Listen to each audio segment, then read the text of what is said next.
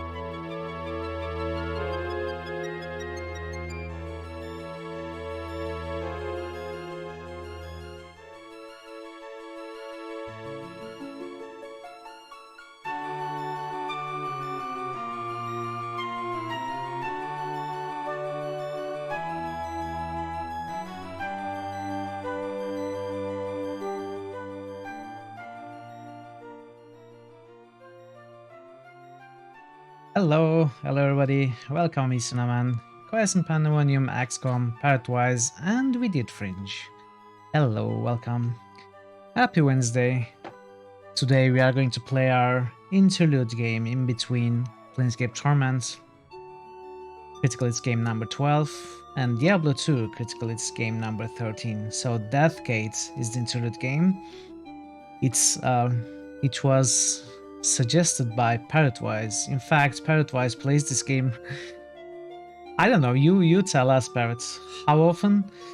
I know you speedrun this, and I know you finish this game like in less than an hour whenever you play it, since you know it by heart. But it's going to be a first time for me. I have never played this game, I have never watched Parrot play this game.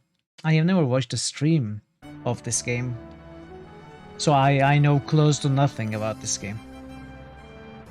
It's one of those rare ones, and it's from Legend Entertainment, so it is one of those games, the name of which is usually remembered with the Shannara and Companions of Zans, Superior League of Hoboken. I haven't played it for over 10 years, but used to replay it once or twice per year, yeah, along with Shannara, right? So I, at some point, want to play all Legend Adventures, but I decided I'd start with Deathgate since I think it's Parrotwise's favorites among all those. So that's what we are going to do. Thank you for the lurk, QP. And thank you for the lurk, Vincinaman. Good luck with your work. And, but before starting, I got a couple of small announcements. So, first is the Armageddon tournaments. Again, we went ahead and played the semifinals on Nebuchadnezzar stream yesterday. So I played against Parrotwise and lost 2-3. And Quiescent Pandemonium versus Bogu Bogu match was also yesterday, and QP won 3-2. That means Parrotwise versus Quiescent Pandemonium will be the finals match, and Neutral versus Bogu Bogu is going to be the third place match. We have not really went ahead and scheduled them yet, but it looks like it might take place on a Saturday Nebuchadnezzar stream. Nebuchadnezzar did not actually schedule a stream for the Saturday, but we talked and he said he might be able to get it. I think he will actually.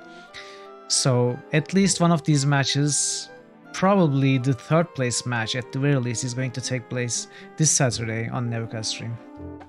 Really great match. Yeah, I agree. Both pairs were so evenly matched, and hey Melandil, hello, welcome.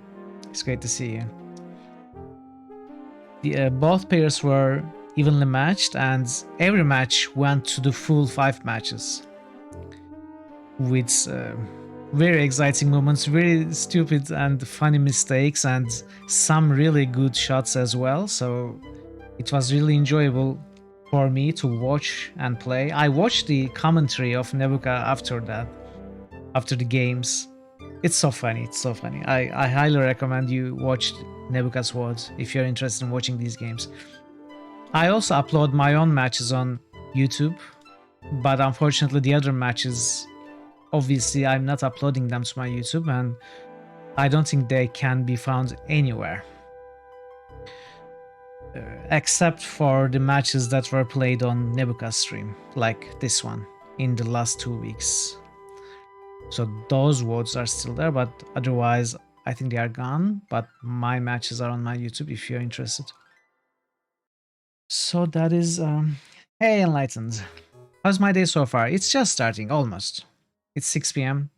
You know, I woke up, ate some food, drank some coffee, you know, took a shower, played some games to waste time, but now the day proper is starting with the stream for me.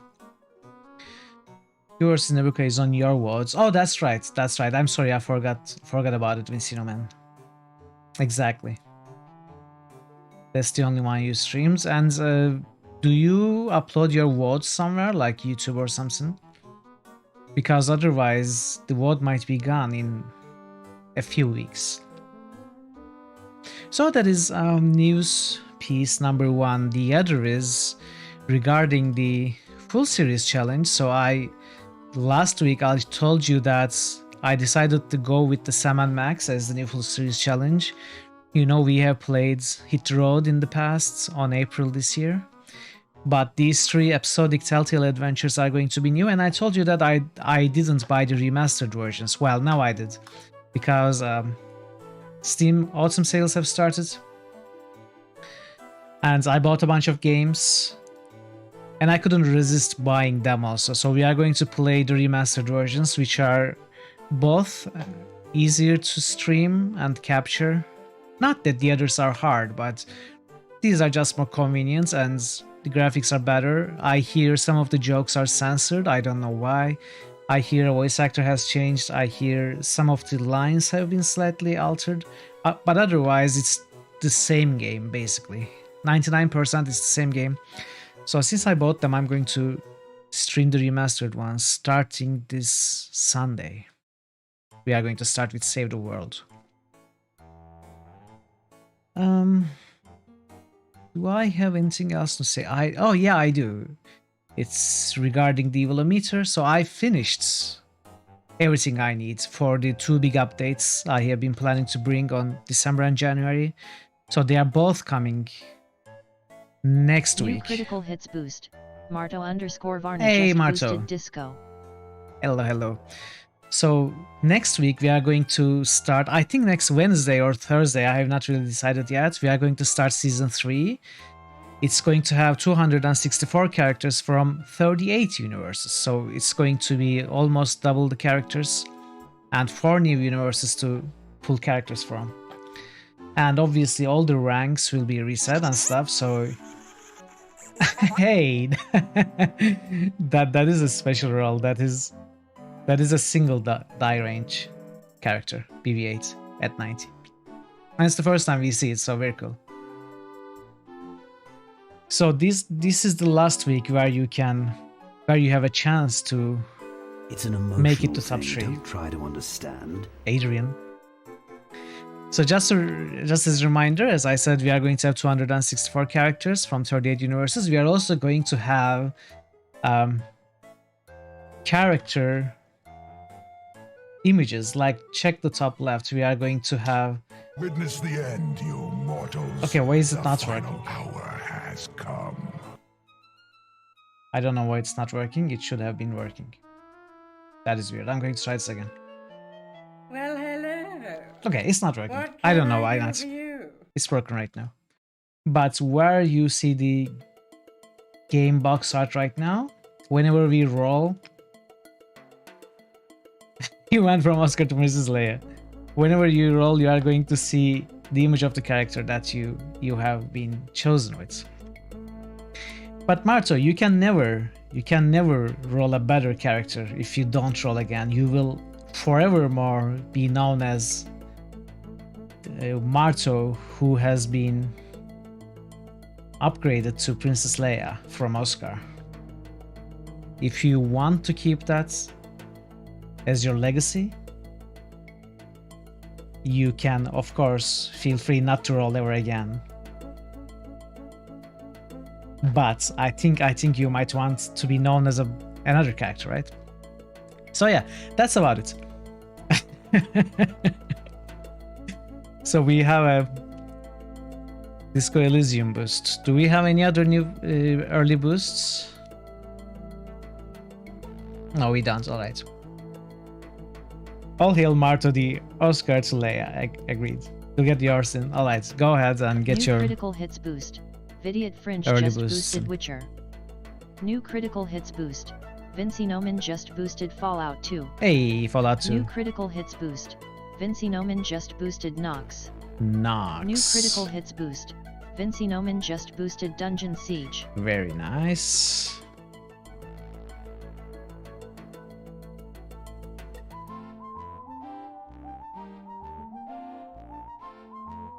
New critical hits boost. Vidiot Fringe just boosted Deus Ex. New critical hits boost. Vidiot Fringe just boosted Mass Effect. Thank you, thank you. I think that's all we have for now. Be right back. All right, Parrot. See you in a little bit with your beverage. Has anyone played Deathgate here? I think we're having a real moment here. Apart from Parrotwise. Does anyone have any experience or knowledge about the game? Not you. You'll probably start your winter playthrough of Mass Effect in December. Oh yeah, you were mentioning that before. In December, so not much left, a week left maybe. I kinda want to play the first Mass Effect as well, but it's not getting enough love compared to other games. Also, again, another small piece of news is the poll is going on. Disco Elysium is at 5 votes, KOTOR 2 is at 6 votes, and Bloodlines is at 7 votes, just like the previous poll. Bloodlines is winning. So unless one of these games makes an aggressive move forwards, like Diablo did, I think Bloodlines is going to be winning. So there is every chance that we can finish Diablo either this Friday or next Wednesday. Or at the latest next Thursday, depending on how lucky we are with the drops and how long Deathgate takes. So we don't have much. You don't have much if you want to see another game being played. That game was something you could never play properly as a kid. I never played it myself. I'm excited to play it for the first time because it's one of the most favorite games of Parrotwise.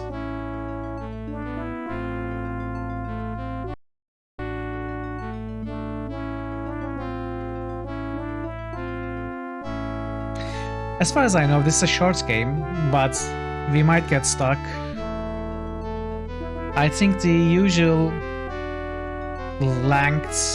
average length for this game is 5-6 hours or so, but I know Parrot can finish this under an hour.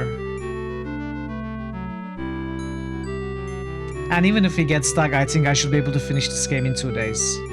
So I think we will start Diablo on Friday at the latest.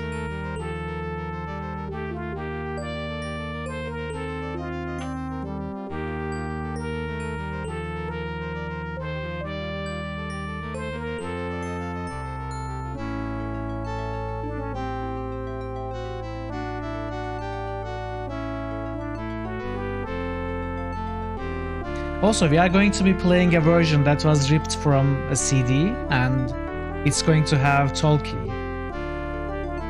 Hey, Nix, hello.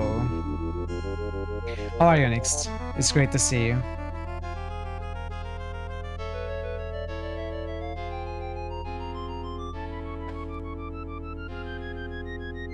Have you played Deathgate, Nix? I'm very well, thank you. 2,000 years ago, the Sartan Council sundered the world into 5 realms. One of them was a nightmarish prison called the Labyrinth. Presented by and Home of into the it was Underdogs. banished the entire patron That race. site is now closed. Your ancestors. You haven't heard of it? This is I the see. place you've always called home, and all you've ever wanted is escape. Your name is Haplo, and you are a patron. Not long ago, Lord Tsar, the most powerful patron sorcerer of his generation, broke through the labyrinth's final gate. In doing so, he paved the way for others to follow. The path was still difficult, but not impossible. Your travels led you to the final gate, where the combined forces of the labyrinth waited to turn you away. The fight was hopeless. Alone you never would have survived. But then Lord Tsar appeared, and with his help you were able to rout the dark monsters of the labyrinth. What followed is hazy. You remember stumbling out of the final gate, but then you collapsed on the ground, and Lord Tsar's concerned face faded The music to is very good darkness also. as you lost consciousness.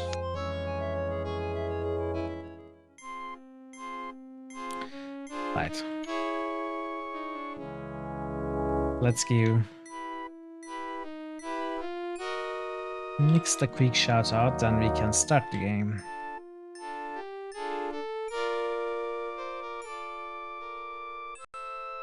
And so unfortunately, oh, you're very welcome. Least I can do. Unfortunately, this game is an abandonware, so it cannot be found anywhere.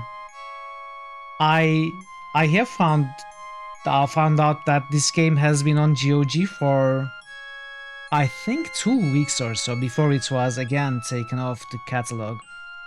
I think it has something to do with the rights to the book. So this is a game that was adapted from a book series of the same name. It is I don't think the rights have been renewed or something, so it cannot be found anywhere. So I just downloaded the CD rip, which is fine, you know, we don't have to pay for it, which is a good thing.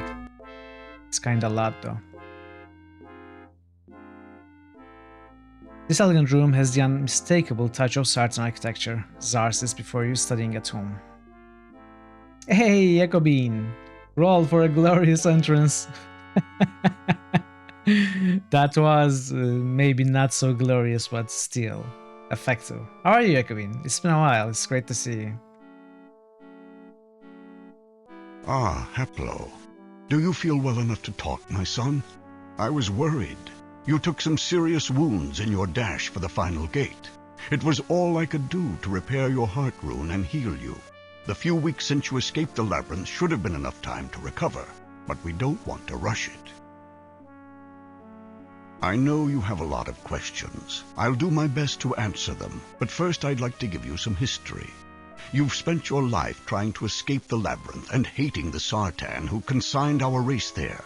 But you don't really know the full story. Even I didn't know everything when I escaped, but I learned quickly. You see this city around us? The Sartan made this. They made it for us, if you can believe it, for when we emerged from the Oh, been in labyrinth, Japan. we were supposed to be Have you docile, been big in Japan, though? rehabilitated, brainwashed. Instead, we hate our Sartan jailers more than ever. How did the trip to Japan go? I assume that was like pleasure, not business, or was it business? Was it a touristic trip? There are libraries here, Yeah, stocked with Tolkizar. books. Since my escape, I've been studying them. They tell me much, but not all. There are mysteries I cannot explain, but I will tell you everything I've learned. How did it go? How did you enjoy it? How did you enjoy Japan? It was amazing. Oh, that's great to hear. How was the food? 2,000 years ago, our patron ancestors warred with the Sartan. We were winning. It was only a matter of time until we defeated the evil sorcerers, took our rightful place as leaders of the world, and freed the other races from their slavery to the Sartan. In desperation, a Sartan named Sama hatched a fiendish plan. He intended to sunder the world into 5 realms. 4 of these realms would be homes to the Mensch races, elves, humans, Mensch and races. dwarves. The 5th is here, the labyrinth. It was supposed to serve as a prison for our race. They created a magic artifact called the World Seal. With it, they succeeded in sundering the world. Our ancestors were trapped in the labyrinth, and the rest of the world was broken into the other 4 realms. They planned to lord over the realms and administer the labyrinth as we were rehabilitated. But something happened. Was always They good. just Especially disappeared, pastries. and with them, all of their good intentions. Without the guidance of the Sartan, the labyrinth became a slaughterhouse. Its magic made it aware, intelligent, and it wanted our blood. Life was a living hell for our people. But instead of breaking us as the Sartan wanted, the labyrinth has made us stronger. Many of us have escaped, despite the labyrinth's best efforts. I go back in every day to aid others in their way. I only needed to take you a few hundred feet. You even demanded that you cross the final gate on your own, without any help, before you passed out. Sounds like Hellraiser. You should be proud. It sounds very loud to me, and there's some static. I think I'm going to lower the volume from the Windows mixer. Because I cannot lower the voice, I can only lower the music from within the game. Now, my son, I need you. Since my escape, I have been devising a plan to restore our people to our once glorious position. Because I have birthright. To this end, I have read you way must too carry much out a during very special Planescape mission Torments. for me. I'm happy that I I'm not need reading you today. To go into these realms. You'll not only be gathering information, but searching for the seal itself. With it in hand, I plan to reform the world from the broken pieces that the Sartan left us. You know, I've been thinking. I have played Betrayal's Krondor, I have played Baldur's Gate 1 and 2, and I have played Planescape Torment. What other game is there that has that much reading in it without any talkie? I mean, there's going to be reading in Icewind Dale's, Neverwinter Nights, and most of the early RPGs, obviously, but none of them has nearly the amount of reading that those 4 games have, right? I think I'm done, honestly. I think I'm done reading too much. I'm done with the game with too much writing in them, I think. But here I've been dominating the conversation. World You of must be Warcraft? very No, I'm not going to play confused. World of Warcraft. I'm sure you have many questions for me. I'll detail my plan later. I think so, yeah. Well, not retired, but I mean, the hard part is done, right? Those 4 are the biggest. Obviously, we might end up playing some text adventure at some point. How exactly did the Sartan sunder the world? How exactly did the Sartan sunder the world? We speak to Icewind Dale, of course. Ultima 7, that is true. Ultima 7 has some good reading, that's right. It consisted of 5 metal hexagons, each inscribed with a rune, a symbol, which represented one of the 5 realms. They broke the seal apart, and as they did, the world broke apart as well. It was sundered into the 5 realms, and each seal piece went into the realm that it named. As you see above my head, the seal piece that names the Nexus is here. Tell me about the other realms. Certainly, my son. The Sartan sundered the world into 5 realms. They based 4 of them on the elements: air, fire, stone, and water. The 5th, of course, is the Labyrinth. They are all separated by large distances, too far to travel in a lifetime. That's why the Sartan created the Death Gate. Through it, people can travel from one realm to any other. Can you tell me about the realm of air? The books here are rather sketchy about the realms, but of all of them, the world of air, or Arianos as the Sartan named it, is the one I'm most familiar with. It's made up of many separate continents which float in the air. Zara pulls out the map of the floating continents, each labeled with a strange word, which you assume is its name. The distinctive shapes of the islands stick in your mind. The lower continents are populated by the dwarves. Those islands are plagued with almost continuous electrical storms. The higher continents, with much better weather, are homes to the humans and elves. Perhaps it indicates a pecking order in the Mensch. Who knows? The books don't say much more about it, regrettably. Tell me about the realm of fire. There's quite a bit of The dialogue. fire, or Prian, Lore is a dump hollow at the very world. beginning of the game. Instead of living on the outside of the sphere, as we did on the original world, they live on the inside, along the inner curvature. At the center, 4 powerful suns throw their heat and light upon the ground. I believe it is the largest of the realms, but I know little else about it. What do you know about the realm of stone? Abarak, Realm of Stone, is not much more than a rock hanging in space. It's full of warrens, tunnels, and lava tubes. From the sketchy notes I read about it, it sounds perfectly horrible. Definitely the worst place to live of all the realms. Can you tell me anything about the realm of water? Chalestra is the realm of water, and in fact it is a ball of water. At its heart is a sea sun which warms and lights the interior. The exterior is completely frozen, exposed as it is to the cold of space. Yeah. Sea moons orbit the sea sun.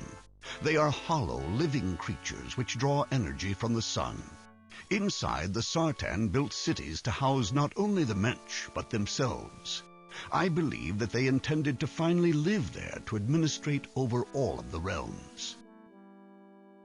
Have you learned anything about the labyrinth? Like I explained, the labyrinth was supposed to rehabilitate our entire race. With the Sartan in control, the test that it administered would have been difficult, even violent, but never fatal.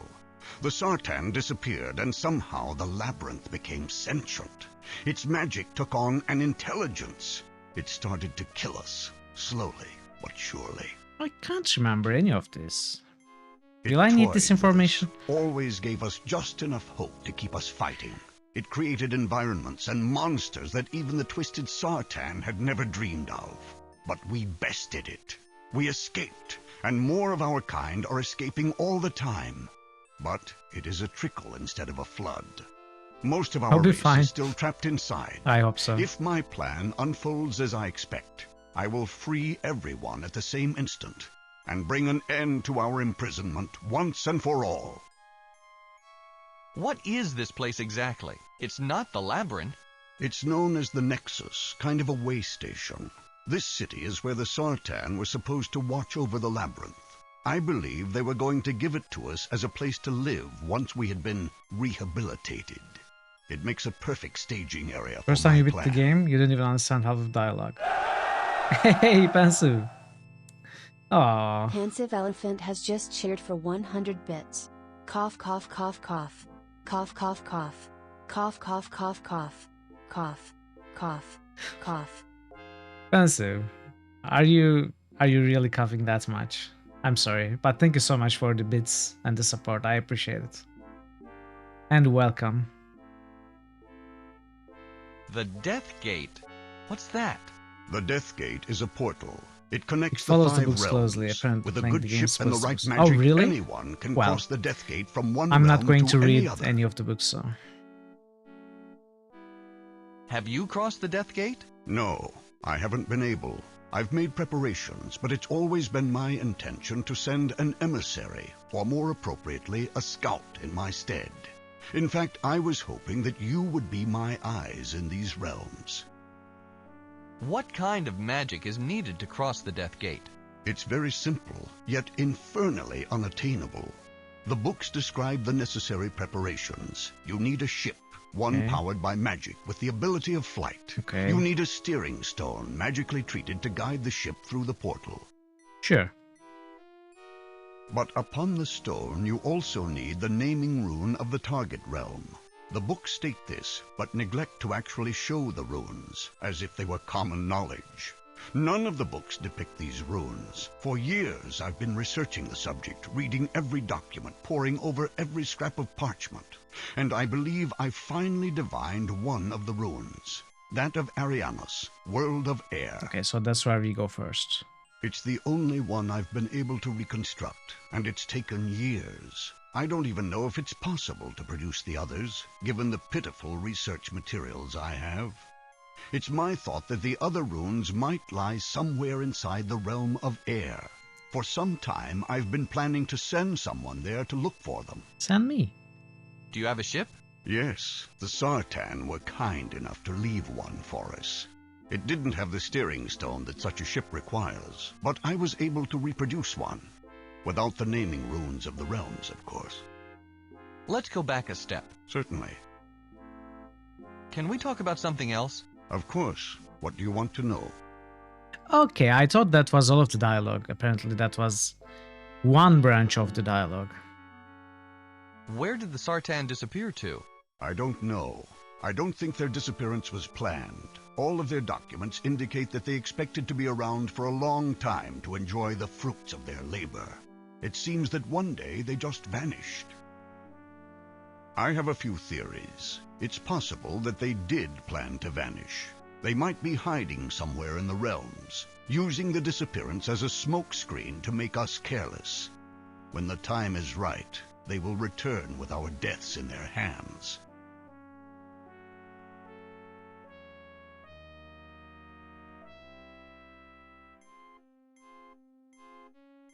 In any case, I take nothing for granted. I must know where the Sartan went to. I must have vengeance. Our people cry for it. Somewhere in the realms there must be signs, clues. Eventually, we shall discover them, and the trail will lead us to the Sartan. Then we shall destroy them. What were the Sartan like? I've pieced together a picture from the books I've found. The Sartan were the opposite of us, even physically. As we have black hair with white ends, the Sartan have white hair with black tips. The runes that we place upon our bodies for protection and to enhance our magic, they shun. I believe that while the Labyrinth has forged us into a harder, stronger race, the Sartan have grown softer in their luxurious realms. They will be no match for us. They will look into our eyes and find the mercy they gave us. The hatred we've kept burning for thousands of years, and their own deaths. You repaired my heart rune? Yes. As the Labyrinth continued to attack you, the magic rune tattooed over your heart became weaker and weaker. When I discovered you, it was actually broken. So we were dead? What does that mean? As you know, heart runes must be complete to function. They sustain us, protect us. They are like circles. The magic of your being continually flows through it. If it becomes weak, you cannot cast spells. If it ever becomes broken, you fall ill. There is no RPG elements in this game, right? No fights at all. It's purely point and click. Luckily, I Blow found us you out in quick. time. I was able to draw upon my own life force to lend to you. It repaired your heart rune and made you strong enough to overcome the final hurdle of the Labyrinth. Tell me about magic, okay. This is Tell going me to about magic. branch. Certainly, patrons have magic in their blood. Once we were the greatest sorcerers in the world. If we had learned to work together as the Sartan did, they never would have stood a chance against us. Since then, we have lost much of our skill. We have forgotten many spells because they were useless in the Labyrinth and retained only a very few. We never lost our potential, though. To this day, we can cast any spell as long as we know how it is constructed. There are But we verbs and their pitifully special non-combat ignorant. magic system. One of the that things you we use must do before we confront the Sartan again is to relearn the magic that we have forgotten. What is speed dating?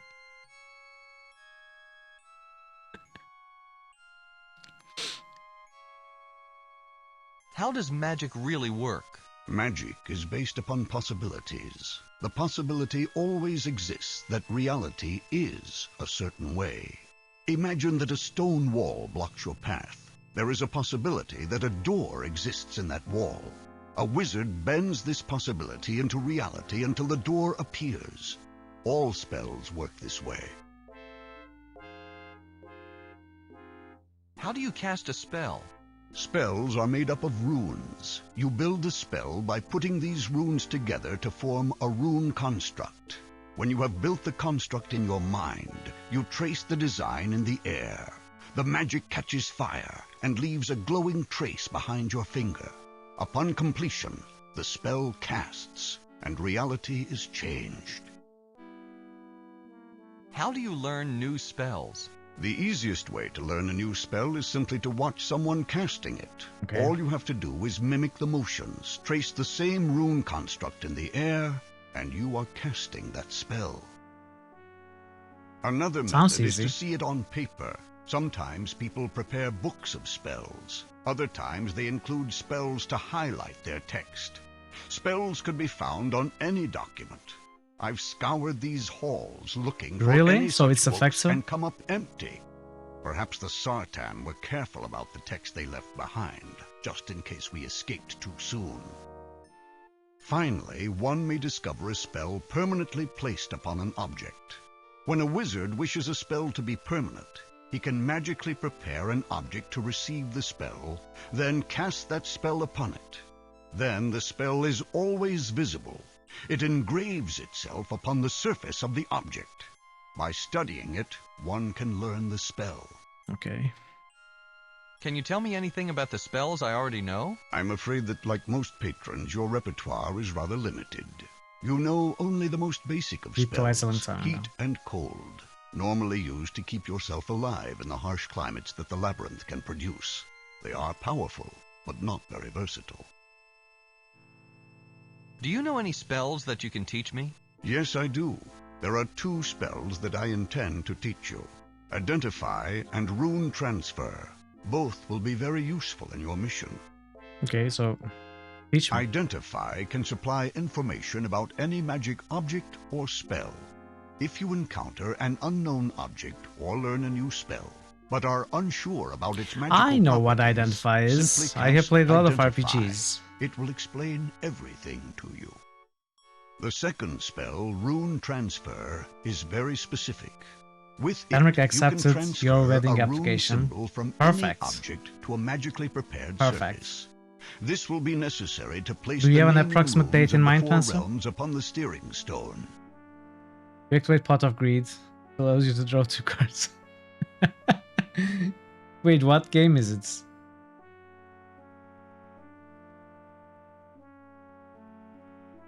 After I teach you the spell, I will give you a marker with the Closes to naming rune of February. Arianas Well, upon it. it's not too You far must away. take That's it great. aboard the ship to the steering stone. I'm happy for it, Pencil. There, cast And Rune Fiancé Transfer Elephant. upon the marker and transfer the rune to the stone. Following that, the ship will be able to take you there, to the realm of air. Okay, Rune Transfer. Cast Rune Transfer upon the marker and transfer the rune to the stone. Okay.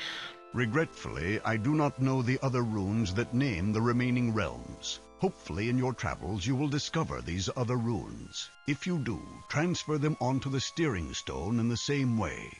The Death Gate will never let you into the other realms if you do not. Oh.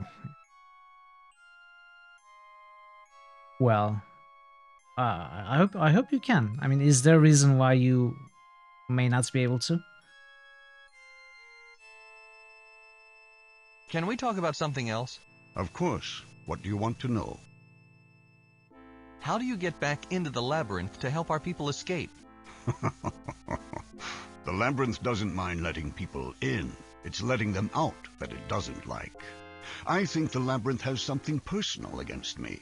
It tries to lure me in as far as possible before it throws everything it has at me. Don't believe that I'm not afraid.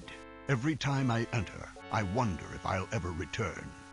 I've been able to get the best of that demon place many times, but every trip it gets more devious, more That's good to know. dangerous. What is your plan? The Are you Sartan's excited? plan was unnatural. They killed millions of Mensch and consigned our race to a living hell. I intend to undo the damage. I want to reform the world. Much like the Sundering, the Reformation will require all 5 of the seal pieces. I have the That's what I Nexus thought. piece, but I need the other 4. The Sartan have hidden them somewhere in their realms. Sure, why not? You must be my agent. I need you to go into the realms and find those seal pieces and bring them back here. When Quite I have them excited. all, I will reform the world, free our people, and bring the Sartan to justice. Now I know the naming rune for only one of the realms. I will give you a marker with the rune upon it. Use the Rune Transfer spell to place it We upon heard the this. steering stone on board your ship. The stone will then be able to transport you to Arianas, the realm of air. Since I don't know the runes that name the other 3 realms, I can only hope that you will find them somewhere on Arianas. I also wish to know what happened to the Sartan. Their disappearance mystifies me. Finally, I want you to learn any new spells that you come across. It's only through the infusion of new spells that we will be able to build up our arsenal of magic. So, do you understand your mission? Take your ship to Arianos. So this is kinda Search like for its seal Loom. piece and the other realms' name You can use the runes and verbs gather or any information cast you your can spells about the missing Sartan and new magic spells. to solve the puzzles. When you have finished, come back here, deliver the seal piece to me, and give me your report. I should play Loom too. Now I shall teach you the 2 spells you will need. Watch me closely. Zar's hand rises, one figure extends and begins to move against an unseen canvas. It leaves behind a glowing line in the air. The design follows the graceful movement of Zar's hand. Finally, Zar draws his hand back, but the spell remains floating in the air. This is the rune transfer spell. Study it. Remember it. This next construct defines the identify spell. Watch me again. The first spell fades and Zar traces a new design in the air. This one is very simple and quick to complete. You stare at it and commit it to memory. That's all, my son. I am entrusting the fate of our race to you. Do not fail me. He tosses you a stone marker with an intricate symbol upon it, the naming rune of Arianus. You guess, and returns to studying the tome laid on the desk before him. Okay. That was... Is there more? Was there something else you wished to discuss? No, there's That's not. enough for right now. I'd like to talk to you later if you don't mind. Very well. I'll be here. You have to be holding this book to read it. Can we pick it up? Okay, take. You do not need this book for your quest, Haplo. I am researching the Reformation, and as this book is very damaged, it's quite difficult. I certainly don't want it damaged any further. The spherical crystal globe glows with an inner magical light. It's an ancient Sartan artifact. Zar doesn't seem to mind using it though. What? The ancient metal seal place is inscribed with the naming rune of the Nexus. So we have Luke, we have look at. Luke looks around. This elegant room has the unmistakable touch of Sartan architecture. Zar sits before you studying a tomb. Okay. We have undo. So this must be spell. Use magic on Haplo. Sure. Okay. Oh, I don't. This is an unknown spell. Spell. We have heat and cold.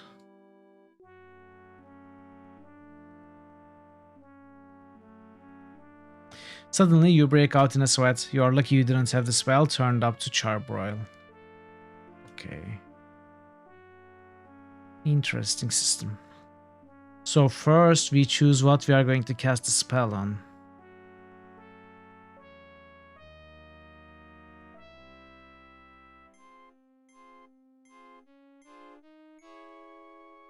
What if we identify? Cold. This spell causes the target object's temperature to drop. Depending on the caster's intent, the spell can do as little as send a chill through someone, or as much as freeze an object solid. So we can reset. You cast the cold spell on the glow lamp. The glow lamp cools a bit, but quickly warms back up to room temperature. Okay. Can we cast identify on the...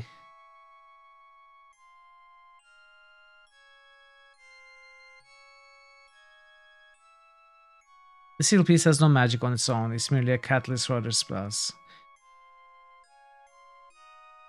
So how does rune transfer work? Let's try.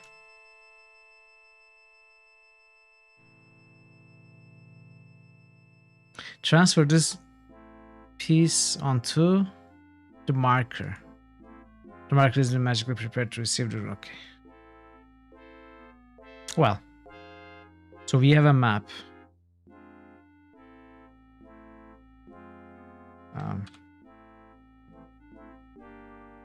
Labyrinth gate. Can we open it? You remember Zar opening the gate and returning to help others escape the clutches of the labyrinth. You are one of the patrons whom he helped, but you can't bring yourself to open the gates. Wow, that's loud and long. You don't want to give the labyrinth another chance.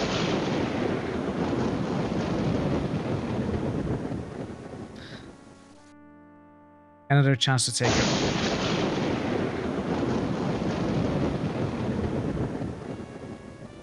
Really, game? Really? What the heck? Can you shut up?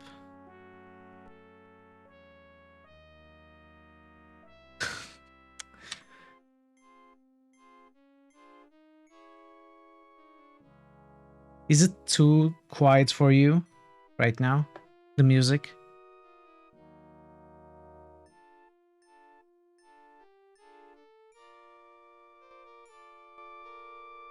Let's do it like this.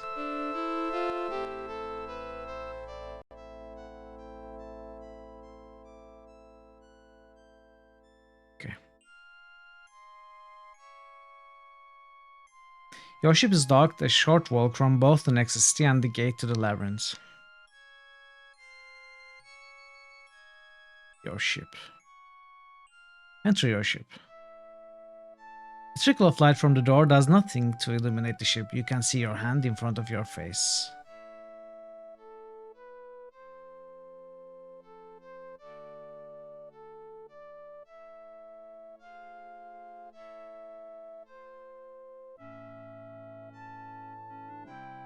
What?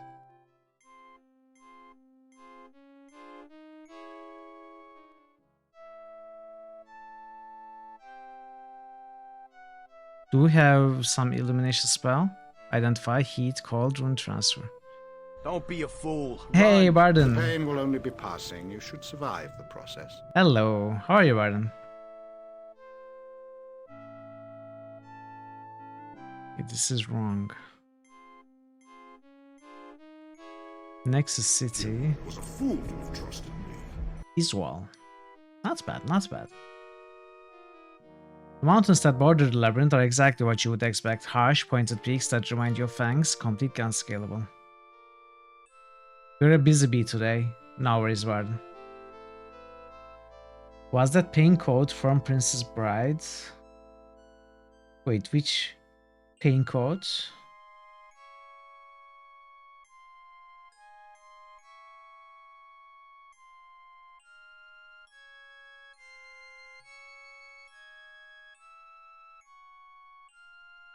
How do we generate lights? Can I look around? No. There are no hotspots. There is no spell. There's no New hotspot critical to hits cast, boost. cast a spell Barton the on. Slayer just boosted NWN. Oh, you mean Why didn't John they make Iranicus? Jennifer Hale Okay. the voice of Arebith? Yeah, it was from Baldur's Gate 2.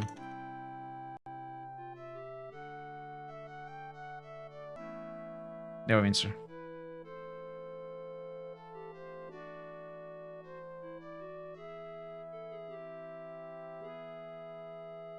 New critical hits boost.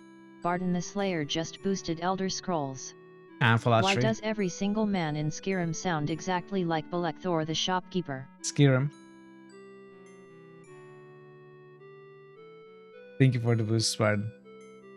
New critical hits boost. Barton the Slayer just boosted Fallout 3. Moira Brown is the best Fallout 3 NPC. Fight me. Hey, Nebuka. New critical hits boost. Nebuka just boosted Fallout 2. Nebuka, I watched the commentary. You are really good at commentating, you know? It was really enjoyable. I laughed a lot. New critical hits boost. Quiescent Pandemonium just boosted Temple. They all sound like Gareth. Probably the same person, right?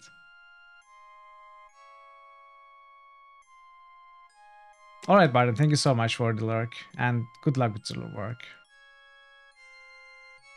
New critical hits boost. Quiescent Pandemonium just boosted KOTOR2. New critical hits boost. Amalanduel just boosted Always Summer Days. NWN. New critical hits boost. Quiescent Pandemonium just boosted Kingdom. It was low in the commentary in the finish. He's 100% enjoyable. Gothic. New critical hits boost. NIXED242 just boosted Gothic. Play this so you can play Gothic 2. Yeah. At some point. It is not even nominated yet. Do we have more? Tyranny? Sure. New critical hits boost. Nebuka just boosted Tyranny.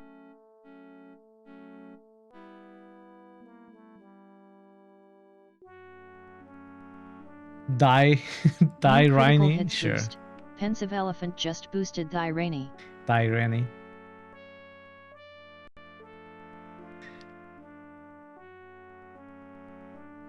Okay.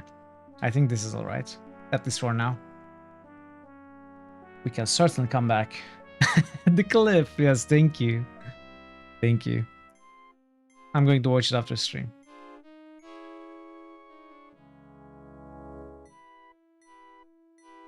Yeah. We haven't broken our record for a while though. Okay, so how do I bring light here? I cannot go here. Can I pick up one of the glow lamps? Yeah. Oh, you select the glow lamp from its decorative holder. Zar looks up and remarks, yes, I forgot that you'll need some light for the ship's interior. I still have one glow lamp left. Feel free to take that one. Now I'll win the nights. Oh, look at that. Neverwinter Nights sitting at the top now. Very cool.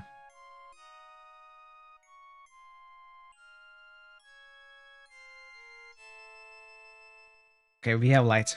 You carefully place the glow lamp on a mount by the door. With new light, you look around your ship carefully, identifying the navigational tools provided. In the center, you see the steering stone. It has the power to guide your dragon ship through Death Gate and into the other realms, as long as that realm is represented by its naming rune on the surface of the stone. At the front of the ship, you see a steering wheel.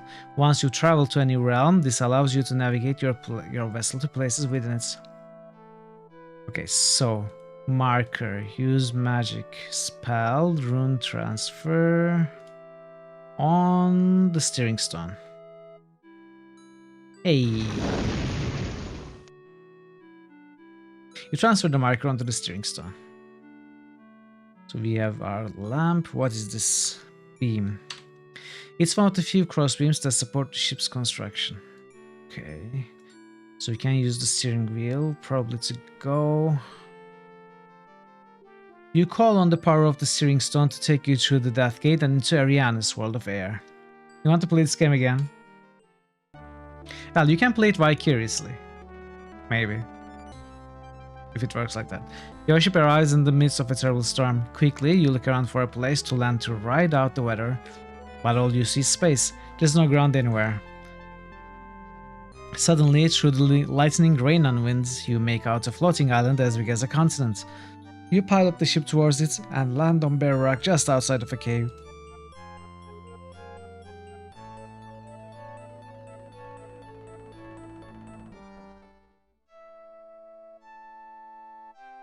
Can we pick this up? Now that the glow lamp is in place, you can't lift it free. It's magically secure, perhaps to protect it from falling and breaking while the ship is in motion. You stand on barren rock under a raging storm. A cave opens into a mountain wall and a ramp rises into your ship. Zingers. What is this, KFC?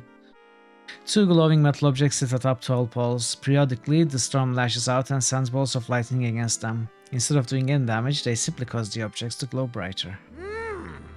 Savory. No, not put. I want to pick up. I can't get used to pressing T to take stuff. I'm used to pressing P to pick stuff up. Pensive Elephant just nominated Mitrol's Adventures 2, The Glass of Hydration, the FMV role-playing game. What? Denied.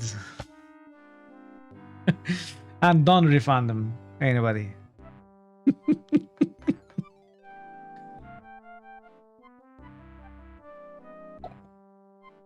But I will drink some water. Thank you. This small cavern contains a control panel, several pieces of furniture, and a female dwarf. The dwarf looks up at you in surprise. Oh my! You're huge! But you're not glowing. Are you a god? Yes, I am your god. A god? Of sorts, perhaps. Why would I be glowing? All gods glow. At least everyone I've seen glows. How can you be a god if you're not glowing? Exactly, Marsha, exactly. That is how we do it here. You've seen gods around? Do they call themselves Sartan by chance? No. They just call themselves gods. Maybe you're thinking about some other gods. Well, if you were a god, you'd know that we don't necessarily glow all the time. The gods claim that they are gods because they glow. Anyone who doesn't glow can claim to be a god. You're big, but I don't think you're a god. Okay, we need to glow. How many gods have you seen? About this many. I think that there are more, but I don't get to see them. Ah, you've caught me. I'm not really a god. It's a I'm health just a radiation traveler. glow. A traveler? Nice to meet you. I'm Jar. You're awfully big not to be a god, but you don't act like one. They're always yelling and commanding and taking things. Gods aren't Oh, I very want to nice. play Fallout Look even what more. they did to my electric zinger panel. What did they do? They tore it apart, that's what. They tromped in here on one of their studies, ripped out one of the control switches, and removed a zinger from on top of its pole outside. Do they think that we have spares? They didn't even tell me why they did it either. Just because someone's a god doesn't mean they have to be impolite, you know. Okay. You don't like these gods very much, do you? What's not to like? They're rude, imperious, and self-centered. I'd heard that gods were supposed to be generous and helpful. Just because you're born casting light, that gives you the right to boss everyone around? Electric zinger? What's that? The zingers are set up on the poles outside of the cave. When the lightning hits them, they suck up the electricity. I think the Kixie Winsy likes electricity or something. After the zingers have sucked up all they can hold, I pull these levers. Then the show starts. Show? What show? The zingers go crazy. They start spinning around and shooting sparks everywhere. Most of the electricity gets sucked into the Kixie Winsy, though, through the poles. Then my meters go back down, and I wait all over again. Kixie Winsy. The Kixie Winsy? What's that? Why, it's the machine. How can you not know about the Kixie Winsy? It's everywhere. It digs our homes out from the earth. It makes water for us to drink and does, well, other things too. It's our responsibility to care for it, so it can care for us as well. Can it iron shirts? You mean that's all you do? Sit here and pull levers? It's not that easy. You have to know the very best time to pull the levers. May you ask how I came up with my name? You mean Mistral? Hey, Despes. Welcome in. I made it up. It's completely made up. You know what? Let me... Now, say my name. Mitral. There you go. This is all very interesting, but can you tell me more about these gods? Well, they only showed up. No, it's my real name. I made it up and then I applied to have my name changed to Mitral. And were prepared to greet them as friends. But a glowing figure emerged and declared itself our god. At least one of many. None of us glow.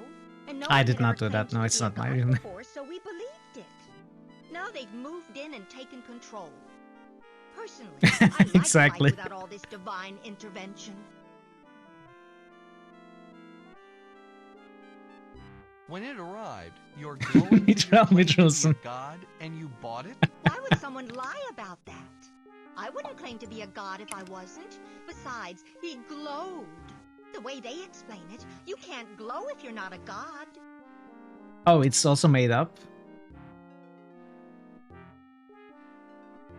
Red Wise looks like I also moved to Iceland. If the figure didn't glow, would you have believed it? Probably not. Sounds like something from the works of Tolkien.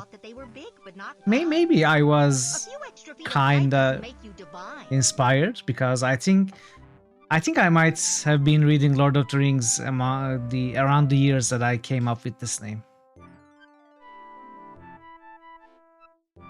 I don't really know. How exactly When I was a have these teenager, gods anyway. taken control? They moved into the Kixie Whimsy control room and kicked everyone else out. They're always doing tests and things to it. I don't like them tinkering with the Kixie Whimsy as if they didn't know how to work it. I mean, if you're a god, aren't you supposed to know all that stuff?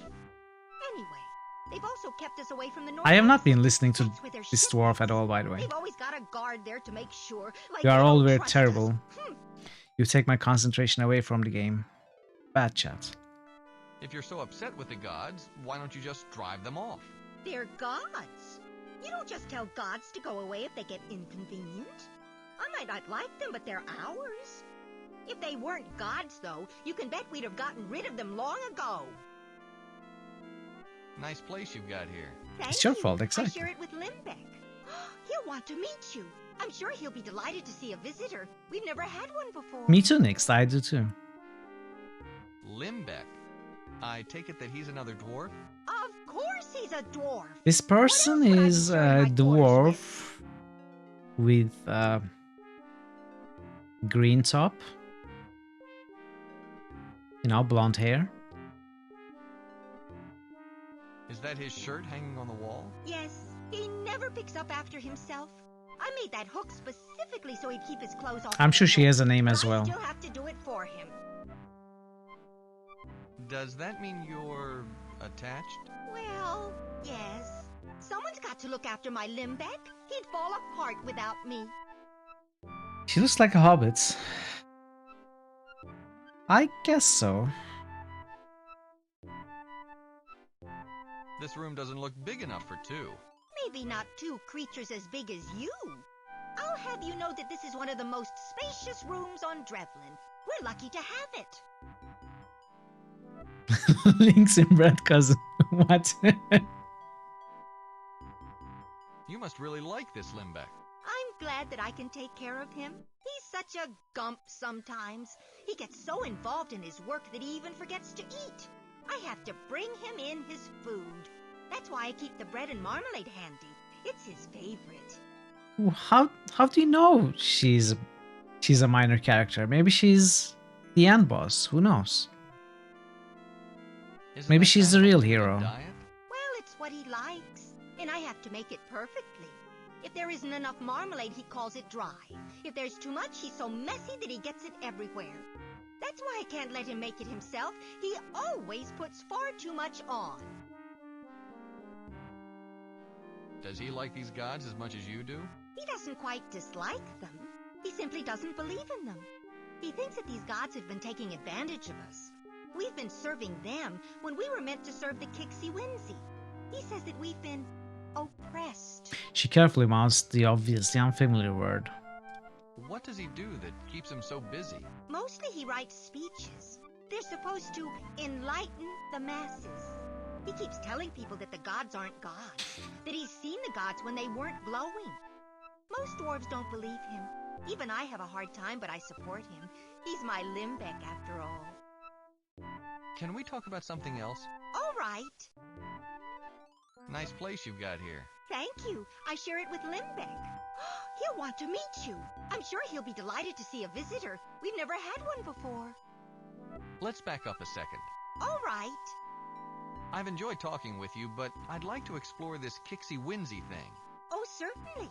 Say hello to Limbeck if you get a chance. He's just in the next room. Those old games, they do teach you some good English. I can't argue with that. Zinger control. The panel controls the zingers outside the cave. Gauges indicate how much electricity the zingers have absorbed, and levers initiate the discharging process. Don't touch those. You have to have 4 years of training before you can even think about pulling a lever. What? Alright, Nis, I'll let you know that I pull levers for a living, okay?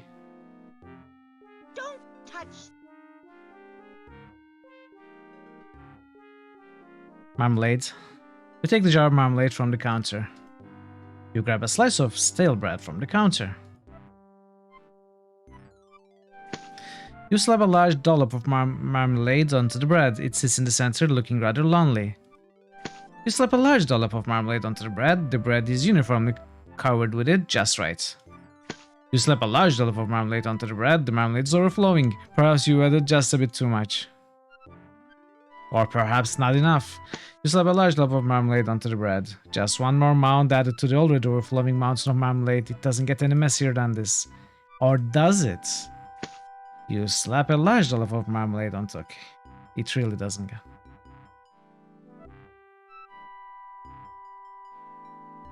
Marmalade. Marmalade, exactly.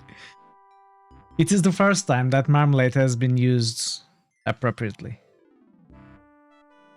When it makes sense. And that includes the original quote in Dragon Age. It's a dwarf-sized white t-shirt, none too clean.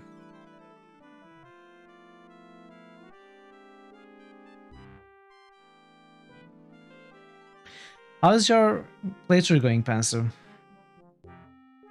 Elbow pipe. You twist the pipe, fitting back and forth until it pops out of the crack in the wall. False. The white shirt is always sweet enough. Yes. Okay, can we maybe heat the zingers? Let's try. Let's see how it works, if it works at all. None of the spells that you know will have any significant effect on the zingers. Okay. So sometimes the game stops us from trying spells randomly, which is good.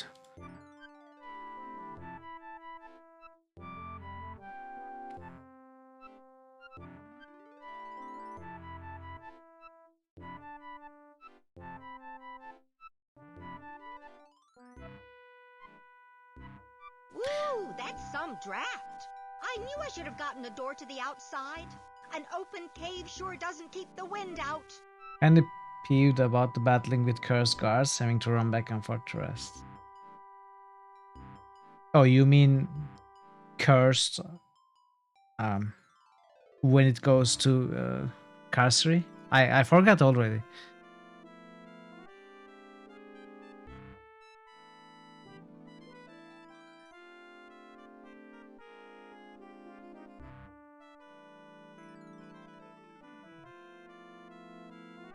Is it just me or is it getting hot in here?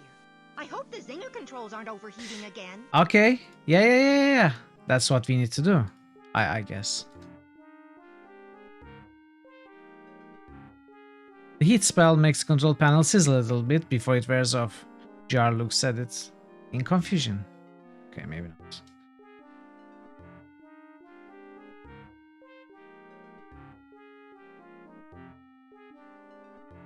Everything tries to... Oh, yeah. Okay, I remember. That was an annoying part in terms of combat. Let's try cooling them. Frost forms in the face of the control panel, but the room quickly returns it to normal temperature. Okay. Can we open this? No, cannot. And you being a mage, you are up to Mr. War where no changes. Thank you.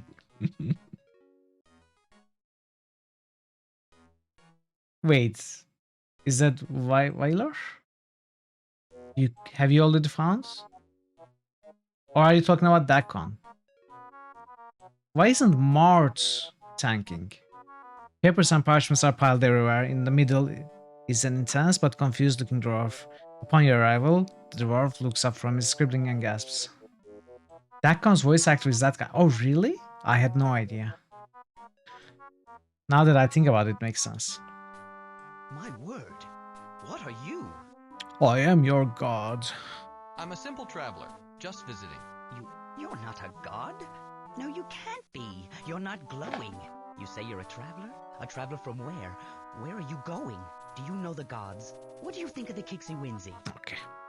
Limbeck continues to bombard you with a rush of questions without so much as pausing to breathe. Take a breath, Limbeck. That is your name, correct? Why, that is my name. Limbeck Bolt Tightener. You must have spoken with Jar. I'm very sorry. Sometimes my curiosity gets the better of me. Please go ahead. Ask me anything. Ever heard of the... Okay, why am I reading? Ever heard of the Sartan? The Sartan? Is that a place? I'm sorry, I've never heard of it. I'm looking for a piece of something. It's metal, hexagonal, and has a symbol on it. It's very old. Do you know where I might find it? I wish I could help, but I'm afraid I'm not familiar with anything like that. If it is very old, there's only one dwarf that might be able to tell you something.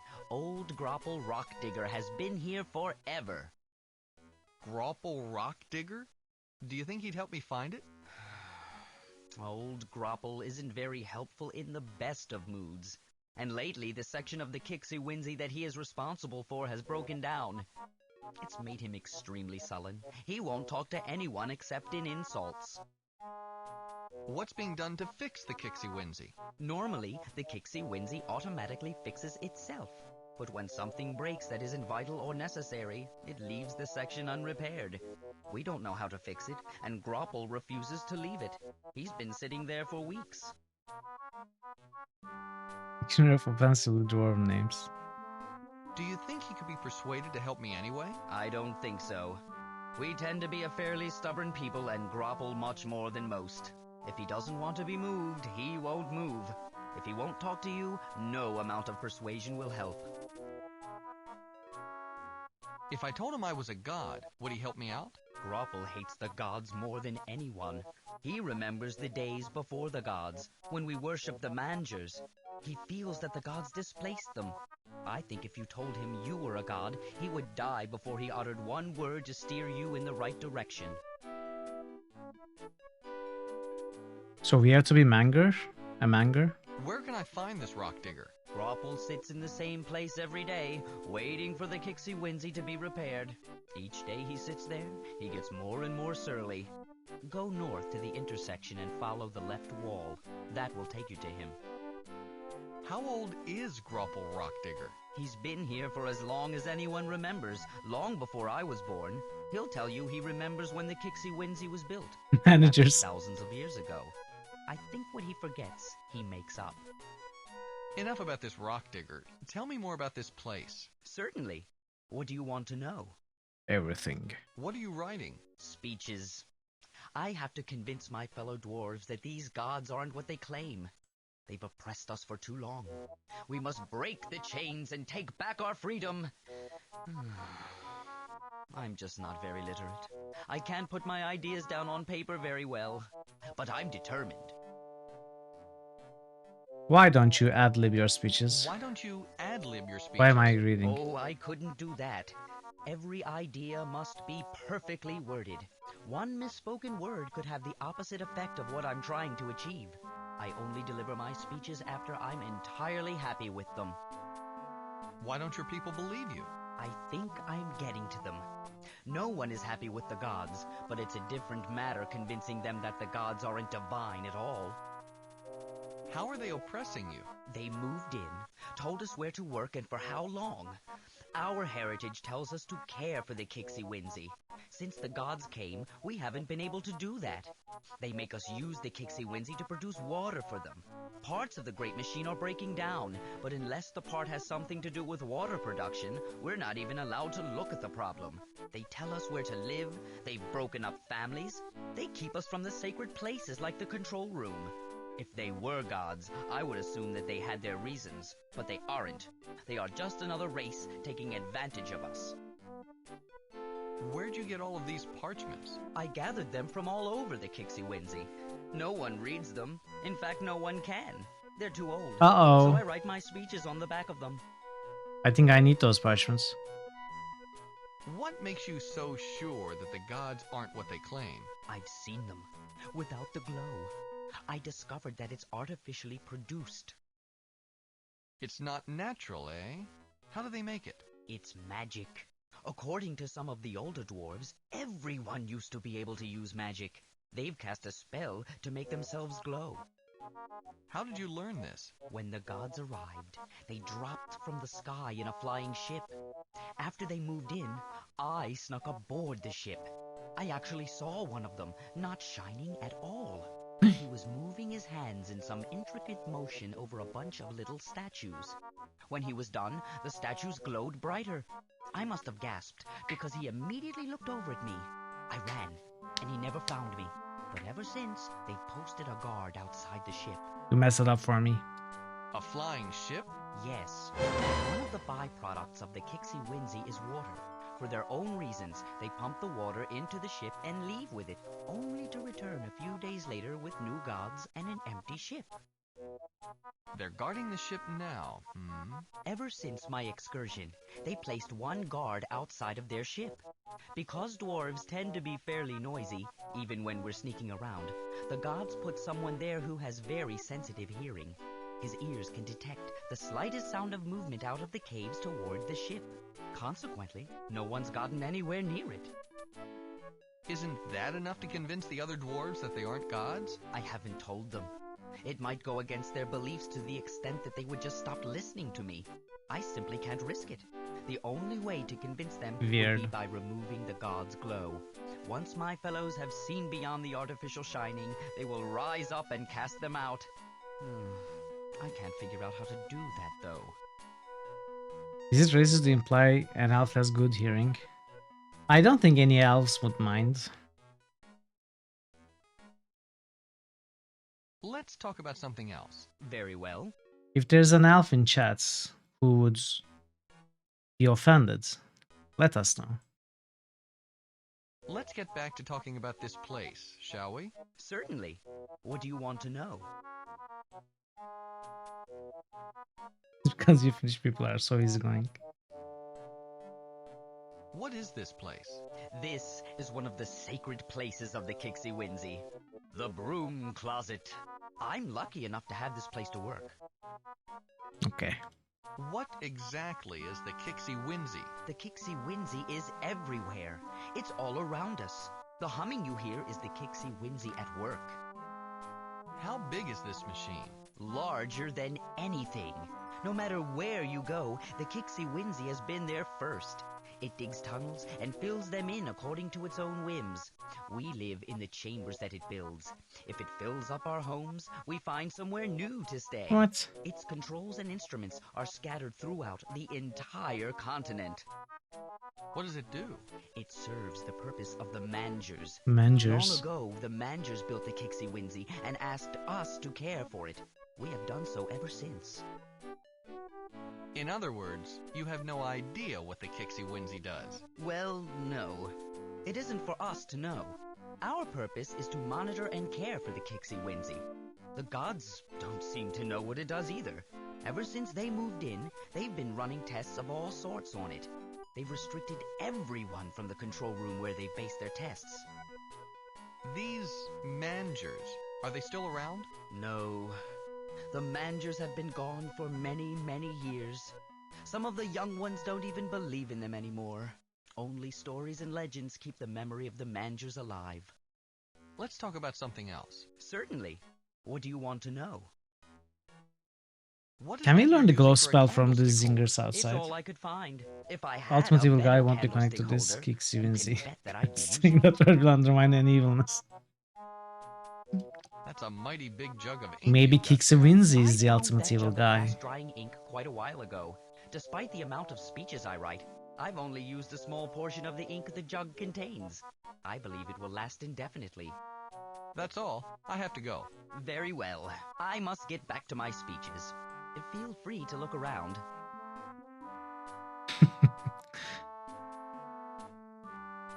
The ink jug is far too heavy to lift. Your estimation of Limbeck's strength increases dramatically.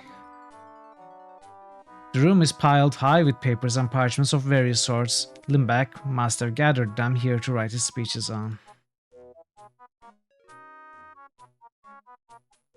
Yeah, parchments.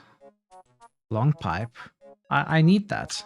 Sorry, but since I don't own a proper candlestick holder, it's the only thing I have to keep my candle upright. But what if I gave you a slice of marmalade? Right. Now I'll have to start over. The mountain of marmalade drips everywhere, even on the parchment before him. Drat, now I'll have to start over. He throws the parchment to the side, selects another from a nearby pile, and again begins to write. You grab the map up from the floor. It's a geological survey map of the continent of Drevlin. It shows the location of all major mineral deposits. The other side is smeared and sticky, so you try to ignore it. I'm afraid I need that to work. Please leave it. Can I do it again? No, wait.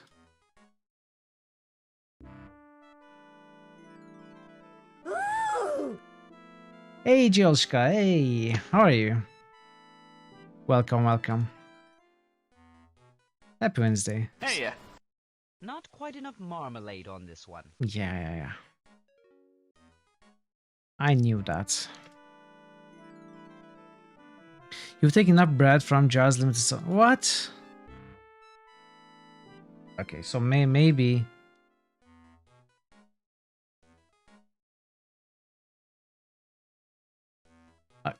Are there mistakes in this game? Is there soft locking, parrots? Get your PC, now you can watch my streams. Great, you were able to get all the pieces you wanted, including new ones, and build it up. You don't think so? Okay. Happy for you, Jilska. Are you happy with it? I bet you are very happy with it, right? Save game. That thing doesn't look dry. Let's see.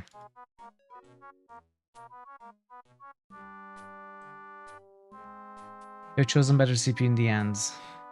That's great. Okay, can we identify the spell from them?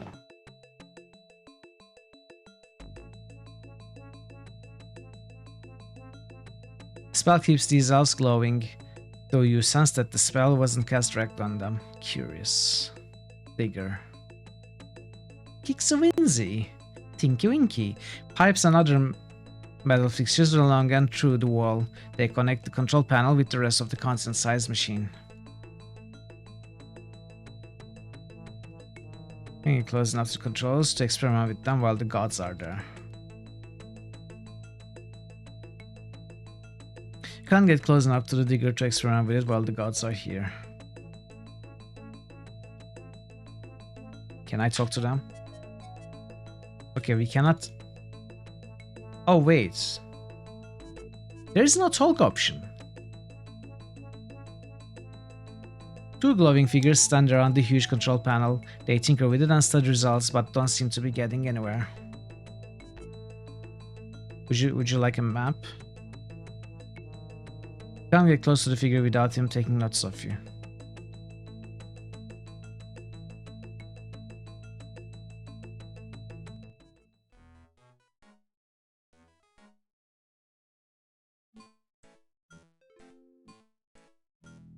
Oh, it's this guy.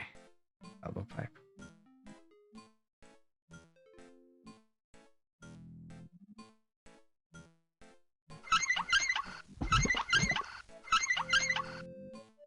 The well squeals as you turn it, and the sound is soon accompanied by a low grumble. A spurt of black gunk falls from the broken pipe onto the old dwarf's head. He starts yowling, so you quickly return the well to its original position.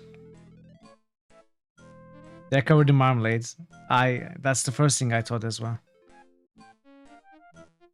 A stretch of pipe has rotted away, leaving two sections that are not connected. A steady drip from one end falls right on the old dwarf's head. Hey! Hey, Gigi! Hello. How are you, Gigi? Fix a broken pipe with the elbow pipe. Okay, we don't have enough. Not nearly. We need this one to start with. I need this to hear, Rockhead. The old dwarf whisks the pipe out of your hand and bonks you on the head with it.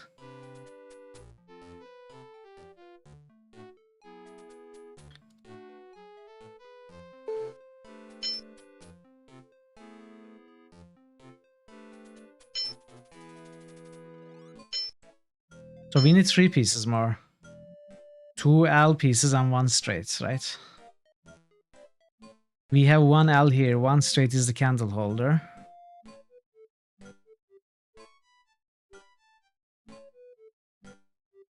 I'm very well, thank you. Just started this game today, really enjoying it so far. Oh, we can listen. His continuous diatribe includes Topic says, how good the old days were, how the young dwarves don't have the respect for the Kixivinzi they should have, and other standard cranky old dwarf complaints.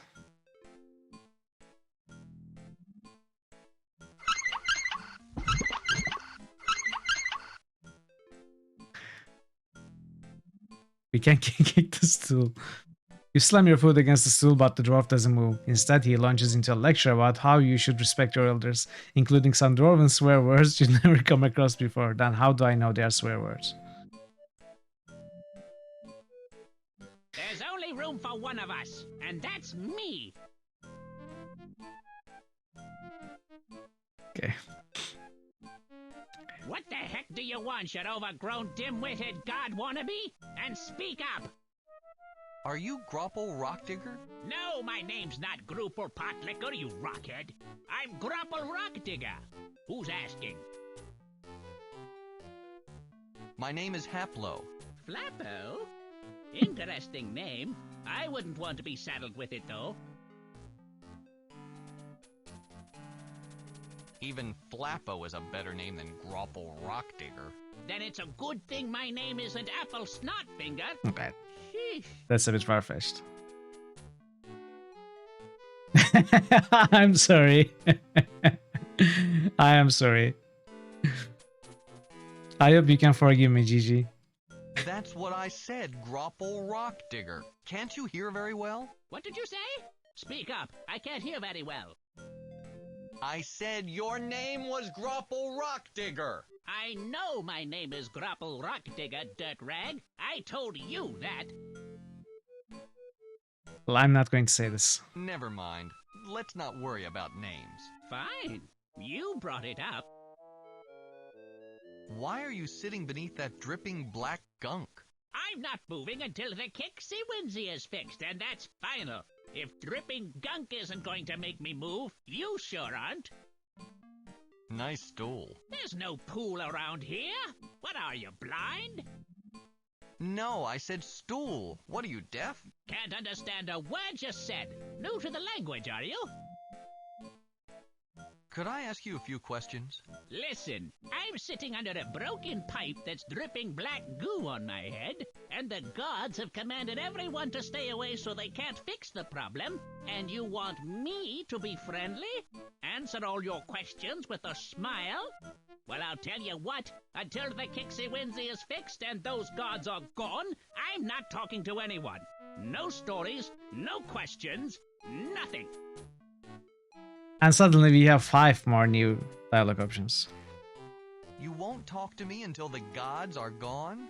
Isn't that an awful lot to ask? Who's asking you? As far as I'm concerned, you can bump your head on every tunnel ceiling you find until you realize that I'm not going to talk to you. What's wrong with the Kixiwinzy? A length of pipe is rotted away. I had to shut the main valve to keep it from spewing black gunk all over the place. So until the pipes are repaired, I can't risk reopening the valve. Why don't you fix the pipes? It's not my job to fix it. Even if it was, I'd need something to fix it with. What about that box labeled pipe repair on the floor? Everybody's rummaged in that box taking what they want without regard for the fact that the Kixiwinzy might actually need it. At one time, there were 5 pipe fittings in the box. Now there aren't any. Including yourself, dude. You have one of them. What became of the missing pipe fittings? Who knows? Some folks have absolutely no consideration. They took my pipe fittings for one silly purpose or another. Did they ask my permission? Not once. Why, the gods even made off with one of them. Even if I could get those other pieces back, I'll never see that one again. Wait a second. What exactly are you holding in your ear? It helps me hear. It's a pipe fitting. I guess I got it from the box. Tell you what, if I repair your pipe, will you tell me what I need to know? Why not? Fix my pipes and I'll answer your questions afterwards. As long as the gods are gone as well. I don't think very well with all of these walking lamps about. Walking lamps. I don't think the pipe helps your hearing all that much. Can I have it? Very well, as long as I have your word that you'll use it to repair my pipes. Will there be anything else? Let's start over. We seem to have gotten off on the wrong foot. Have you looked at your overgrown feet lately? Wrong feet are all you have. I'm looking for a seal piece, a hexagonal metal artifact with a symbol etched into it. Maybe you could tell me where I could find it. I may have seen something like that. Doesn't matter, though. You obviously want to see it You for know this yourself, but voice. that's impossible. As I recall, there used to be a tunnel that led You where are good want at to go, recognizing but the voice actors, so I Pixie wouldn't be Whimsy filled it up surprised. a long time ago. I There's no certainly way to don't. get there anymore. If the Kixie Winsy filled in the tunnel, couldn't it just as easily dig another? And how are you going to convince the Kixie Winsy to dig where you want it to go? The gods have been trying to control it for years, and they've gotten nowhere. Besides, I'm not going to tell you where it is until my pipes are repaired. Fact is, I've said too much already. Why are you so grumpy? Wait a second. That's a question. If you're trying to trick me, it won't work. I'm not saying anything. Maybe changing the subject would make you happier. Not likely. I don't want anything you squad ugly old dwarf. Let's not say that. This must be a bad time. I'll talk with you later. Fine. I'll just sit here under my broken pipe. You go have a nice life. Give me your pipe piece. Why are you still holding your hand there, though?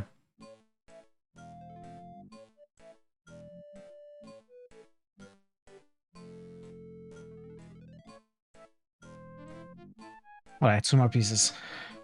Grapple. You're wrong, it's not the gag.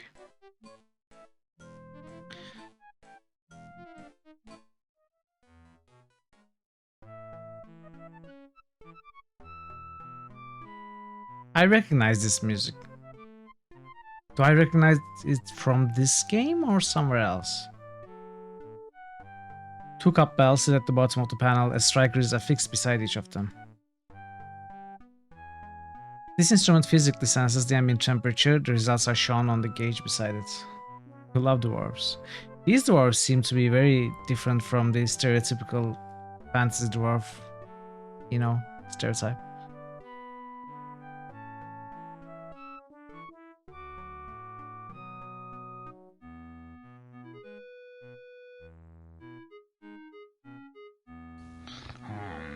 You sneak over to the sleeping dwarf and poke him. He grunts, mumbles. 5 more minutes and promptly goes back to sleep. So we have to sound the alarm somehow.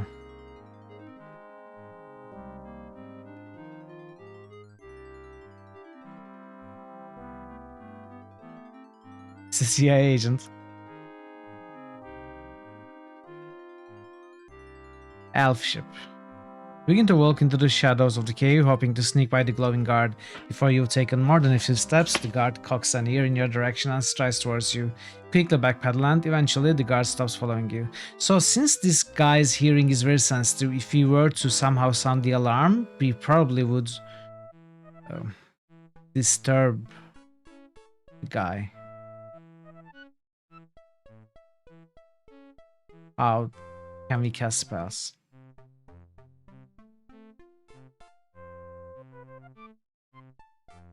Eat. Cast the spell on the alarm. The alarm warms up a bit, but quickly settles back to room temperature. Okay, what about the gauge? Has a clearly defined red danger zone at the hotter extreme. Okay. So S is not spell, it's save. E. L. E. Magic. M. Use magic? No. Undo? I did not want. What did I just undo?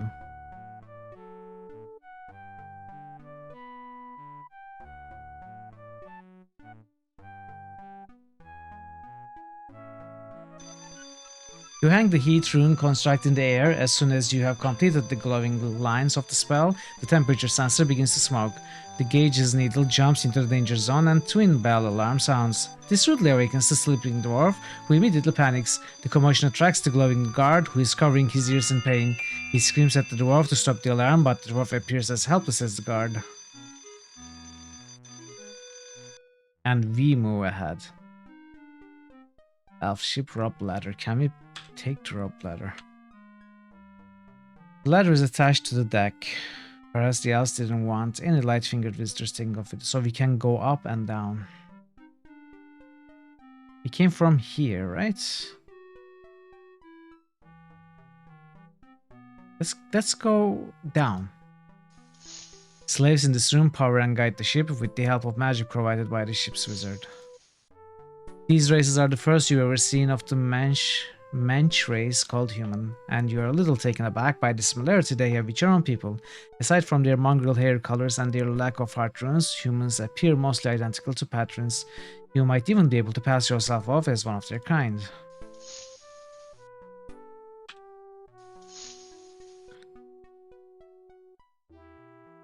Duke has a name. The slaves don't even look in your direction. Perhaps they are afraid of elven reprisals. More likely, they are just too tired for conversation. Who are you? Are you a slave? I don't recognize you and you aren't chained. I certainly hope you aren't an elf sympathizer. I am your god. I'm not a sympathizer. Then again, I'd say the same thing if I was. The manual doesn't have a shortcut listed for spellcasting. That's unfortunate. No, I sneaked on board. I'm here to rescue you. No, I sneaked on board. I'm here to rescue you. Very good. Do you have anything capable of cutting these chains? Do you have an escape plan? Of course, but I'm going to need 2 chickens, a rubber band, and a fire eater. You know where I can get these things.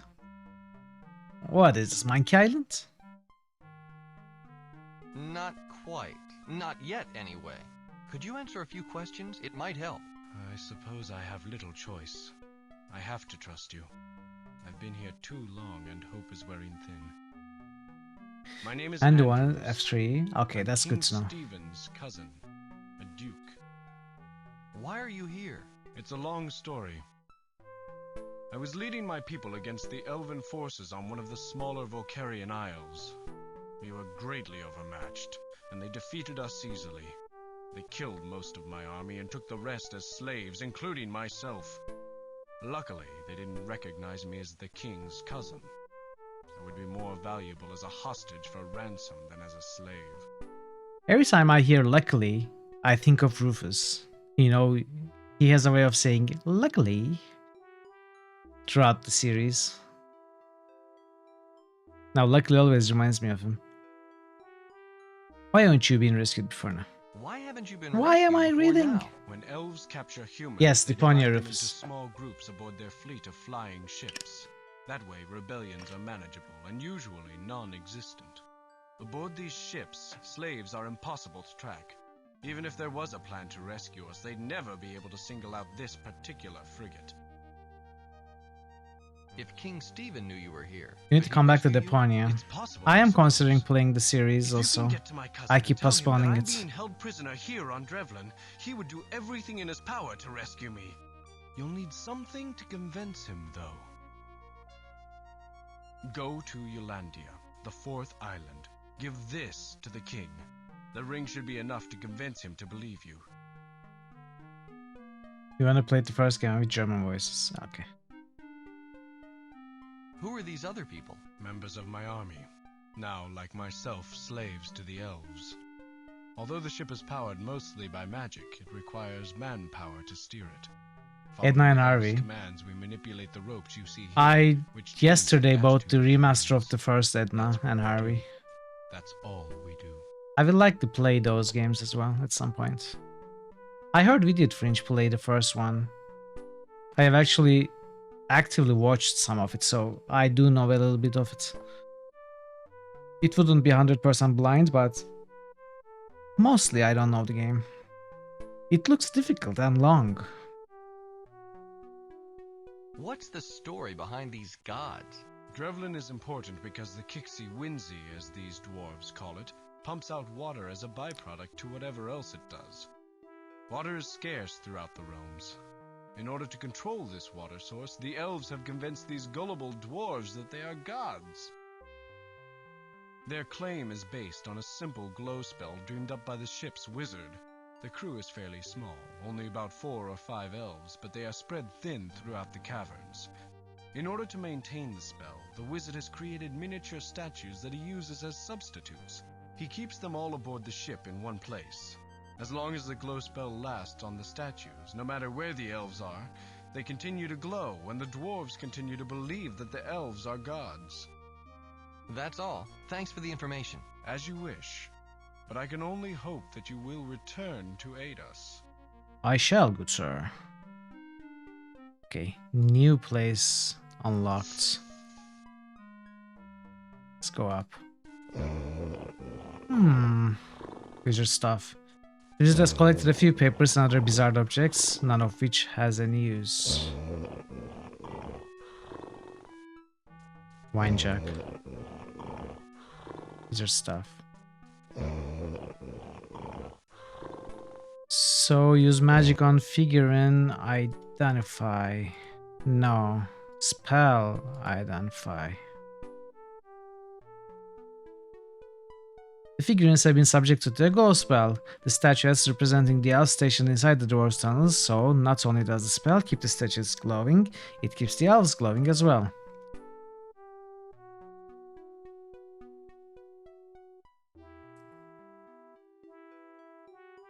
The jug is filled with a strong wine, even the fumes make you feel rather heady.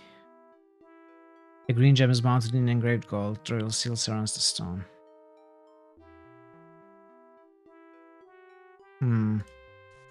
How do I dispel the spell though? Can I cool them? Hold the color, continue to glow. Where's Joy?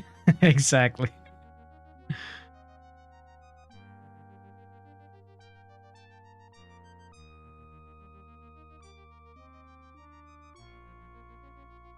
Can we? What is a human doing loose? You shake the wizard frantically. I'll have to take care of you quickly. He leaps up in the bed, rubs the sleep from his eyes and stares at you. What's a human doing loose? In my quarters. I'll have to take care of you quickly. A few quick spells render you unconscious, and when you wake up, you find yourself chained up in the ship's galley, doomed to a life of slavery. Undo. That is where undo comes handy. Can I identify the guy? Identify only reveals that this is the ship's wizard. He is responsible for maintaining the lost spell on the figurines and when the ship is in the air, keeping it there.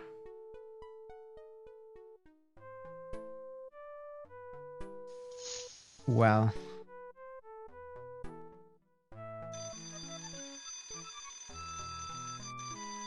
He's yawning, okay. Can we talk? Wake? What?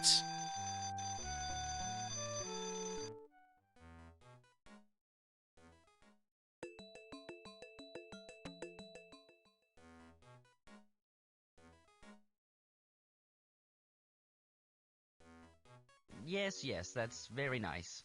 Okay, he doesn't want it.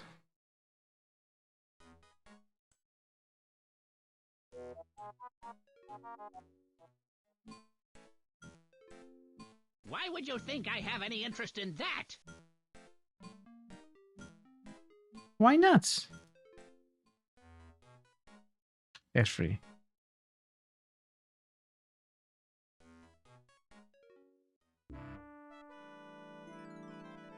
Hello again.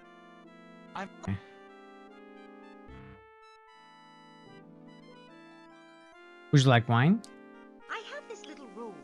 Never trust someone over 4 feet tall. Especially when they try to give me stuff. What?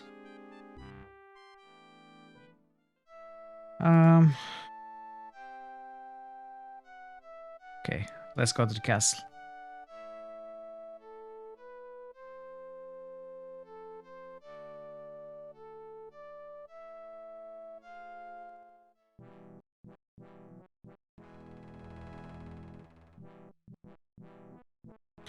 Off to the north uses Splendid Castle, although it's built more like a fortress.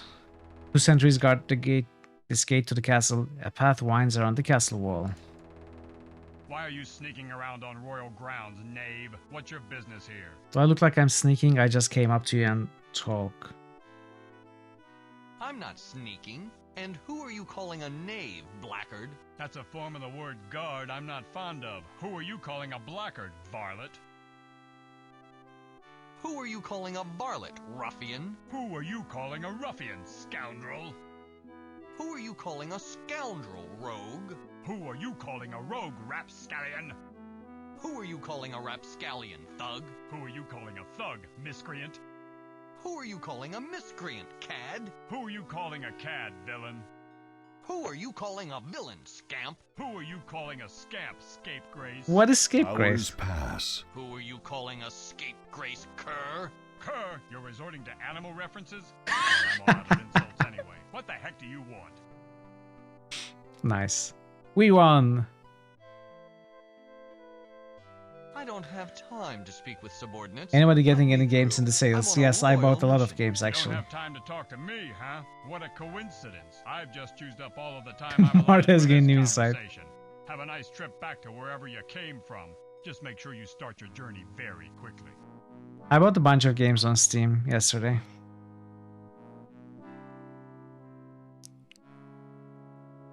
What do you want?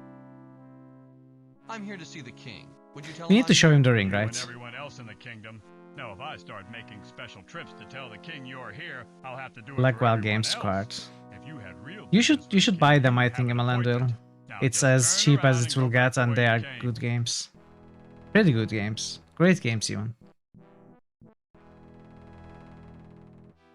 You don't understand. The king isn't expecting me, but I've got to see him. His cousin is in danger. Is he in danger of running out of money? He must be pretty desperate if he's enlisting help from the likes of you. Do you have any proof? A signed note from the Duke? Anything? Let me think about it. I wonder what I can show him. If you pull anything out of the air that supports your story, you be sure and hand it over. Until then, you'd better be on your way. Okay, we will do it, but first... Did you get anything, Pastor?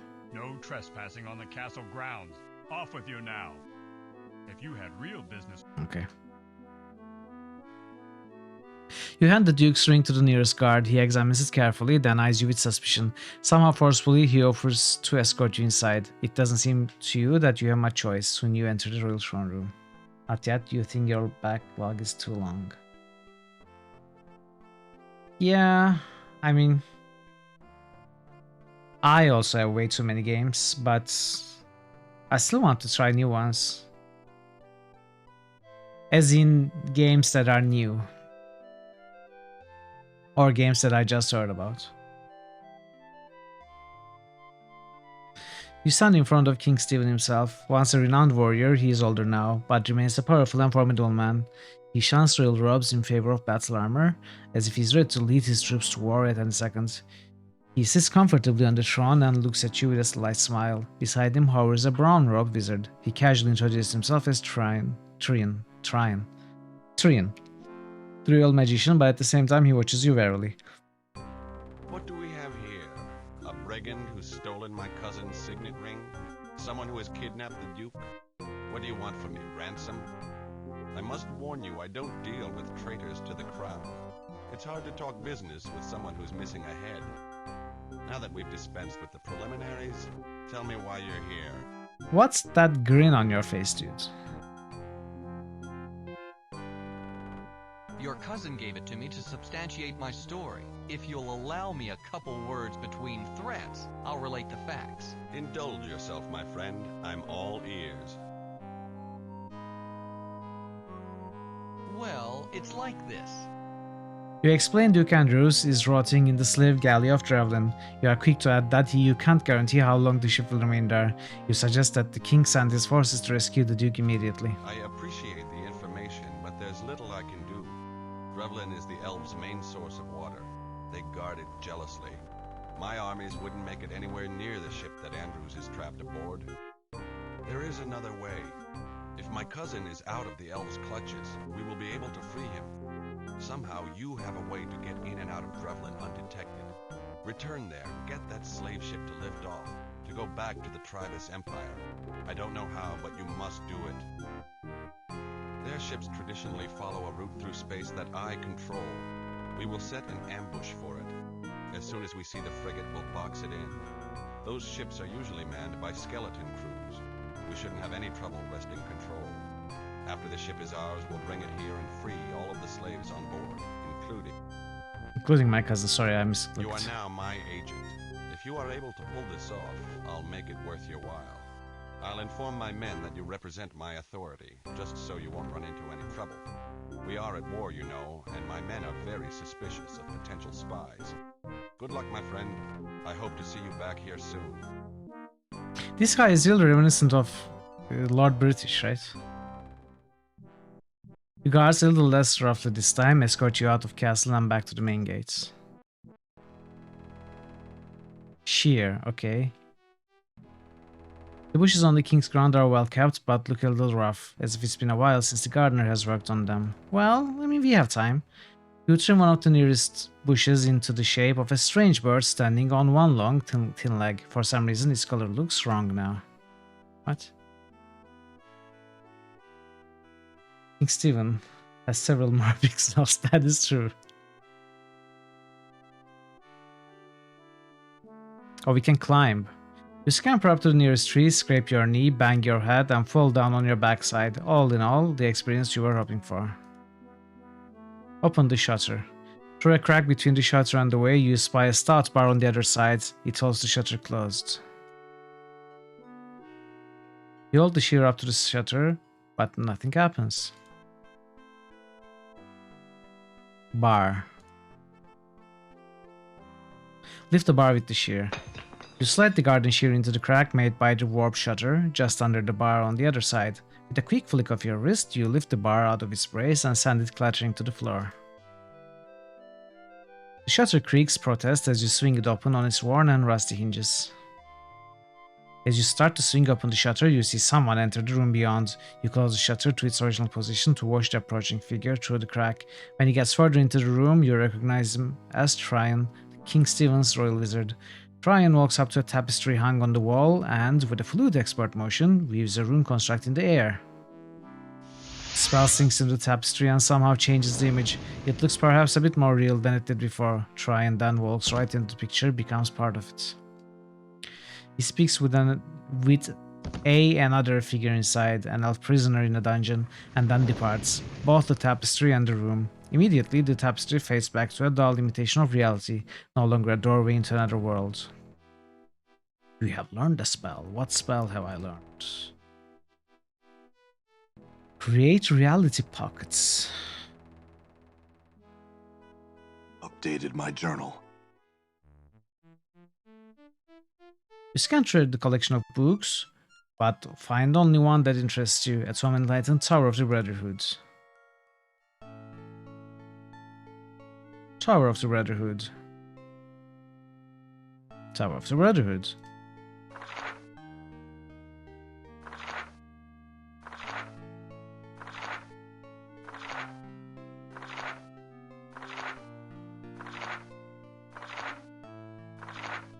Yeah, no, I'm not reading this. Sorry. Sorry, folks, I'm not reading that. How do I exit?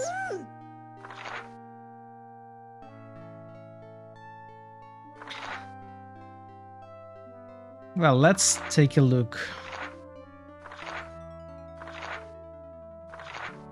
It might have interesting information.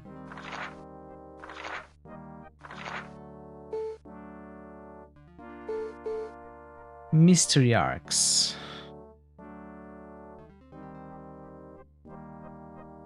Okay. Smuggling trade is regulated by an organization called the Brotherhood. This is the Ultima 8 in-game font. It looks similar for sure, I don't know. I'm not certain. It might be. The Brotherhood is a guild of assassins.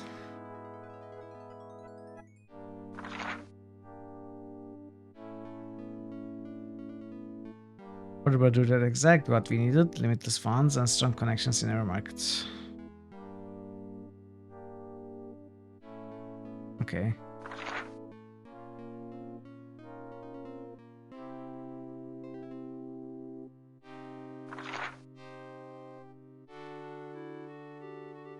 Brotherhood wanted the doorway to feel complex. The door could have been made easier to operate while the code is secure, but the members of the Brotherhood wanted the doorway to feel complex. Okay.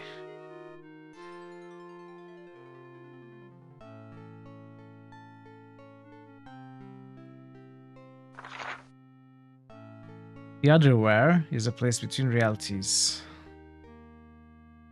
Every possibility exists there. Okay, very remote. That's what a wizard draws upon when he casts a spell. Say, for example, that he wants to create light in a dark room. In the otherwhere, the possibility exists that the room is already lit. With a spell, he bans this possibility into this reality until the room is lit.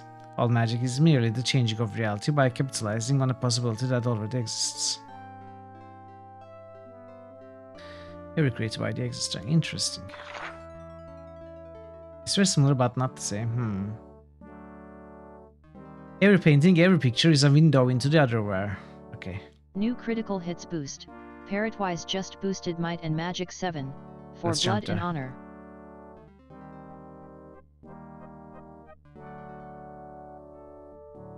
New critical hits boost. Parrotwise just boosted Betrayal and Antera. What is the third? Path of Exile? Diablo 3? Tyranny? Blackgazer, wow! New critical hits boost. Very nice. Parrotwise just boosted Black Geyser. Couriers of Darkness. New critical Oh wait, hits boost. that's GG. Xov just boosted Black Geyser. That's Parrot and GG. Okay.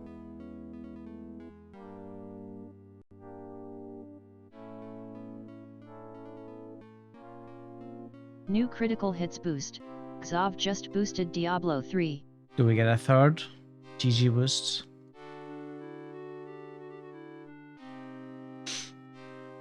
Path of Exile. New critical hits boost. Xov just boosted Path of Exile. Alright. Thank you for the boosts. Very cool to see Black Geyser being boosted. It was this property that we decided to use. Specialized magic allows us to put real things into the otherwhere and summon them out again. The simplest form of this magic is the Create Reality Pocket spell. It does not actually create a reality pocket, it merely causes a picture to become a bridge or passageway to the pocket that already exists in the otherwhere. Many wizards already use the spell to store items inside the otherwhere using a painting large enough to walk through. Okay. So Brotherhood's vault can be reached through... Sure.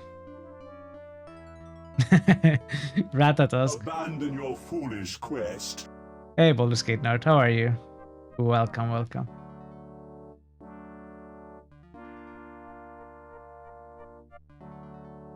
The chamber was filled with the treasure and 5 mystery arcs took to the platform. Working in concert, they magicked a portal to the otherwhere. Unlike the simple create reality pocket spell, this portal was permanent. Hello, my friend. Stay a while and listen. We create the link in the spell, a sort of key crystals.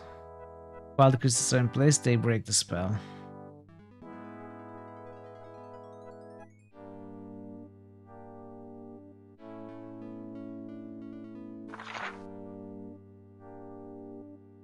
The treasure chamber was hidden behind a wall covered with carved handprints. Each handprint was inlaid with a different material, usual gemstones, to distinguish them from each other.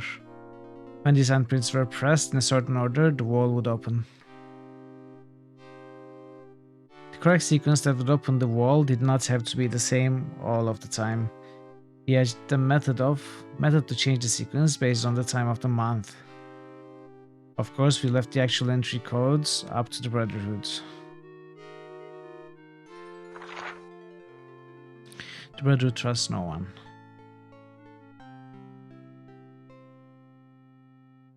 Okay. We might have to check this book out again. Candle holder. Okay, that is one of the pieces that we needed.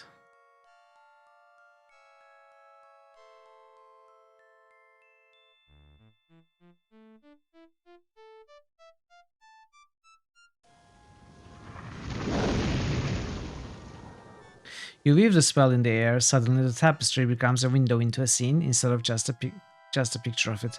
It appears as if you could walk right into it. An expert to walk. Okay. You step through tapestry into a dank dungeon cell. This is the archetype of a dungeon cell, Spartan and devoid of all unnecessary furnishings. Why would you think that I want to talk to another dirty, stinking human? Why don't you just leave me alone before you start making me angry? I am your god. Why are you here? Why are you here? I was unlucky enough to let myself be captured by Trian. Trian. I suppose it's better than if the king caught me. He would have executed me for sure. Trian's keeping me alive to get whatever information he can. So far, I've told him nothing, and that's just what you're going to get as well. You don't like humans? You are barbarians. Uncouth, unclean. Fit only to be slaves or dead. Your only hope for civilization is to be conquered by the elven nation. So, do you like these accommodations? What do you think? I'm stuck in an archetypical dungeon cell. The light in the wall never shuts off. I haven't had anything to eat or drink for hours. Oh, what I wouldn't give for some wine right now. What would you give for some wine? Alright, I'll leave you alone. Good. Bugger off. Want some wine? Ah, it's gooseberry wine. He tilts the jug back and takes a few hearty slugs afterward. When he has placed it on the bench, he regards you with a much friendlier expression. Give me the wine. I guess you're not so bad for a human. It wouldn't hurt to pass a little time talking. Great. So, what information is Trian trying to get out of you? He's trying to get information about troop movements and war strategies. The problem is I don't know anything about those things. I'm not going to tell him that, of course. His hope of getting that information is the only thing that keeps me alive. So, you're a wizard, huh? Of course I am. I'm only of the 4th house, but it makes me formidable nonetheless. If I hadn't been distracted by that serving wench, Trian would never have gotten the drop on me. Can you teach me any spells? Interested in magic, eh? I don't reveal my secrets to just anyone, you understand, especially not to humans. But I gave you wine. If you're so powerful, why haven't you escaped? Every time Trian casts the Create Reality Pocket spell, he summons this cell from the otherwhere. After he leaves, the cell is cast adrift back into the otherwhere. It's impossible to make that connection from this side. Even if I could break through these bars, I wouldn't be able to leave the cell until Trian returned and reestablished the link. At that point, he would keep me from escaping. If you hate this dungeon so much, can't you use your magic to change it? Well, if I could get out of these bars, I'd probably douse that glow lamp on the wall. It's impossible to get any sleep with the lamp always shining in my eyes.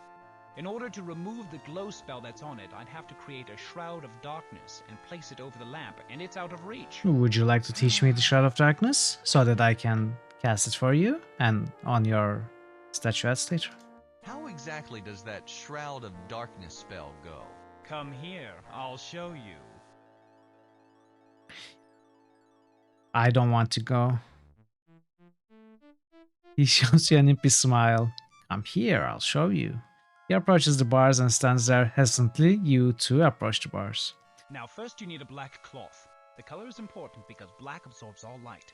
When you place the prepared cloth over the glowing object, the I cloth don't is want going to do just that.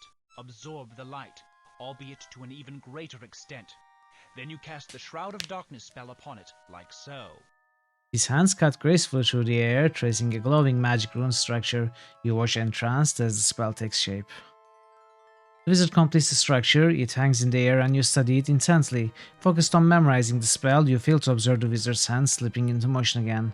Suddenly, his hands grab yours, and he jerks you out of your trance. Another spell hangs in the air. Benignly, the first spell fades away, but the new spell begins to take effect. You are staring at the new rune construct in confusion, your hand locked in his iron grip, when you notice a tingling sensation spread through your body.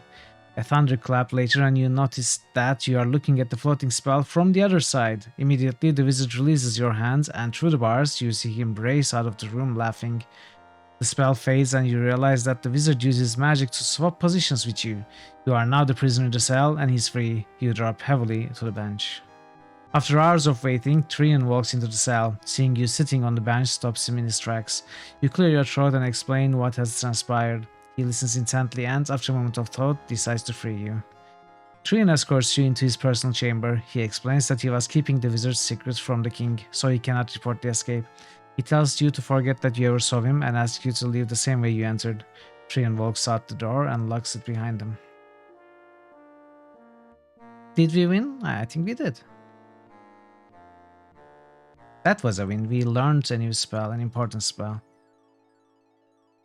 And we now know the swap spell also.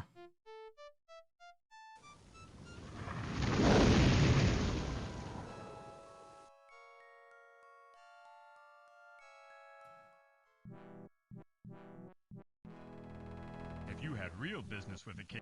Alright, alright. I want to test something. Oh, okay, I cannot go back. Save game. Save game, sure.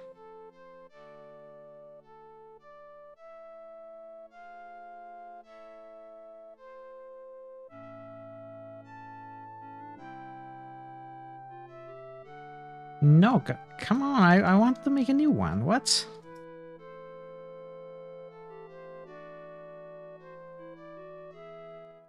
Does numpad work?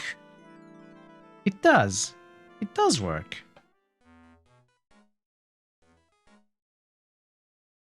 This is much better than the pipe I was using. It's very thoughtful of you to offer it.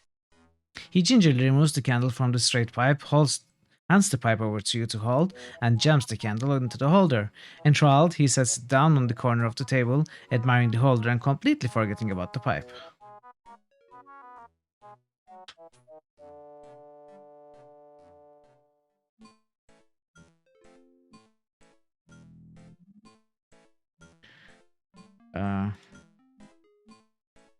Why would you think I have any interest in that? I was trying to put it on the guy's head.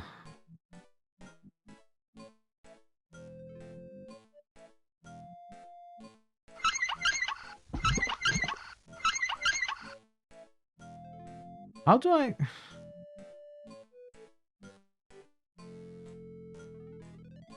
Does it not work?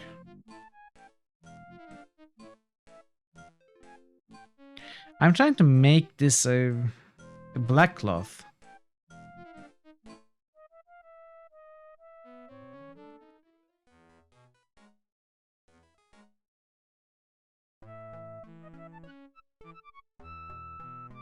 Oh. Can I swap with them maybe? Let's try.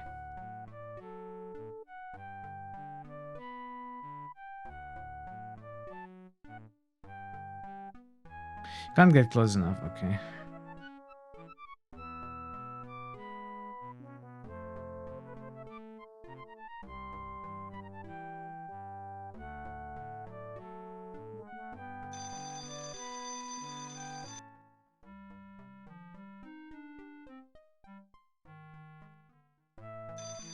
Got a free upgrade to the fancy elephant. Alright, Massive, thanks so much for being here. Hopefully I will see you next time.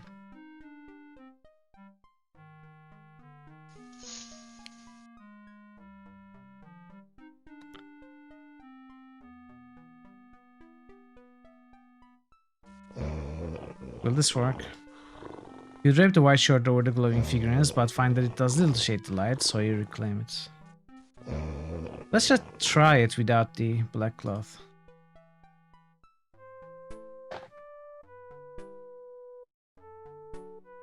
Cast a spell on the figurines, but the figurines aren't a black cloth, so the spell has no effects. Okay. So we have to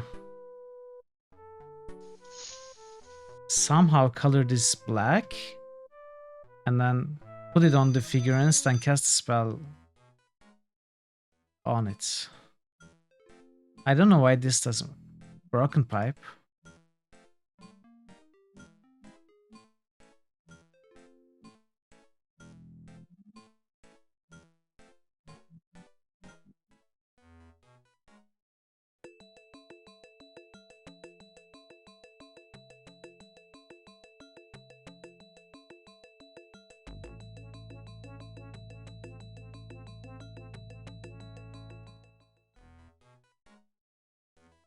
Oh! Can't seem to squeeze the shard into the jug while the cork is in place. You shove the shard into the ink jug where it quickly soaks up quite a bit of black ink, but by the time you pulled it out, the shard is completely dry, albeit very black. Hey, looks like one of my shards.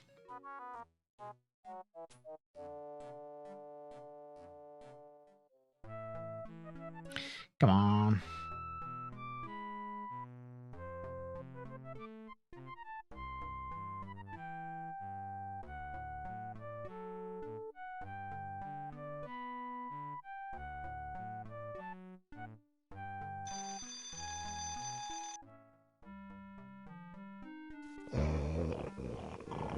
You drive the black shard over the glowing figurines, but find that the light is bright enough to shine through the shard, despite its color. You reclaim the shard.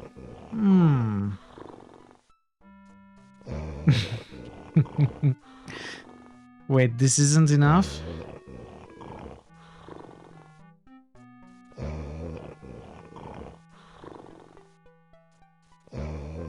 Can I wear it?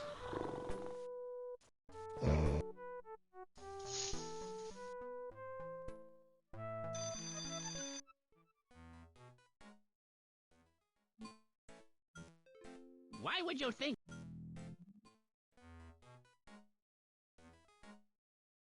That's a very nice... Yeah, not anymore. Interesting fashion statement, but kind of morbid, don't you think? No. I like it. So this is not enough?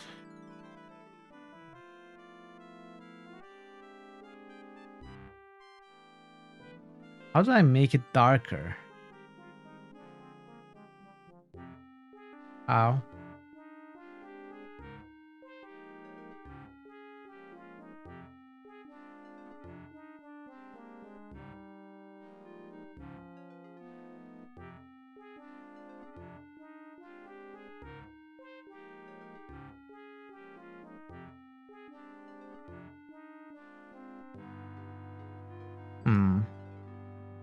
Do I have a glow spell? I don't.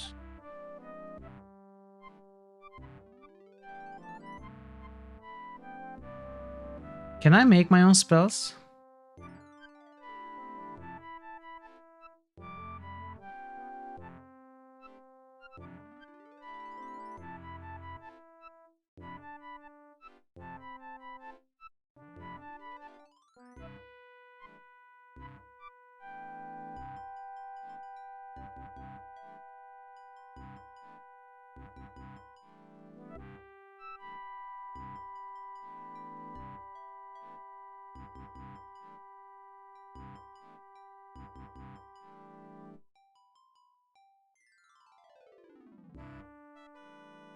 Unknown spell. It looks good though.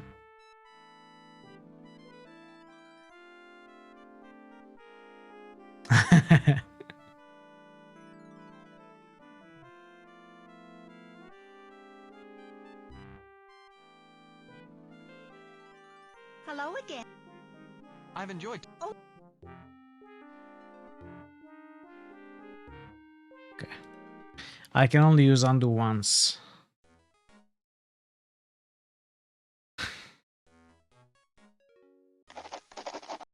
Okay, I put it back. Happy? No, I will take it again.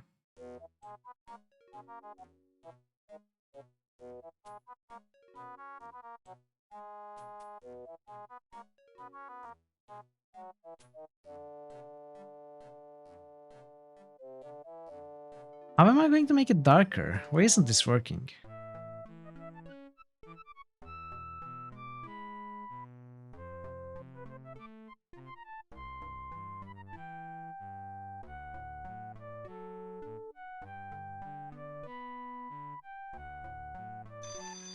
And also, where is the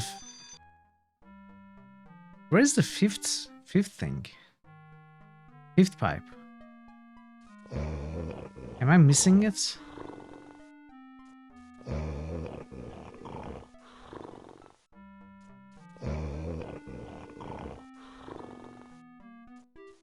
You drape the black shard over the glowing figurines, but find that light is bright enough to shine through the shard, despite its color. Oh! Oh!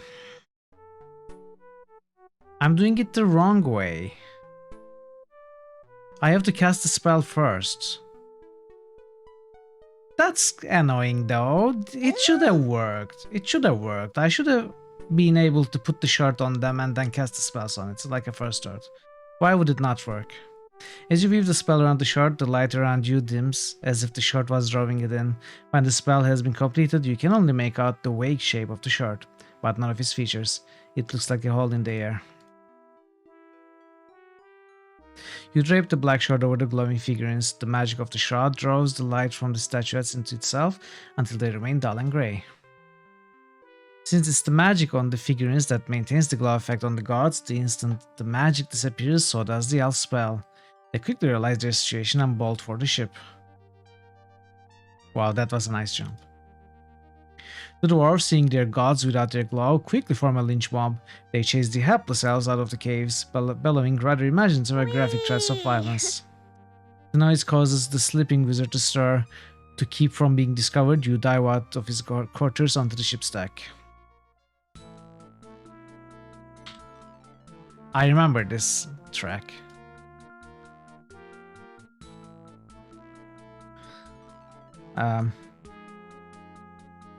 What happens if I go here? You bump into the group of elves boarding the ship just ahead of the mob of dwarves. The looks of surprise on their faces when they see you are almost immediately replaced by expression of anger. Two of the elves grab your arms while another calls for the ship's wizard. He appears from his quarters and quickly weaves a spell of death, which, on one hand, is a very useful spell to learn. On the other hand, it's a rather fatal way to learn it. So we go down. Hide in the storeroom. They'll kill you if they find you here. From the deck, you hear the scuffling of the elves as they board the ship. The Duke whispers to you, hide in the storeroom, they'll kill you if they find you here. He points out a hidden door in the back of the galley off to the west.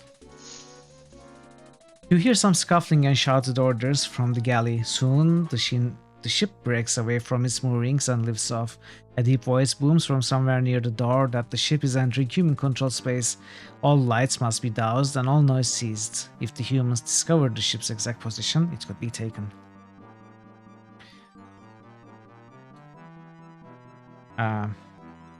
Let's see.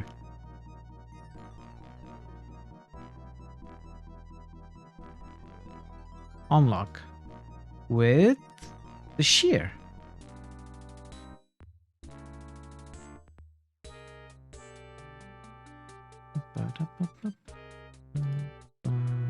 You'd have to be holding the supplies before you can put them in the strongbox. The lock is well made and effectively keeps you from opening the strongbox. The box. Zinger, you rip open one of the larger boxes. Inside you find a strange device with 3 metal prongs, which crackle with electricity. A switch has been wired to its base. You show the flimsy remains of the box to the side. Carefully, you pick up the electric zinger. It tingles a bit, but doesn't deliver the shock you expected. Activate. You pull the switch attached to the electric zinger. As soon as the connection is made, the whole contraption flies out of your hands, bouncing off the walls and throwing sparks everywhere. Doing things in correct order during crisis sequences is a common design pattern Legend use for their adventure games. Okay. Good to know. Thank you, Parrot. Evidently, the light and sound pouring through the portals was enough to attract the attention of King Stephen's forces. They surround the ship in mid-fight, board her, and take the captured vessel back to the castle. Congratulations. You actually Hey, succeeded. we win. I didn't expect it, but I am pleased. Andrews and his men are safe. My thanks, friend. New critical hits boost. Gialska just boosted KOTOR2. KOTOR2. In top 4.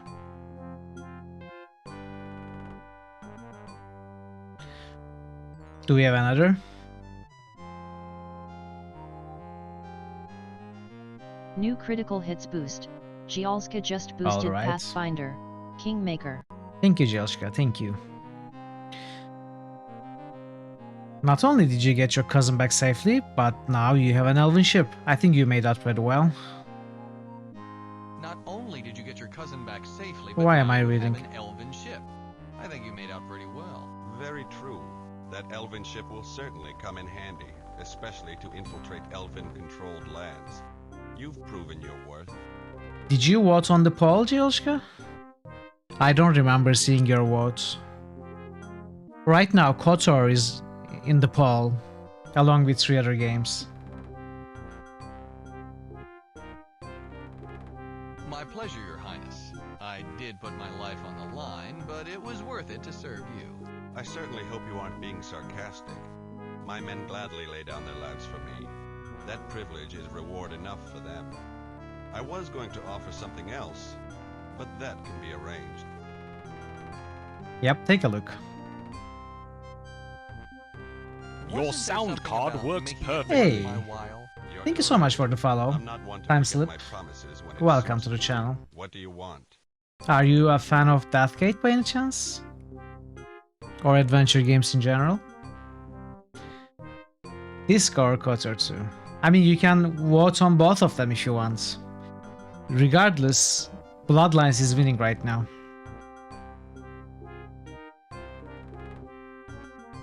Perhaps you could just supply some information. Perhaps you could just supply some information.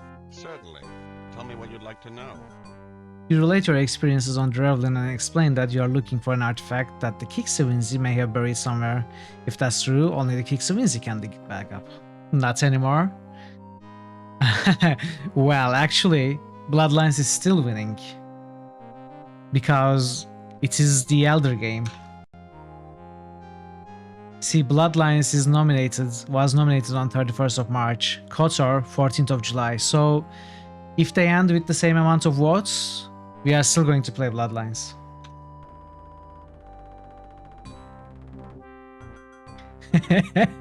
And here the lobbying begins. I'm not sure how I can help you there. Even my learned wizard knows precious little about the Kixawinzi. There is something I might be able to offer, though. The Kixawinzi is an ancient Sartan artifact. Only the Sartan knew exactly what it did and how to control it. Since they disappeared ages ago, all that remains are the books and documents they left behind, but they are very scarce.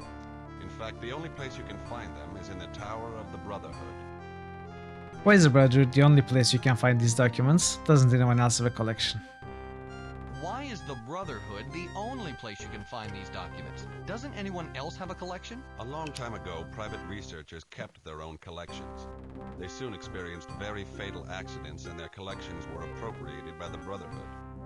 Pretty soon, whenever Sartan artifacts were discovered, they were delivered directly to the... Everyone has their own agenda. Nowadays, the Brotherhood I love usually it. employs the researchers outright. What's the Brotherhood? The Brotherhood is a guild of assassins. They pride themselves on the completeness of their library. They've gathered information from every corner of Arianis. This includes all of the Sartan artifacts they could find. No other collection exists anywhere. If documents exist that discuss the function of the Kixawinzi, they're in their tower. Where is the tower located? That's a problem. The tower is located in Skirvash, a smuggler's haven that lies on the border of Elven and human lands. No nation governs that city. It's completely lawless. The Brotherhood has an iron grip on the place. Neither we nor the elves have been able to get a toehold. Skirvash is a haven for criminals and cutthroats. It wouldn't be a problem, once there, to go about your business unnoticed. People go there for the anonymity. What kind of a deal? The problem is getting you there in the first place. Currently, the elves control space around that area. I can't sneak anyone in or out. Any ship with the markings of the royal... Maybe a worms match? Before it even gets near the city. What about that elven ship I just... Yes, exactly, Minsino man. Exactly. Yes, that's true. We've never had our hands on an elven ship before. They certainly wouldn't be expecting it, especially so soon after its capture. They'd have no reason to stop it from reaching Skirvash. Very well. It looks like my only alternative. Let's get going. Very well. I will staff the elven ship with my own soldiers. They will fly the ship to Skirvash and wait there while you search for your documents. When you have completed your business, they will escort you back to Drevlin. I will assume that this clears me of my debt to you. I wish you luck, friend. Okay. You leave the King's Castle, reboard the Elven frigates, and discover that it's already manned by soldiers from the Royal Army. A no-nonsense sergeant greets you and signals the others to lift off. Within a few hours, you leave behind all sign of human habitation on any of the floating land masses. The only ships you see are of Elven design.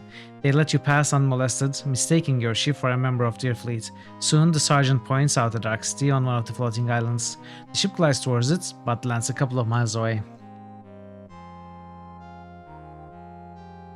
We don't want to answer any questions at the regular port, such as why King Stephen's men are flying an Elven frigate. Better you get a little exercise and walk into town. Come back when you've finished your business, and make it quick. Just being around Elven space makes me nervous, but waiting so close to the Brotherhood is downright terrifying. Right. Okay, we cannot pick up chains. We still have to find a way to open. The shear is too rusty and thin to withstand such an activity. If you try to snap open the lock with the shear, chances are it won't be the lock that breaks. You can break it with the zinger, no.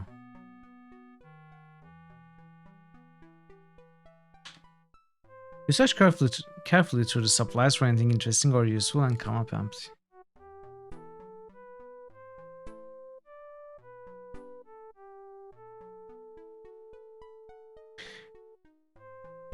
Unfortunately, no.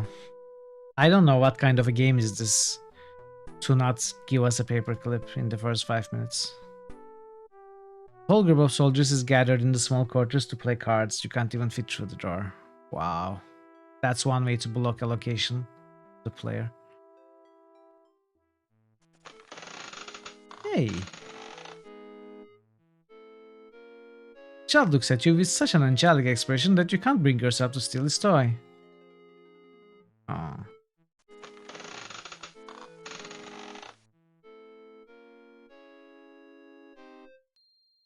The boy watches his wooden doll walking in circles around the plaza. After wandering around, it happily strolls into the dark alley. The boy steps towards it, but stops, appearing terrified. He looks up at you with pleading eyes. Oh, sir, would you please get my doll back?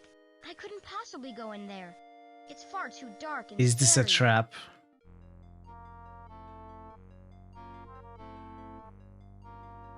Of course I'll help, I guess. Of course I'll help you, lad. Wait here. The wave smiles and gives you a look of such gratitude that you feel that you made the right decision. With an intake of breath to bolster your courage, you turn towards the dark elite. This is probably a member of the Brotherhood or something. I bet.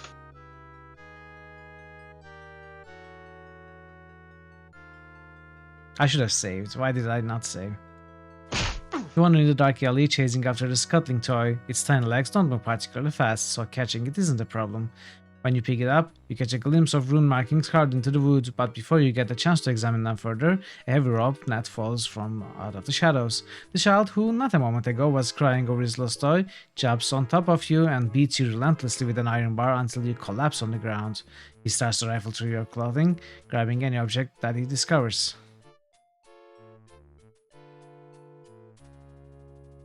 The doll is carved from wood. It's vaguely human. It has 2 legs, 2 arms, and a head, but lacks in specific features. A rune structure that has been carved on its back. You assume that it is the spell that keeps it moving. You have learned the spell. The street rat is definitely talented in his field. In seconds, he has stripped you of all your possessions. Oh, I lost all of it.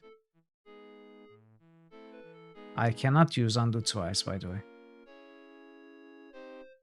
So I have 1 action, maybe? Activate.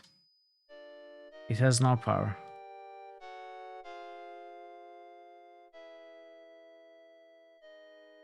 Swap.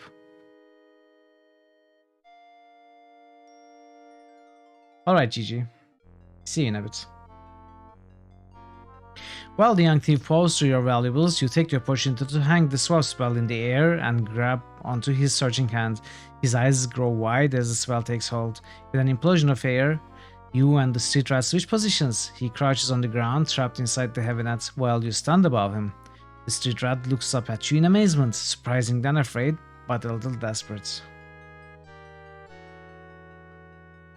You can't. Missed your follow-up message while just cross boosting. What did I miss, Parrots?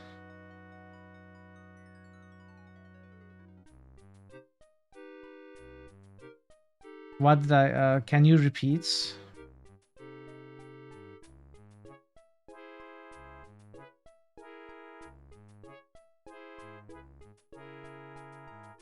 Yeah, I read and commented on it. Oh, the follow-up.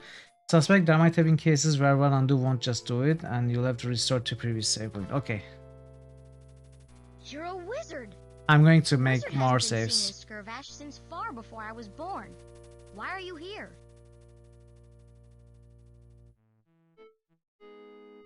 I'm looking for something, I guess. I'm looking for something. Well, if you're looking for something, you'll need a guide. I can help. I know all of the dark and secret corners of Skirvash. If you're new to this town, you'll get nowhere without me. Let me go, and I'll help you.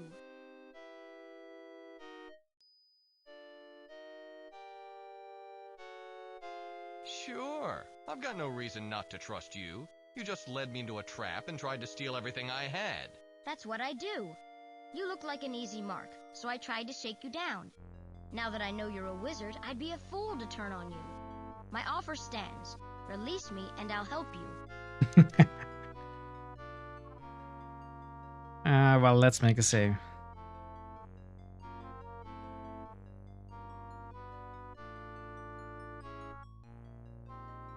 You lift the net off the child. Some hidden pulleys draw it up high into the shadows of the alley. True to his word, the street rat doesn't run off. Instead, he wanders down the alley and flips aside a greasy blanket to reveal a hole in the wall. He enters and motions you to do the same. I actually want to go back. Like, there are lots of areas that we have not been to. What about here?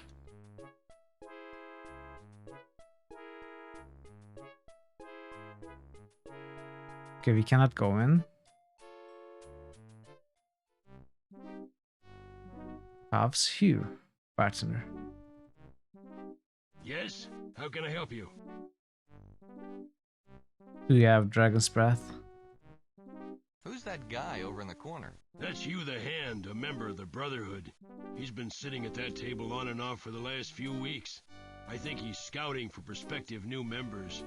A bunch of cutthroats have approached him about it, but he's turned all of them away. Some violently. I think he's looking for something special.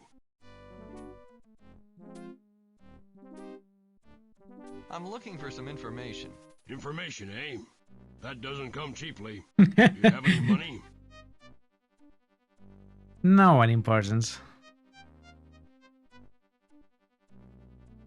Well, not at the moment. Can I run a tab? Credit? In Skirvash? You're a funny guy. You're also a deadbeat. Will there be anything else, or should I just throw you out now? Nice place you've got here. Thanks. I certainly hope you aren't being sarcastic. This is the only tavern in town, and I'm very proud of it. Give me a drink. Haven't we established that you are Yeah, we have. Never mind, I'm not as thirsty as I thought. Very well. Stop back sometime.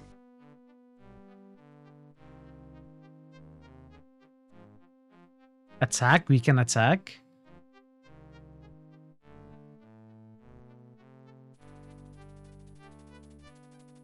This stout little man doesn't look so tough. You lunge forward, intent on killing the assassin with a quick swipe of your rusty shear. But you find that that's more than a little difficult with 6 inches of tempered steel lodged in your kidney. What do you want? No, cancel that. I don't want to know. All I want is for you to get away from me. I've no time for all of you amateur cutthroats and gutter snipes. Leave me alone. Toughs. Two men look at you, then at each other, then start laughing. One of them takes out a sharp knife and fingers it. You decide to leave them alone. Okay. So the okay. Let's go back. This is where we are supposed to go. What is this? You start to wander down the alley, but then thus splashing through progressively deeper puddles of some unidentifiable liquid. You really don't like what it smells like though, so you turn back before you get soaked.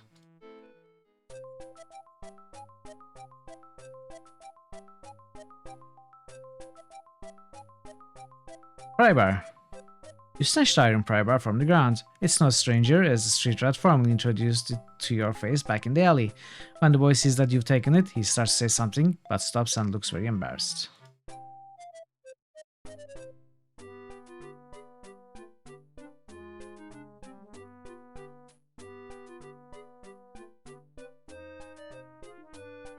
I'm willing to help you, but first I want to know what the job is, and what's in it for me. In it for you? I just let you out of your own trap. Don't you think that's enough? No. I appreciate you letting me free, but if I'm going to risk my life on whatever job you have planned, I need a cut. And if you're going after what I think you are, there should be plenty to go around. What do you think this job is? It seems to me that there's only one target worth the attention of a wizard. You're intending to break into the Tower of the Brotherhood. You must know that no one has ever made it into the tower and back out alive. You might not know how many have tried. Rumors of the Brotherhood's treasure have spread throughout the realms.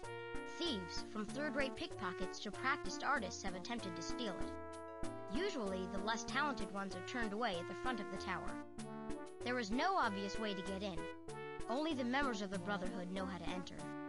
Some make it inside. Every few months, a new body is found in the town square, the result of another robbery attempt. Usually, the Brotherhood takes care of its own disposal, but these bodies are left as messages to every other would-be thief. In short, no one has ever succeeded. If this is your plan, you're going to need my help. Even a small cut of the tower... Oops, sorry. Even a small cut of the tower's famed treasure would set me up for life.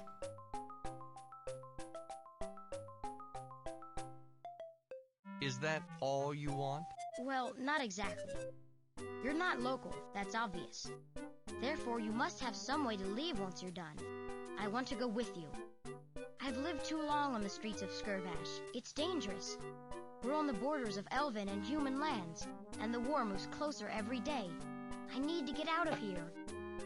How much of a cut do you want? Whatever you think is fair. I need to start a new life, and I'm going to need money to do it. Any portion of what I think your haul is going to be will set me up.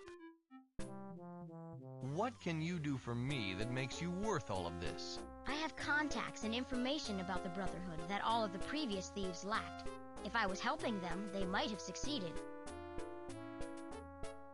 If you're so good, why don't you try and loot the tower? I'm not that good.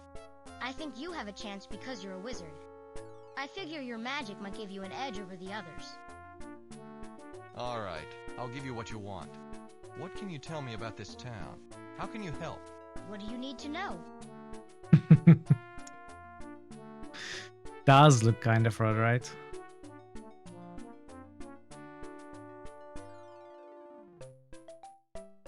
What is the Brotherhood? What does it do? You must know about the Brotherhood. At least you must have heard about them. The Brotherhood is a guild. But actually, he's like just a kid. Or merchant guilds. Only it is a fellowship of skilled assassins. Whenever you want someone dead, for sure, take out a contract with the Brotherhood. Their information network reaches into all the nations, human and elven. In fact, the Brotherhood is the only guild that employs all races without prejudice, even in times of war. How do you get inside the tower? I don't know the method that the members use to get into the tower. I've examined the exterior, and I haven't found any entrance. But I've thought about this. Only the members of the Brotherhood can get in. So the answer is to become a member of the Brotherhood. You're new.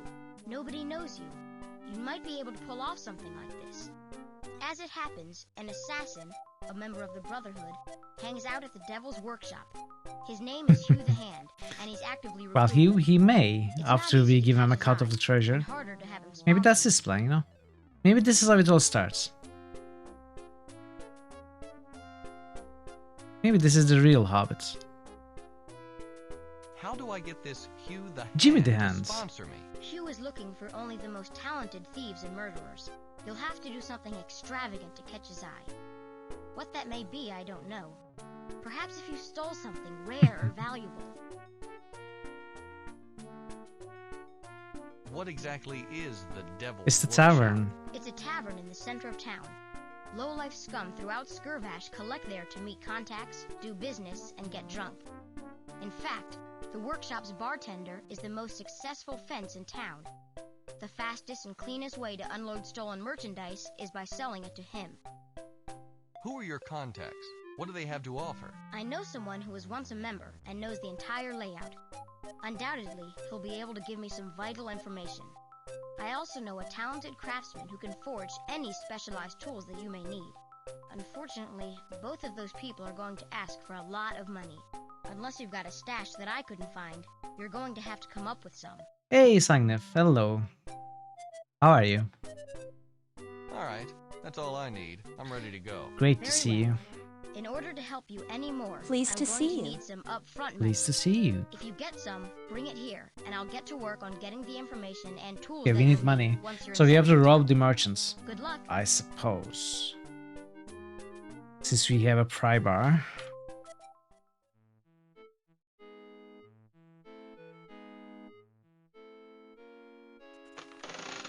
Oh.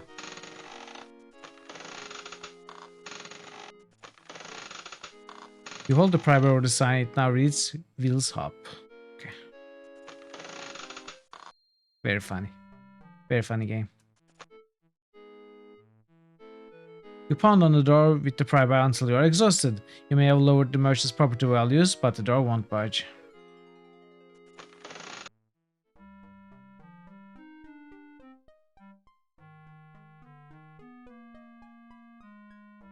You slip the pry bar between the lock and the strongbox lid. With a firm twist and a grunt, you break the lock, and the pieces fall to the ground. Oh, hey. Okay. Now we suddenly have money. Unlock. I mean, really?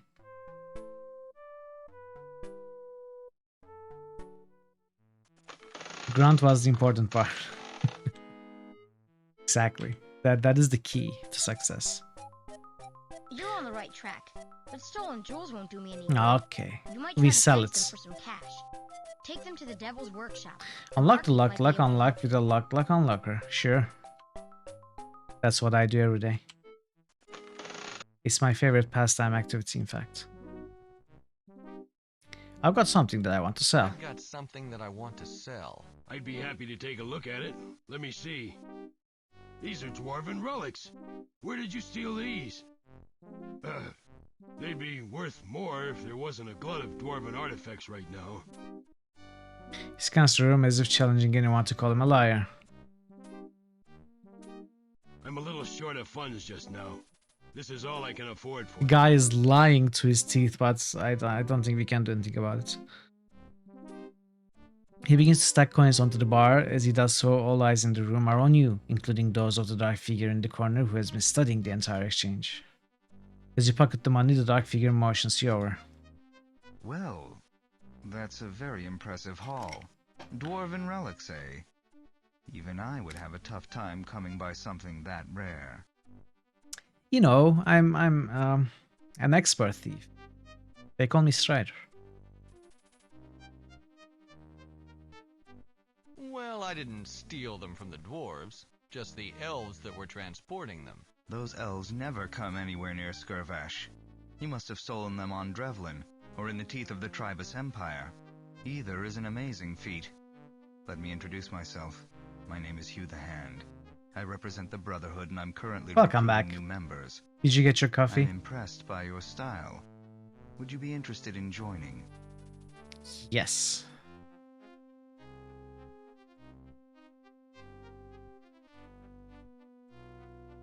Of course I'm interested. What low-life cutthroat wouldn't be? Very good. Now you are still very unproven. The theft of the dwarven artifacts was enough to draw my eye, but you're not blooded. I'm going to require a contract before I can apprentice you.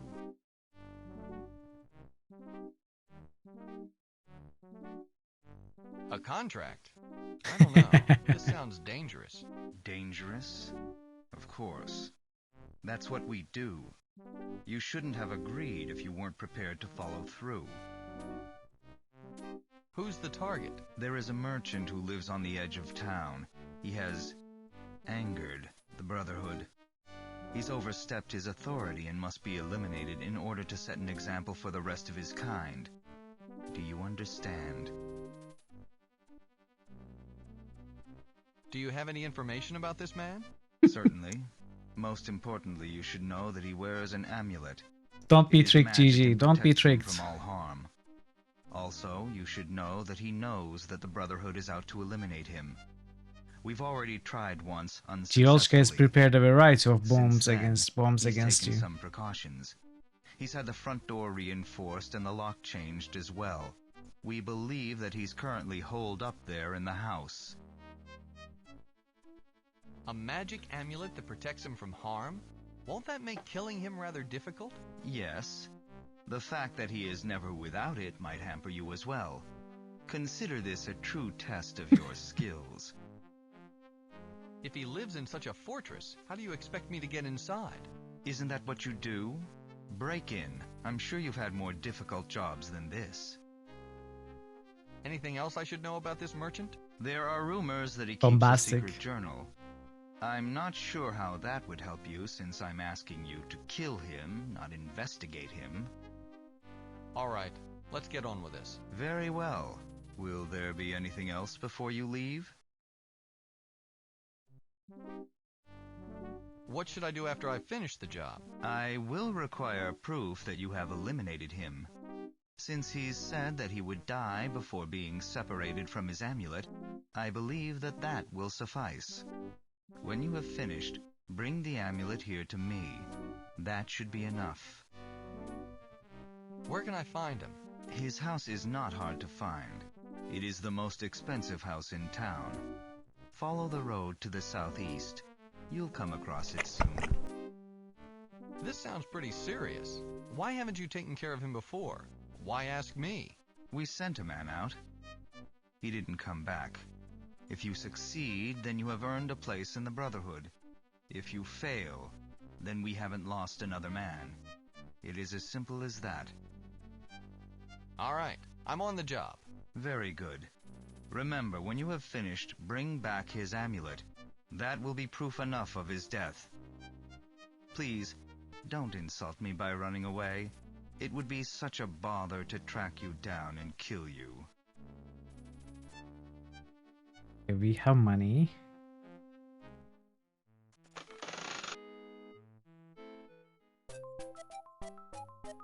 With this money, I can get the items we need. Before you can say a word, the street rat grabs your pile of cash and runs out. Did he just bail on me? I hope not.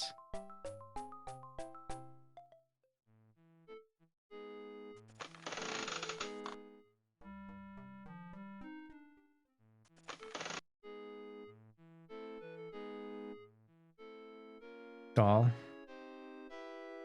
What am I special? Wait, I did not learn the spell. Do I need to identify it? I think I might have to, yeah. A spell of motion has been placed upon the doll. This makes it walk, providing that it's in contact with the ground. You have learned the spell. That's weird. When we examined it, it also said we have learned the spell, but we hadn't. Now we have.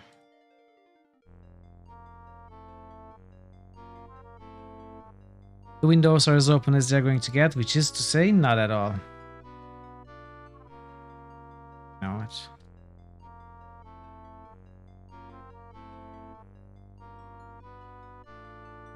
You toss the prybar against the window, but it just clatters to the ground. No one comes to the door either. House statue. Statue is the kind of lawn ornament that you'd expect from someone without a money to burn. Then again, who else would have lawn ornaments in the first place? Right? Can we? We cannot push. Can we take? Can we cast motion on them?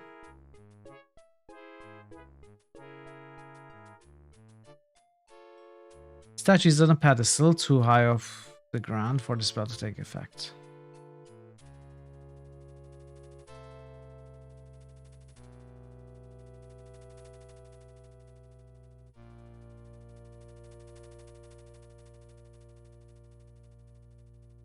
There's a lock. Unlock.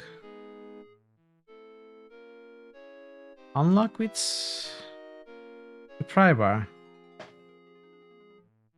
Unlock with the shear.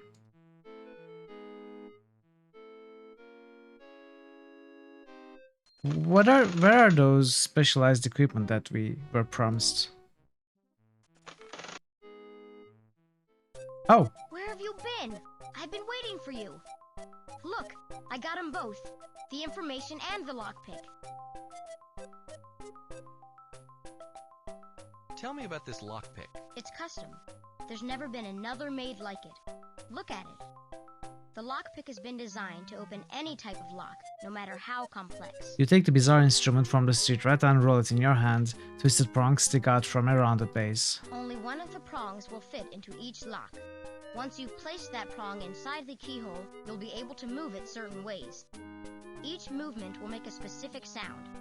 According to the locksmith, the lockpick will make a distinct sequence of 3 noises before the lock springs. He didn't tell me what that series of sounds was, but he said it would be the same for every lock. That sounds sus. Tell me about the information. I bought it from an ex-member of the Brotherhood. He claims that this parchment contains the codes to open the tower's treasure room. There's no way to verify it without actually getting inside the tower, so I had to buy it at face value. I don't really understand it anyway. I have no idea what the first line, "by their time to die," means. The second line is a list of continents above Skirvash that partially obscure the sun throughout the month. We can't see which one it is at this time of day because the sun is behind the tower. Overall, I don't know how to use this information, but it might come in handy. Unlocked the locked door. Unlocked by unlocking the locked lock using a lock unlocker, which unlocks the lock, thereby unlocking the locked door unlocked. So that it's no longer locked but unlocked. Is that the wizard in Heroine's Quest? I forgot his name. How much did it all cost? As I suspected, it cost everything I had. Sorry there's no change. What can you tell me about the wealthy merchant on the edge of town? He was the most prominent and successful merchant in town until a couple of weeks ago. Or He Wendell, just yeah. dropped out of sight. Rumor had it that he had a run-in with the Brotherhood. Maybe it had something to do with the stiff taxes the Brotherhood places on any transaction in Skirvash. I always thought that he'd be safe from the Brotherhood. He has a magic amulet that keeps him from harm, and he's never without it. That's about all I know. Except I heard that he keeps a journal hidden away inside his house. I hope that helps, although I can't imagine how. Good work. Expensive, but good. I'll take it from here. Thank you. I think you'll find that in the long run, it will be worth far more than what you paid. Lockpick. Hey, come! AM Tom Nanos is still here after 5 months, and has just resubscribed. Hello, how are you, Com? It's great to see you. Thank you for the sub. Thank you. Greatly appreciate it. Are you streaming soon? Folks, if you don't know Com, he's a great streamer who was on a break, but lately returned back to streaming, and best of all, he actually finally decided to become an affiliate. Although he deserved the status long ago, he actually went for it. So yeah, if you have not been to Com's channel, be sure you go there. At least give a watch. You won't regret it. Tomorrow, Portal the first one. It's a great game. I hope I can catch it this time. By their time to die. Shorty, Hestia, Shegra, Elandia, Aristragan. It's a great game, I loved it. I haven't played the second one still. I probably should.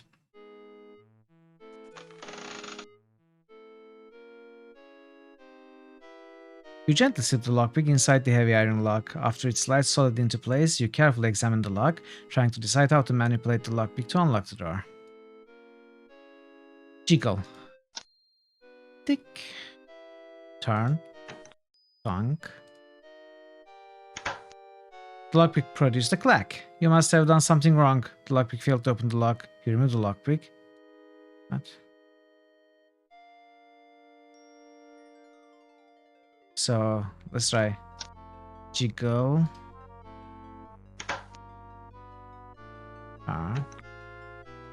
Something wrong. Start with turn. Thunk. Black. Tick.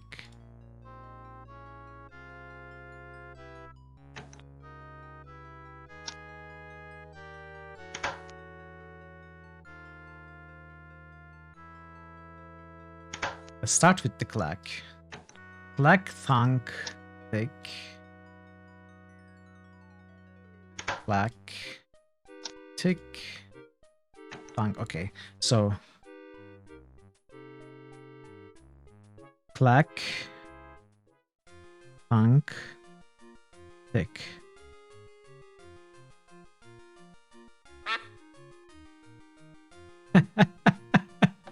Ta-da!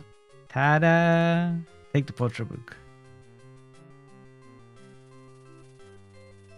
It's strange that the clock was left here when all the other furnishings were taken. Closer examination reveals that the clock is bolted to the mantle. You also see that the only moving part is its one hand. It has no winding key, no gears or wheels, and therefore, as far as you can tell, no way to keep time.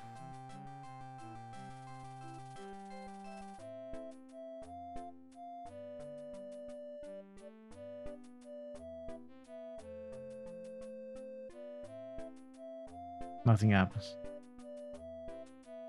It's going to open a secret entrance in the fireplace or something, I'm sure. So we can leave.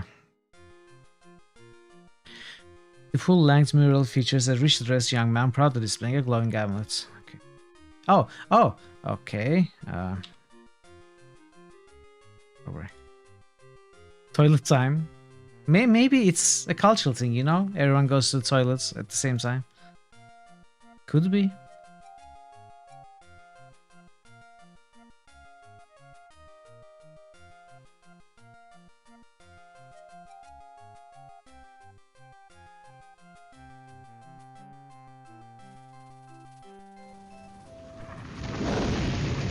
You form the smell in the air. The glowing lines float over to the mural and sink in the surface. An uneven circle, like a hole in the painting, pulls back from the center to the frame, leaving something like a doorway into the scene. A figure stands uncomfortably in the center of an artist's studio. You climb onto the mantle and into the painting. You find yourself standing in the artist's studio, facing a young man, awkwardly holding himself in a stiff pose. Hello, my good man. Have you seen the artist? I'm getting very tired of standing in this position.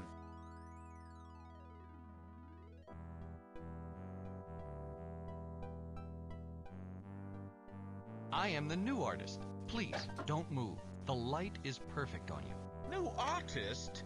I commissioned a mural from Leonard Bogosh, not from some apprentice no name. Run along and get my artist before I get peeved with you.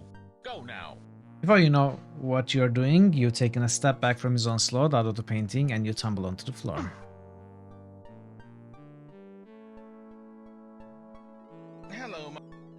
Hello, my friend. Stay a while and listen. Yes. He told me to tell you to take a break. Well, I'm glad to hear it. That position had me stiffening up. Not really worth the effort, if you ask me. I'm only doing it to fill time anyway. Who are you, by the way?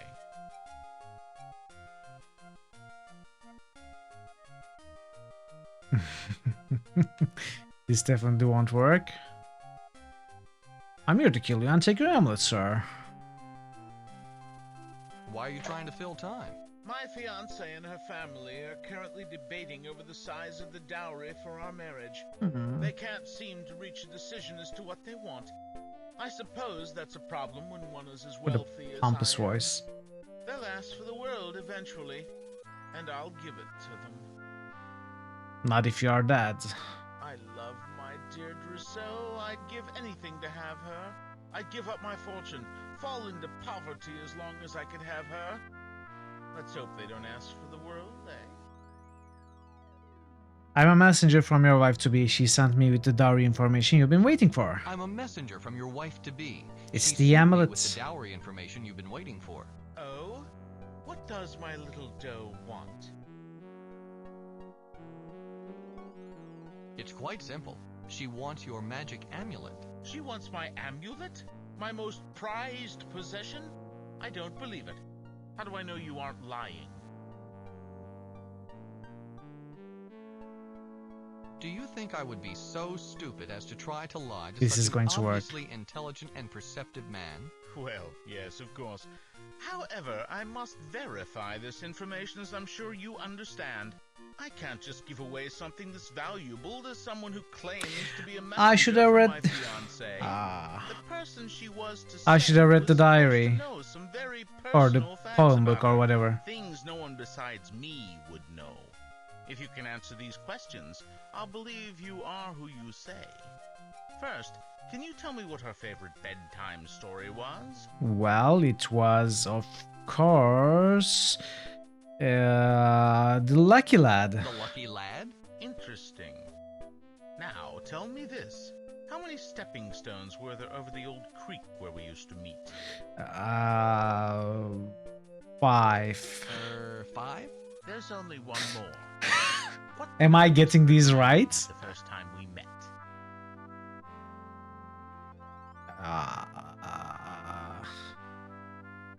How much? How much? I'm afraid one of your responses was incorrect. I must ask you to leave. Now. Okay. If that is the case.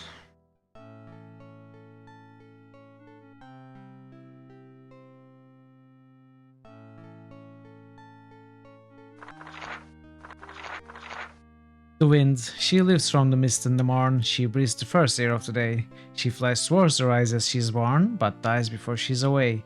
When the time comes for wine, she doth linger, and trails her hand in the stream. She knows as it flows through her fingers, it is far deeper than it seems. Okay, we are not going to read all of it. Oh, beware of the rare time she toils. She wears down the mountains in her path. The friends she depends on are loyal, but all else should fear of her wrath. She sings of all things in her chorus, the rustle of leaves in her song, betrayed by the shade of the forest when the time when dark falls sees her gone. So,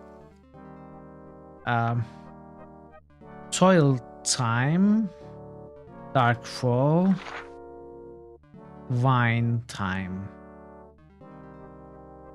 Morning.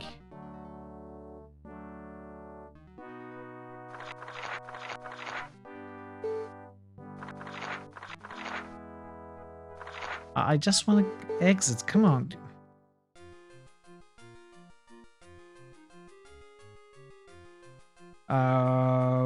Wine time. Toil time. Dark time.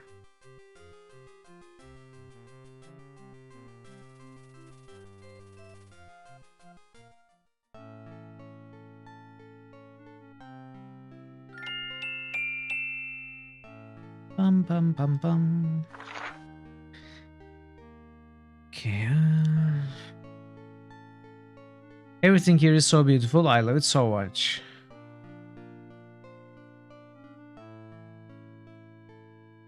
No, no, no. That is what she said. Whoa. He actually said how much.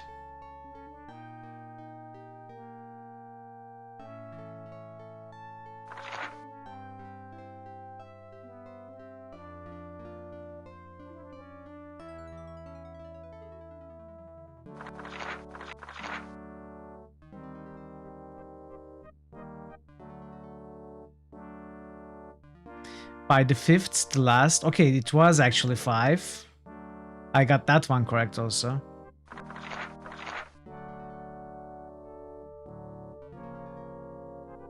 Bouncing beans. Okay, I got this one wrong.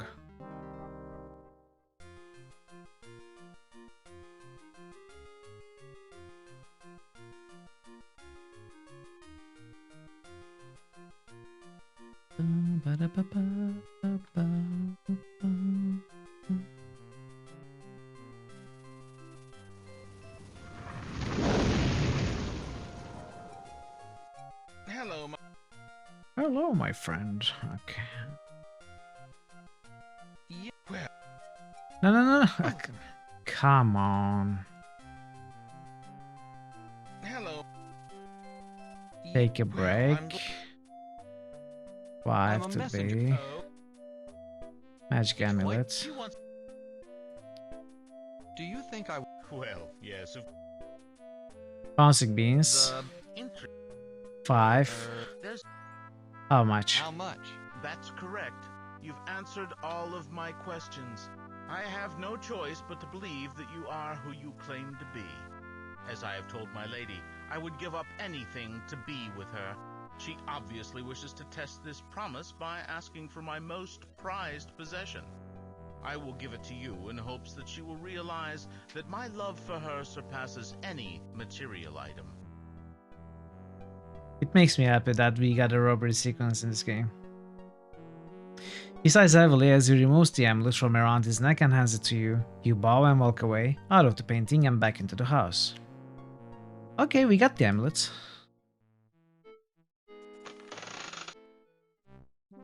Here you go, sir. I didn't think you could do it. Now I have no doubts that you're perfect for the You probably Brotherhood. duped the amulet. Come with me. Come to think of it. He leads you to the front of the tower. With motions too quick to follow, rendered in the blink of an eye, he has opened the concealed door. He ducks inside and motions you to follow. This is the Tower of the Brotherhood, my friend. You'll come to know it well.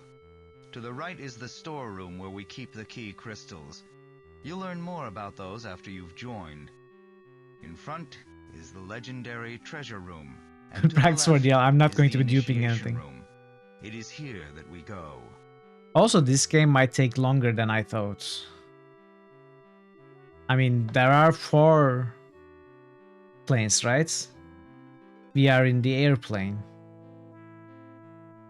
And we've been here for 3 hours. How do you even finish this game in 40 something minutes, Parrot? I mean, obviously you are not having the dialogues like this, but airplane, yes. Jefferson airplane, in fact. I noticed that you've taken a beating recently. This healing salve should help. A good assassin is never without it. Wait here. I will be back in an hour or so to proceed with the initiation. Try not to think about the pain involved.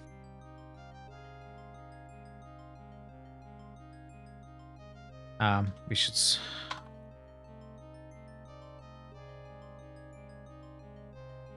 Two streams possible, but 3 more likely. Okay.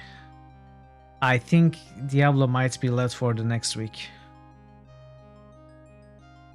This window is too up in the wall. Shutter is out of the reach. Well, we can push this table, right?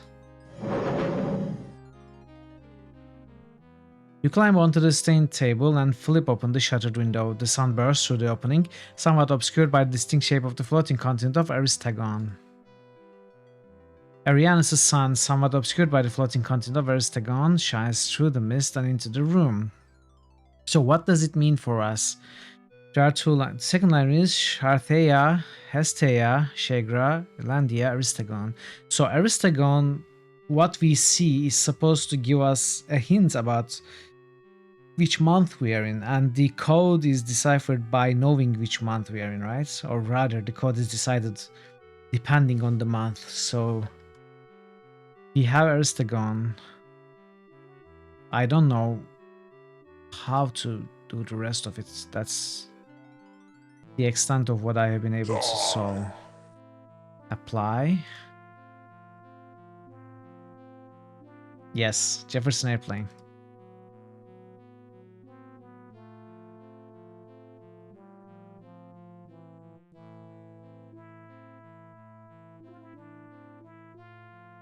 White Rabbit, isn't it such an amazing song?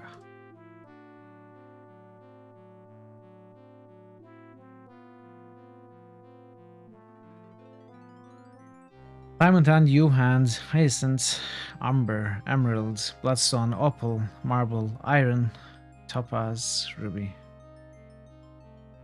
Can we close the door? Can we open this door? 1 meal makes you larger, no meal makes you small. Let's push. I mean, why not?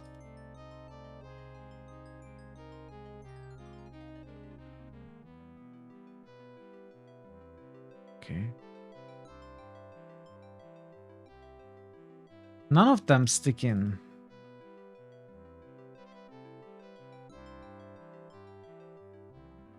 Buy their time to die. So there are 10 words. Are there 10? Yes, 1, 2, 3, 4, 5. 1, 2, 3, 4, 5. No, there are 11. 11. We can't go here. We can't go here. Can we go out? We cannot.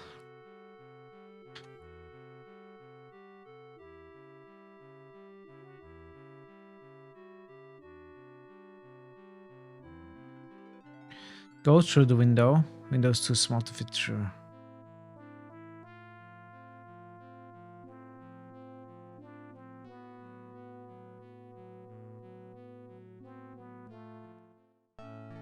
No, no, no. No, no, no, no, no, no.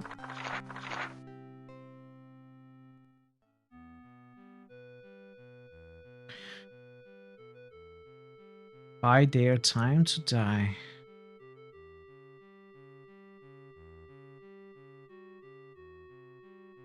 What does it mean?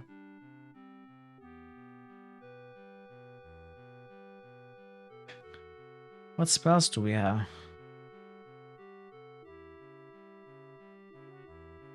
What is this? If we apply it...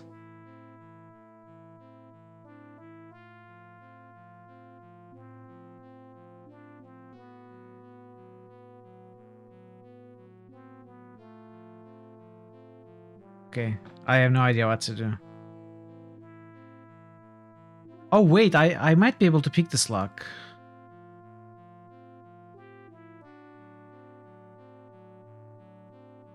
So we are clack, thunk, tick. Okay, pull is tick. Whatever I clicked on is... Oh wait, I can use undo here. In fact, it is the best usage of undo ever in the world, right? So let's start with clack. Clank, not clack. Clank, thunk. And tick. Just shake. No! You just pull. You must have some... Oh, okay, it's not the same. Interesting, it's not the same this time. I thought it would be the same in all locks. Clank. Thunk. Tick. Oh, it doesn't work. What am I supposed to try every combination?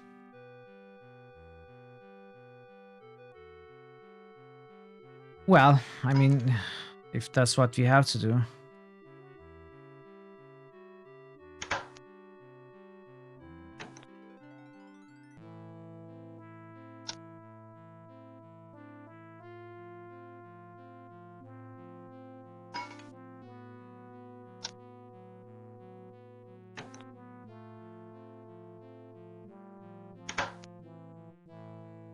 Am I misunderstanding this?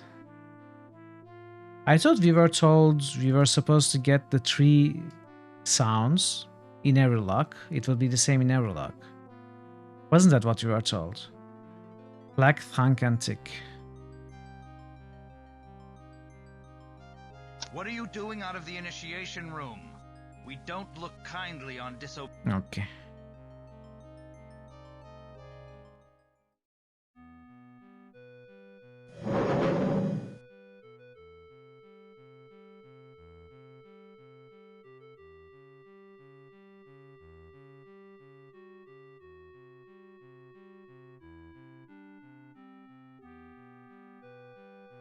Maybe I misunderstood how this works.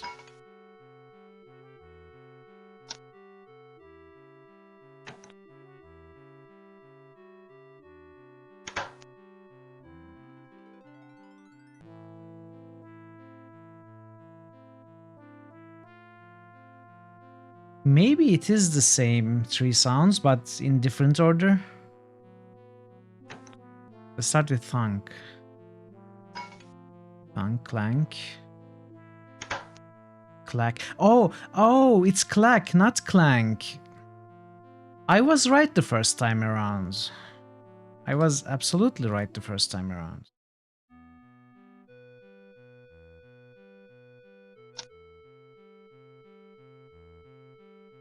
So clack. Thunk. And tick. Didn't work.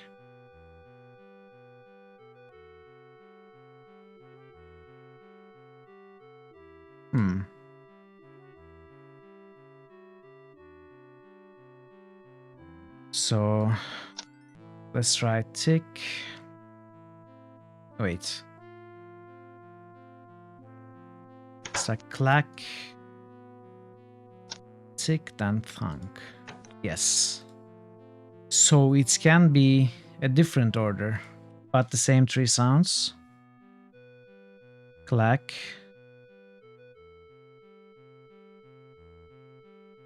Either that or my note from the previous log is wrong.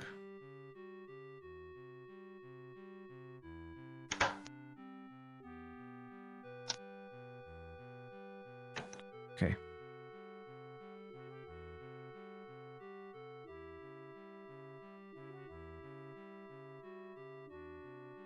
The tower walls rise out of sight. On them, you see a door to each side and a multicolored fresco ahead. What are you talking about?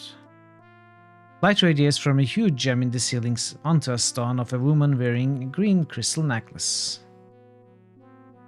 The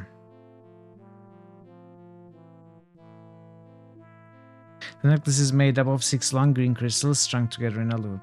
Can we pick it up? You reach towards the crystal necklace. As your hand touches the field of light, pain races up your arm. You quickly retract your burning fingers. Maybe we can animate the statue.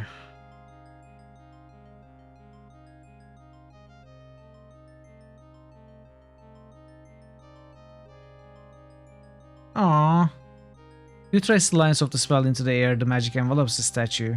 For a few moments, nothing seems to happen. Suddenly, the still form quivers. Stone legs, never intend to walk, uproot themselves.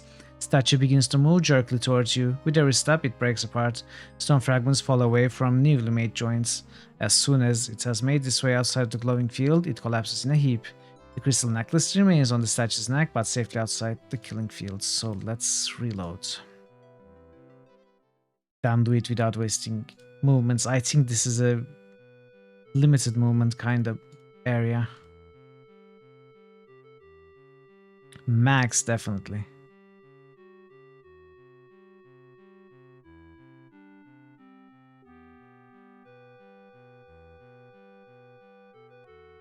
Grab the crystal necklace from the neck of the statue. Okay, let's say. The necklace is made up of 6 long green crystals strung together in a loop. Where you slip the gleaming necklace around your neck.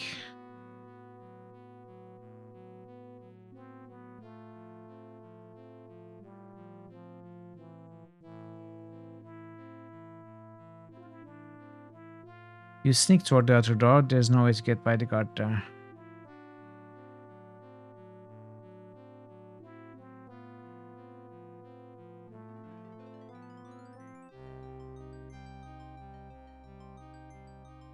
Okay.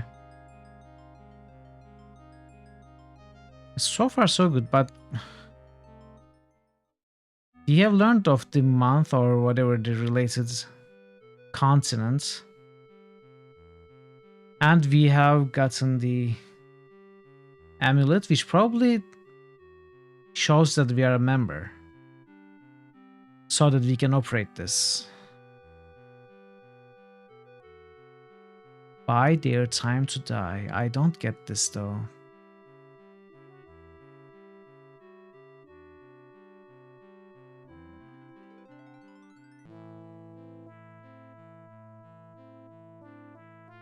Can we examine them? This handprint is filled with rubies, so this is emerald, right?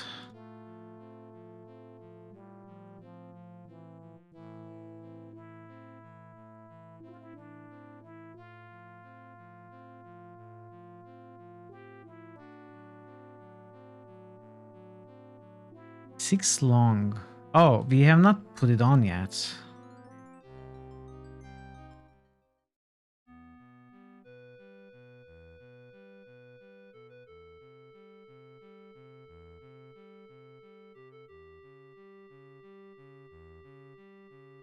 Nope. There goes that idea.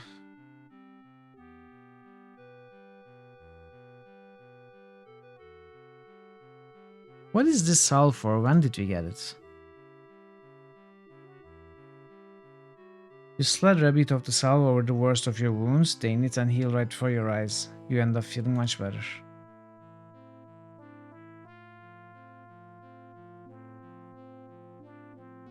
Can I pry them off? You can put something in the hand. Maybe. Can use it to gain 3 life or prevent up to 3 damage to any creature or player. Sure. It's the healing salve. White card, right?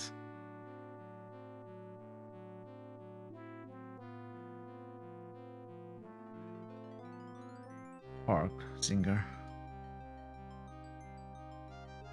Oh, we can drop it. Let's drop it. You place it all on the ground, it tumbles around a bit, then returns to your feet. You pick the doll back up again. What fun.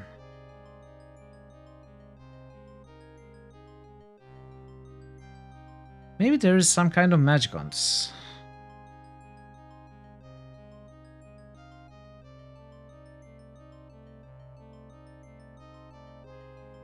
The paper isn't magical. I should try casting Identify on this field, by the way. The healing field was created to destroy anything organic that comes within contact. How do I cast it? Gem. Gem is larger than jewel you've ever seen. It's set in the ceiling and throws a circle of magic light onto the floor below.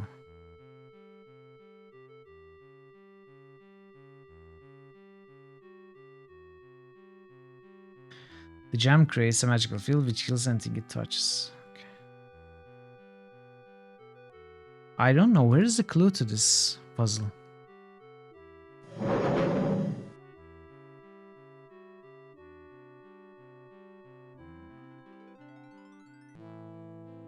Am I missing something?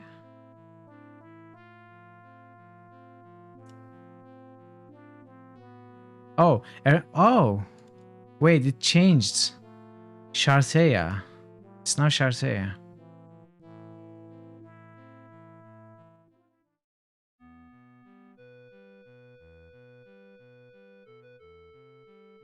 Shartea.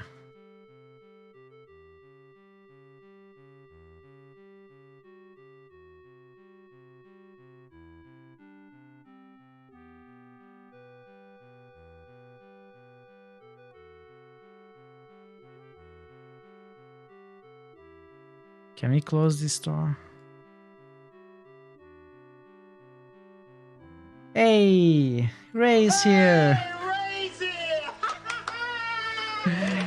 Welcome, welcome. How are you, Word Game On?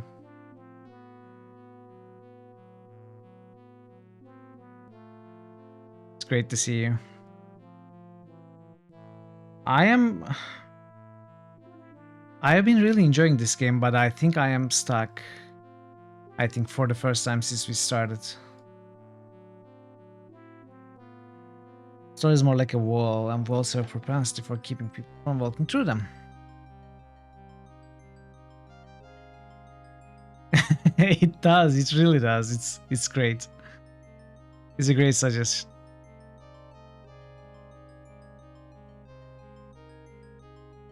Hand Hall. What is Hand Hall? This place is called the Hand Hall. Necklace. You don't know it's emeralds, right? Can I cast Identify on this? Do you know this game, Ray?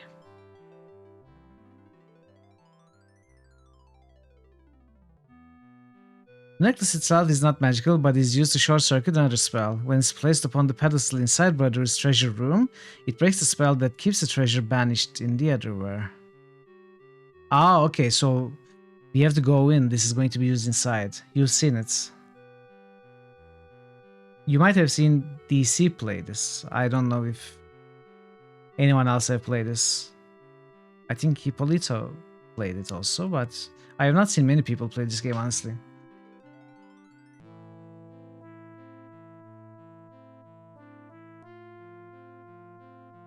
And close it. Charts here. Is there some kind of knowledge that I'm missing? Let's look at this again.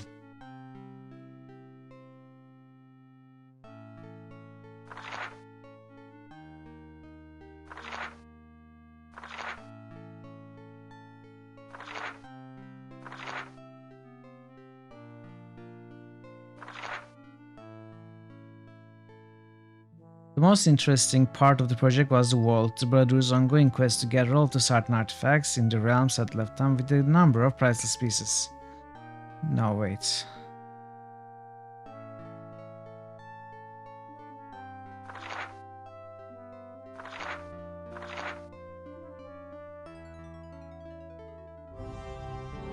Hey, Johnny!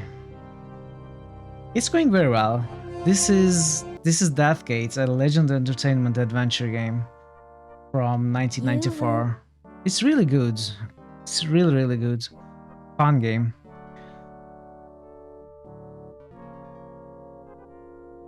However, I seem to be stuck. How are you, Johnny? It's great to see you.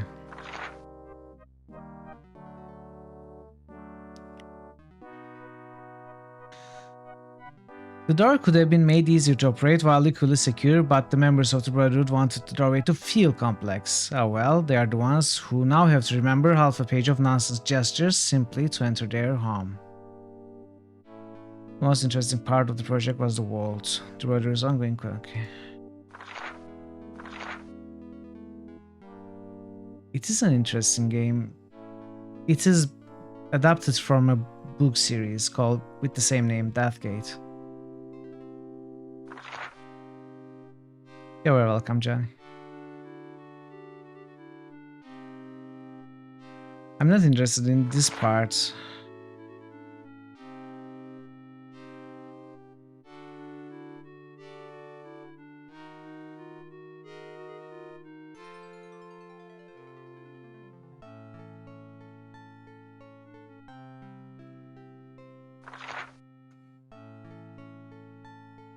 Okay, the treasure chamber was hidden behind a wall covered with carved handprints. Each handprint was inlaid with a different material, usually gemstones, to distinguish them from each other.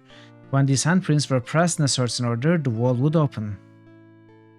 We constructed the wall based on their specifications and made some further recommendations. The correct sequence that would open the wall did not have to be the same all of the time.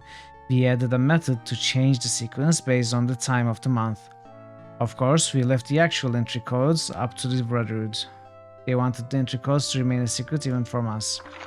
The Brotherhood trusts no one. I believe that had they been powerful enough to eliminate everyone associated with the construction, they would... Okay, this is unimportant.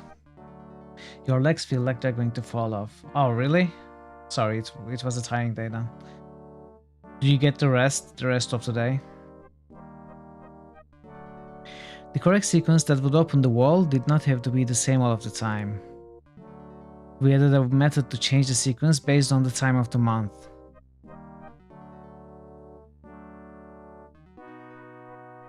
Time of the month. Oh.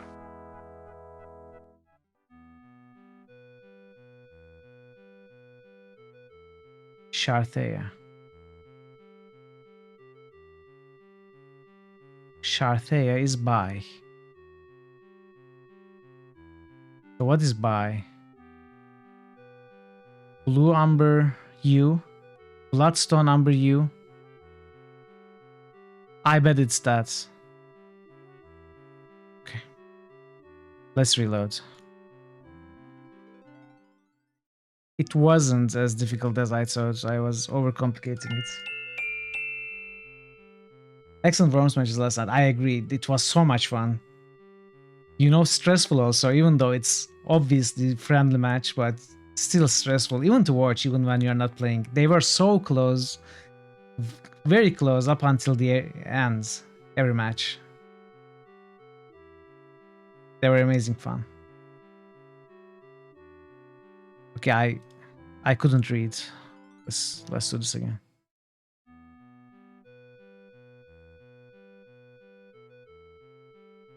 You hand slice into the wall, then pops out again. You hear a quiet rumble, like hidden gears turning. Slowly, the wall splits and swings open to reveal a hidden chamber beyond.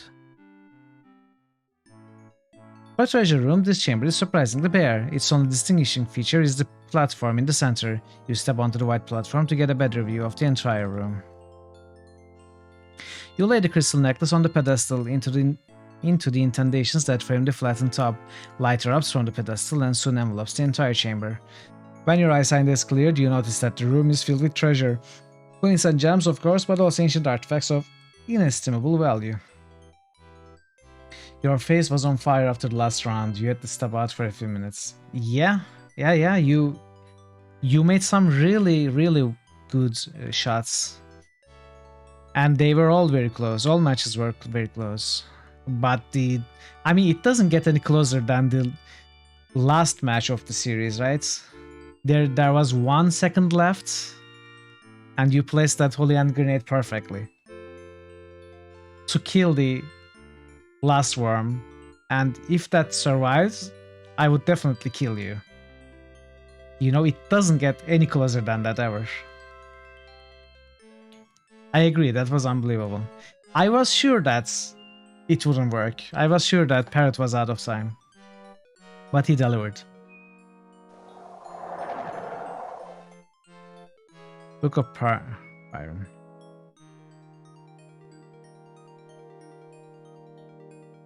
Take the Book of Byron. Handbook. Crystal Globe. Uh-oh. On your way back, you slip on some loose gems lying on the floor. You fall headfirst onto the hard surface of the platform. The impact stirs an involuntary yelp of pain. You stop the platform. I like... Wait.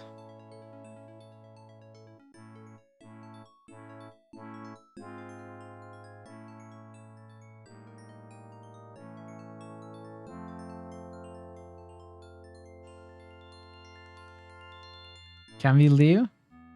We can. You stop the platform, grab the crystal globe, then return to your perch. On your way back, you slip on some loose gems lucky. Noise echoes out the opening in the wall down the tower's main hall. Before you can get to your feet, a guard comes from bursting into the chamber, led by Hugh himself. I like you. You're a thief after my own heart. Unfortunately, we can't suffer someone who's tried to steal from the Brotherhood to live. I'll try to make this as painless as possible.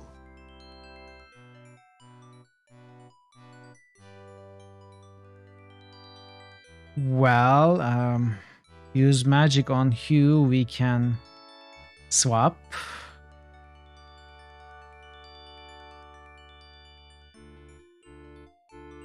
Hugh steps up onto the platform and with one graceful movement slice the blade deep into your heart. You don't feel much pain, but are very aware when your heart ceases to function. You'd never get close enough. Okay. Can we... Oh, maybe I can swap with Hugh.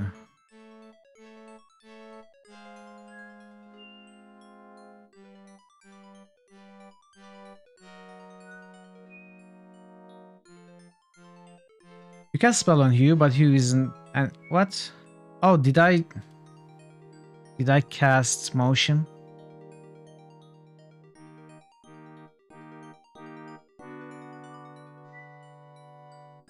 You can't get by his dagger to make contact. Right. Can we talk? Talking won't help you now, thief.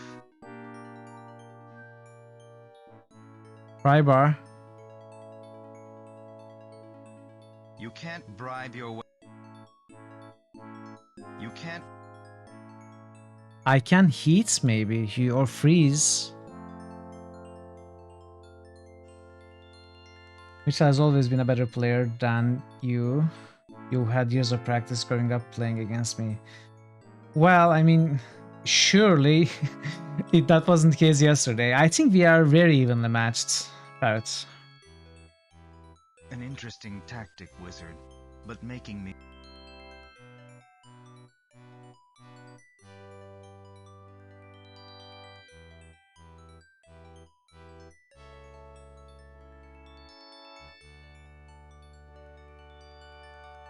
An interesting tactic. Okay.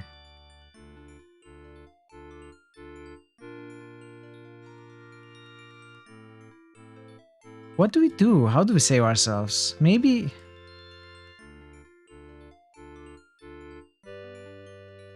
No, I need to have this, right?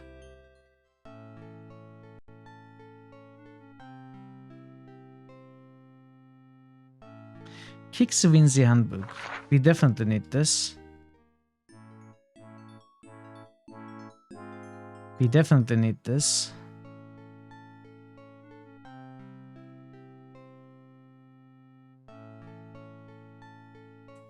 That is the rune we need.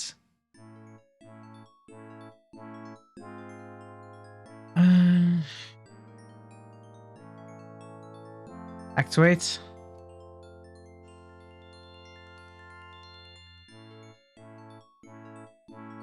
Cut you with the shear. This stout little man doesn't look so tough. You lunge forward, intent on killing the Aztec.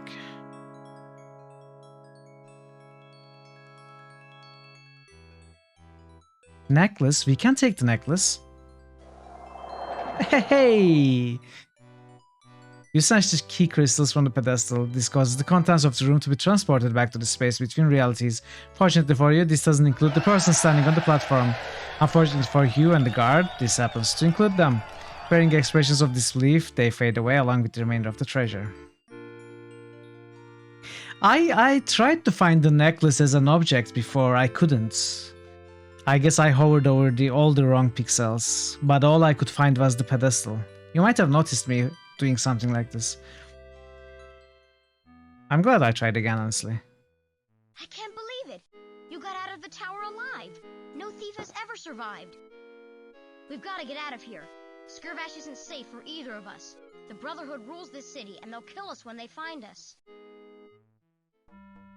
You race back to the elven ship with the street rat in tow. King Stephen's troops captain holds up the rope ladder as you climb aboard. A few hand signals from the captain send the crew scurrying, and shortly the ship lifts off.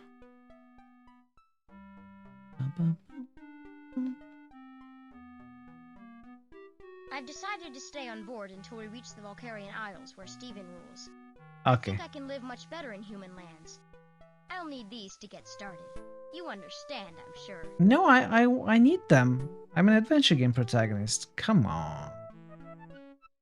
Smiling, you climb down the ladder and wander into the Dwarven Caverns. From that vantage, you watch the ship depart into the stormy sky. You take inventory of your possessions and note that the rat has also lifted the necklace of key crystals.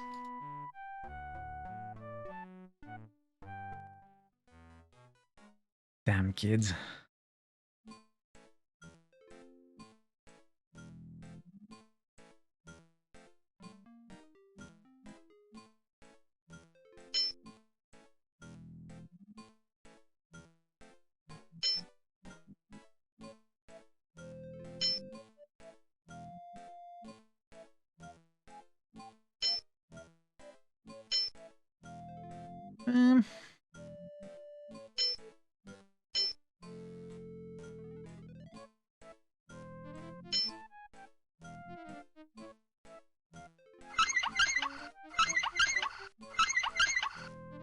The wall produces a squeal as you turn it, which is soon accompanied by a low rumble.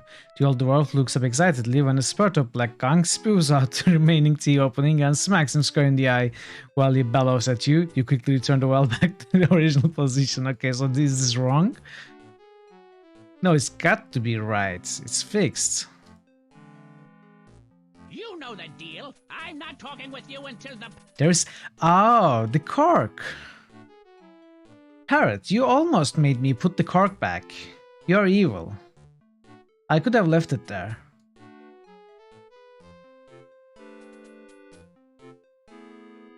Soon the whole room is filled with happy pumping sounds and the old dwarf brightens up considerably.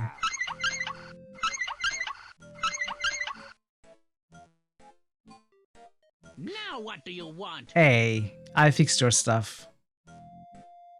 Did you notice that the gods have left?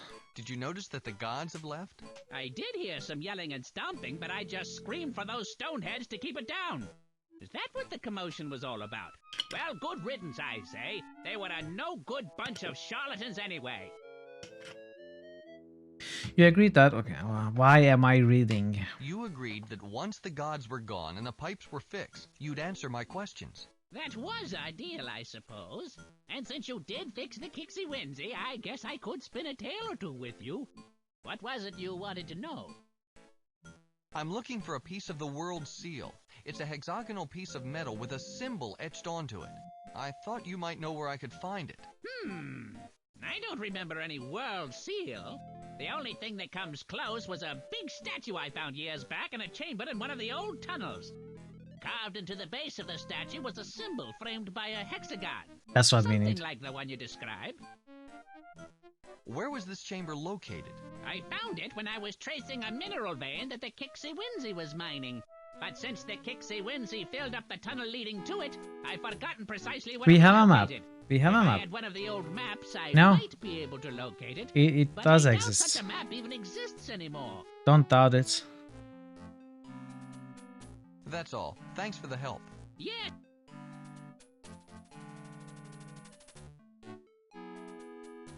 Hey, this is a geological survey map of the entire continent. Let me look at it. Here's where I discovered that statue with the symbol. It was in this vein of iron ore. I remember that vein clearly. I saved a lump of the ore somewhere.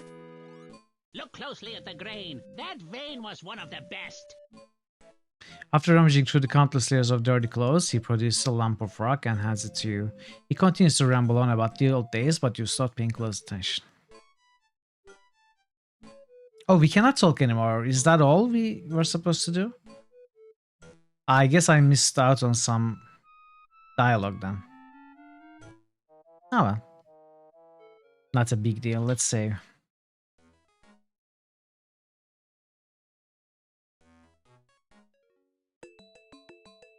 So, let's look at the handbook.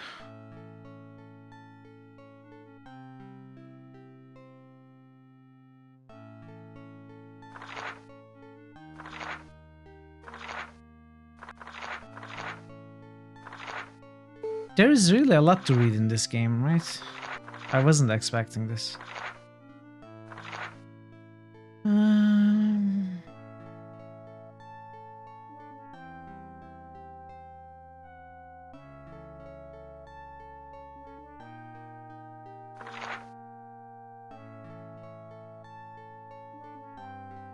Okay. This is all things we know.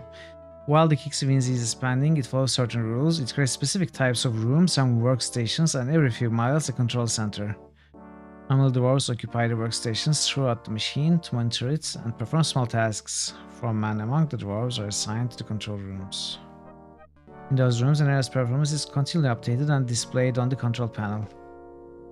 Thus informed, the 4 men can correctly direct the work of the other dwarves. Okay.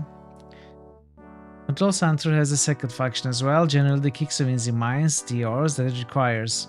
There may be times when a 4-man decides that specific ores are needed to repair the Kixie Winsy are not currently being mined. In that case, the 4-man can direct the Kixie Winsy to modify or more accurately append to its behavior. Okay, so we drop the coal into the digger. Basically. There was a digger object somewhere here. Consider it a wind down routine after Planescape Torment. The immediately following Planescape Torment would have been a veritable shock. No, not really. I need to ease off reading. Is that what you're saying? Each control panel has a compartment specifically designed for such a situation. Okay. Yes. Exactly what I guessed. Let's do it.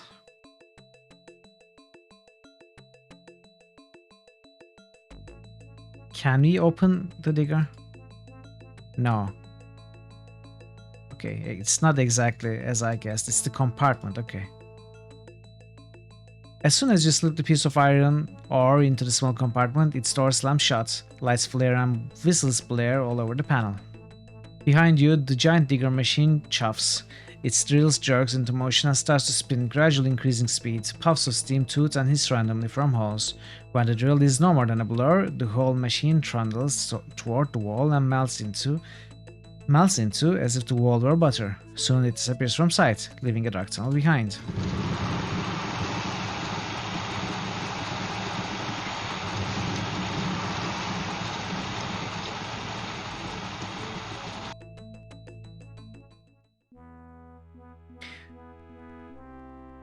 This reminds me of the... Does anyone remember the digger machine that Pensive Elephant was building in Space Engineers? He should have named it Kixawinzy. Next time I'm going to tell him to do that. Arianus' naming rune is etched into the base of the statue. Undoubtedly, this is what the old dwarf remembered. So use magic on the rune. Spell. Rune transfer to what though? Where do we transfer the rune? There's nothing to transfer the rune onto here.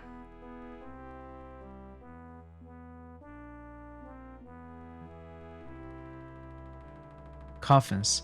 You can see forms beneath the lids of the crystal coffins, but the facing of the crystal blurs those forms. Rian's naming rune is etched into the base of the statue. Undoubtedly, this is what the old dwarf remembered. So this is the rune that we already know.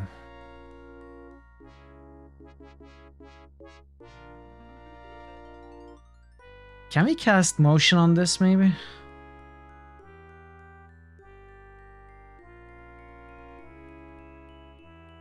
Statue wobbles a bit, as if it's about to bulk, but stops. Perhaps the statue is too high off the floor for the spell to take effect.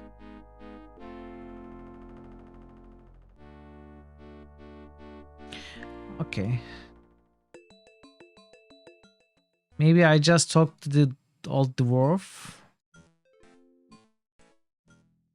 Destroy statue, I tried. Ah, my friend, have you heard? The gods are gone. Their glow disappeared, and my people rose up and cast them out. It was beautiful. Now, we must reorganize our lives. Many of us feel lost without the guidance of the gods. I believe it's my job to keep their morale up. I'm writing a speech about that now. That's nice. Bye. That's nice. I'll leave you to your work.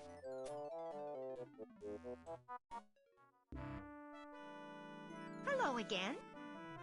Have you noticed that the gods are gone? Know about it? Of course! It's the talk of Drevlin. Gropple's been telling all the children how he outsmarted them. We're lucky we've got such a wise dwarf with us. Excuse me? Wait a second. I'm the reason the gods are gone. I outsmarted them. Oh, I think Grapple mentioned that you had something to do with it. A small role, maybe. I'm sure he's very grateful for your help. Nice talking with you. I've got to go. Sure. I'll be here.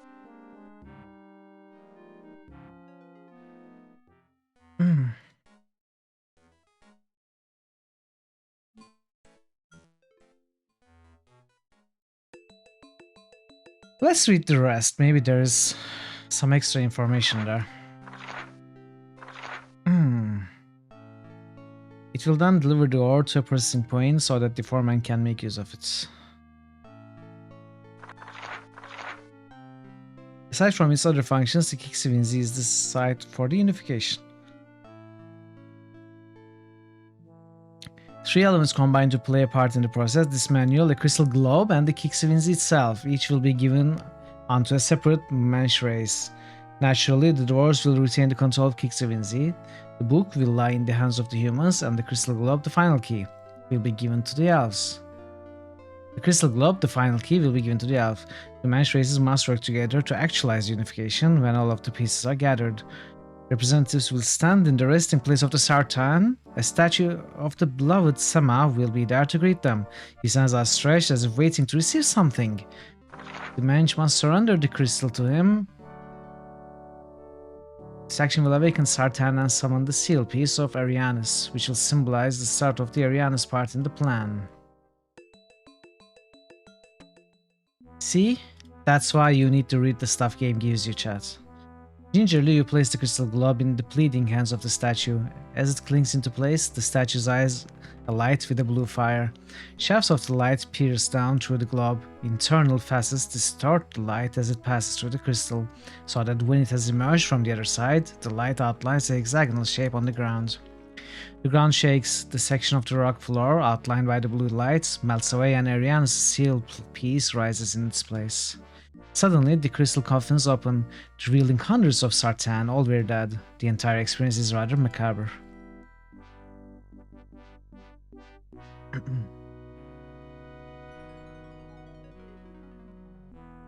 Air seal piece. Every one of these coffins is filled by a Sartan body, all of them are dead as doornails. You got the air seal piece.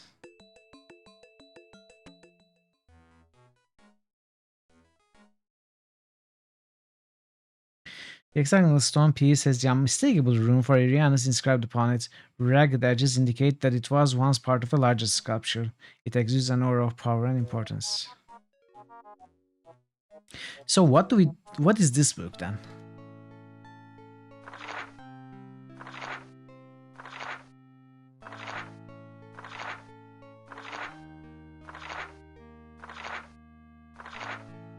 Okay, there's a scar.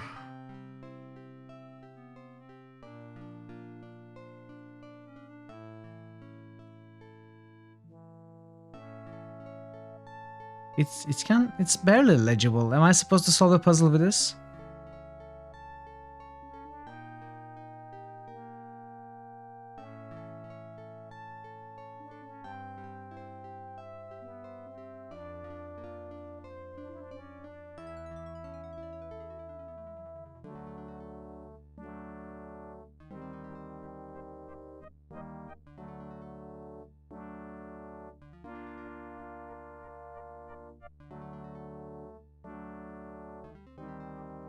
Okay.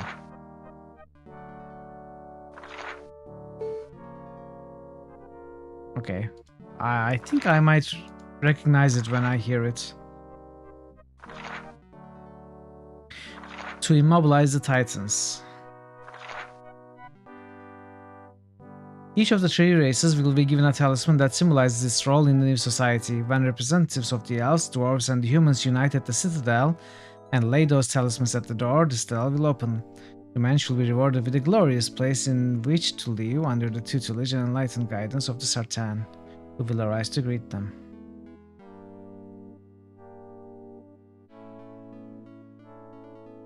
Is this... The opening of the citadel will summon a race of beings known as the Titans, who are designed to operate and service the citadel.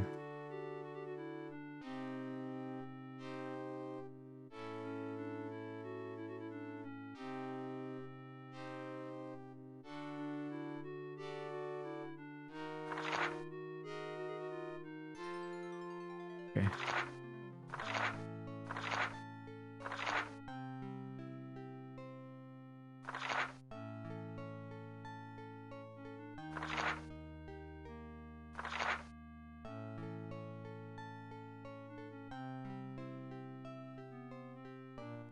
Do we have what we need? Is this what we wanted? Yes, that's...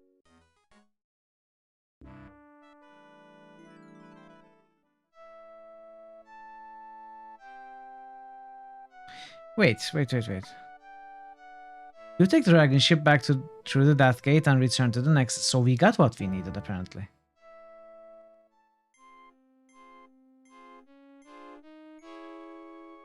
Welcome back, my son. I see you've been successful. You have Arianis' seal piece. Congratulations. Now, please give me a report. You hand over the seal piece and describe your adventures or Rihanna's in detail. Most of the antics of the man seem to bore Lord Tsar, but he pays rapt attention to the discovery of the reference book of Prian. Not Pyran, it's Prian.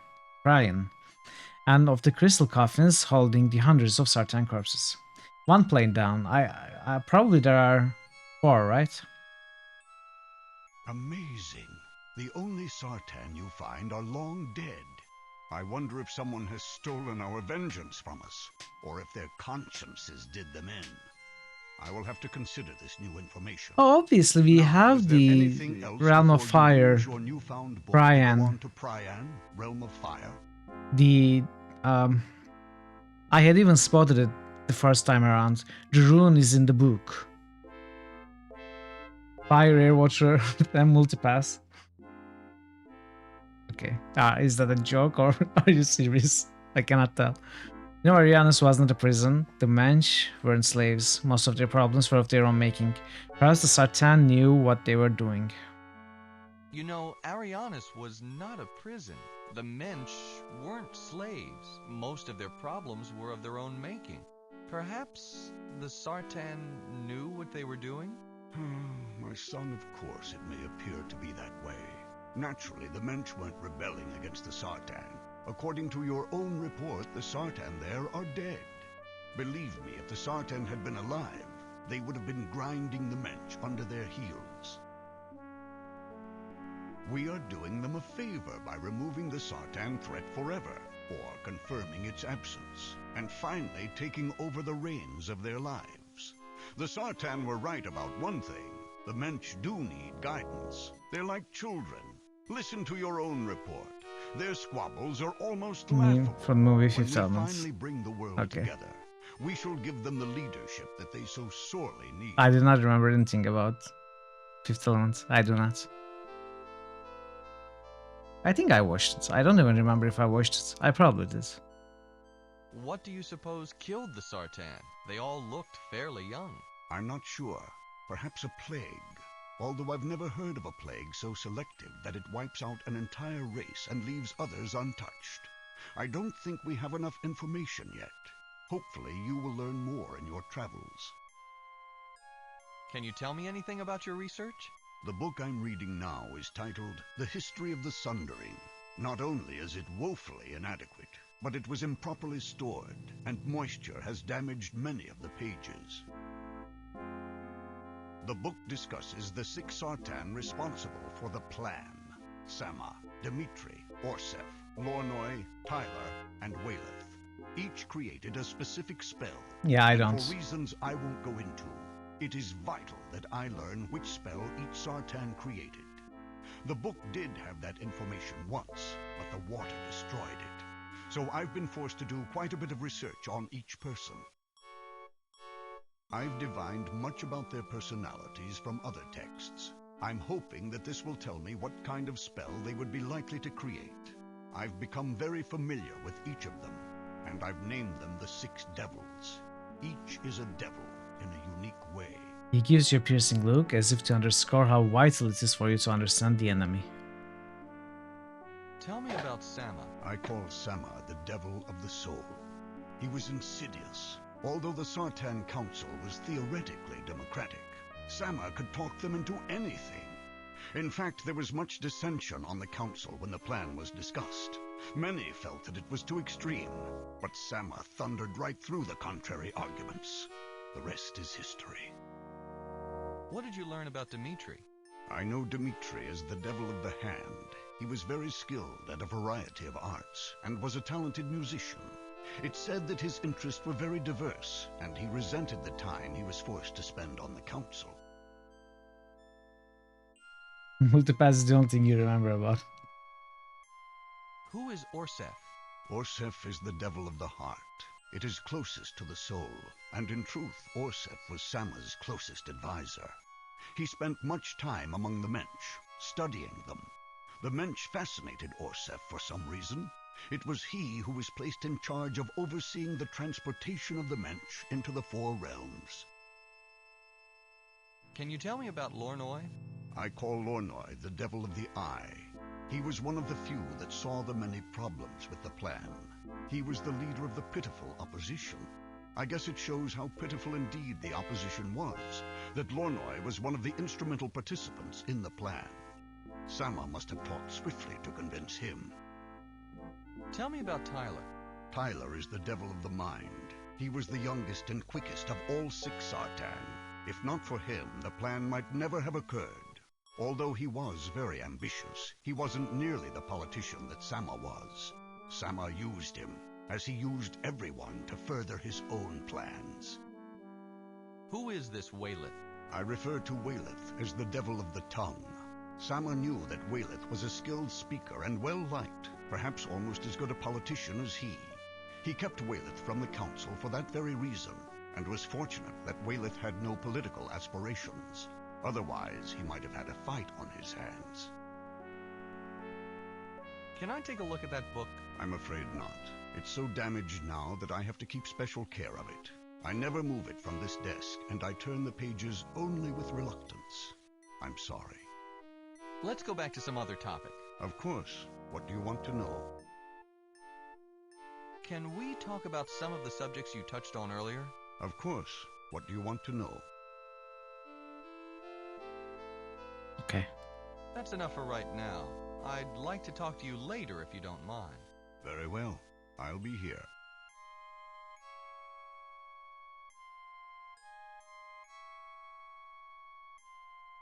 So let's try.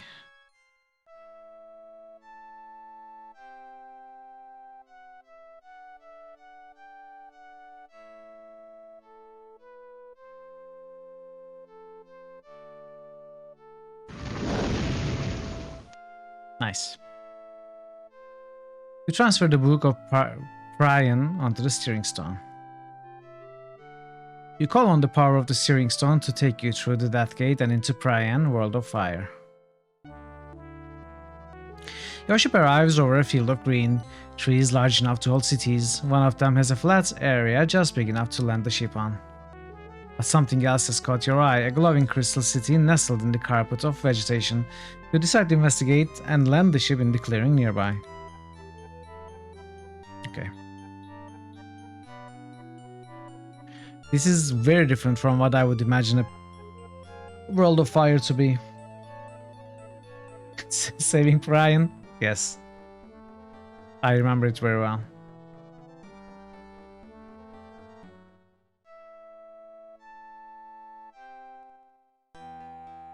Hey, pink plant. We can eat it.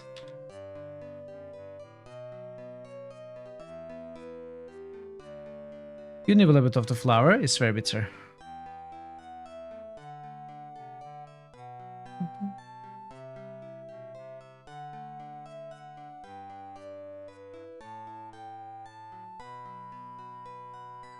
You stand outside the huge Sartan edifice. The wall surrounds it.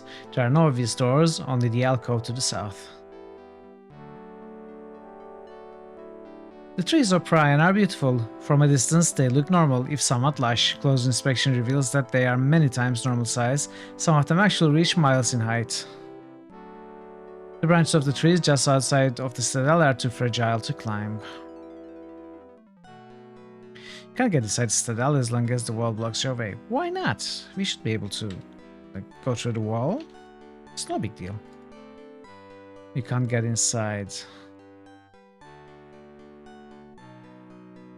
Stump. The stump has been dead for a long time. Little holes in the wood show that it's hollow. One twisted branch sticks out at an odd angle from the front. The branch is a pretty permanent part of the stump. Unless or until I cut it. No, really? Wow, it doesn't work. It feels like it was your favorite plane, but it's only a shadow of a memory. Well, you might remember.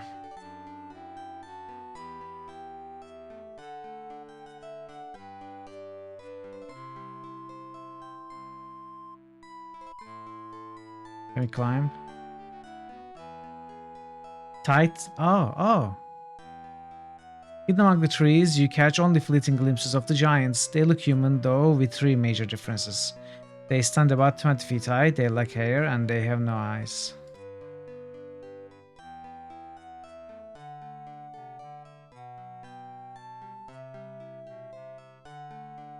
Armed with the rusty shear, you rush at the gigantic, immense, huge, invincible titans. To your credit, you actually get in a couple of swipes before you find what it's like to be a smear on the ground.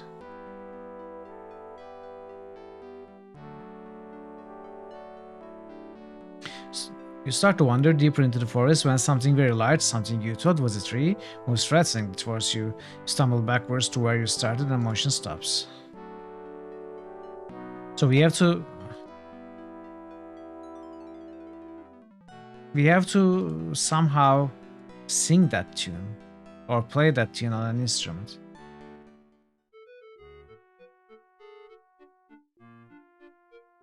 You sift through the pile of shells and finally select one that's to your liking. Listen. You hear the ocean. Sure. One of the nuts pulls away from its stalk rather easily, leaving behind a hole in the shell where the stalk was attached.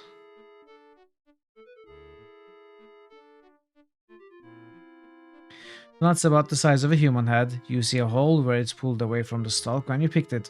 Inside, you see that the nut is mostly hollow except for a small amount of meat. The shell is incredibly hard. It feels like stone. You toss the nut up to the animal perched on the branch. A lightning quick claw snatches the nut from the air. The animal tucks it close to his furry body and inserts two pointed talons into the hole in the shell. With a crack, the nut breaks open. Even from here, you can smell the explosion of a rich nutty aroma coming from the exposed nut meat. The animal carefully sniffs the interior of the nut, then, when it appears satisfied, eats the meat in a few quick bites.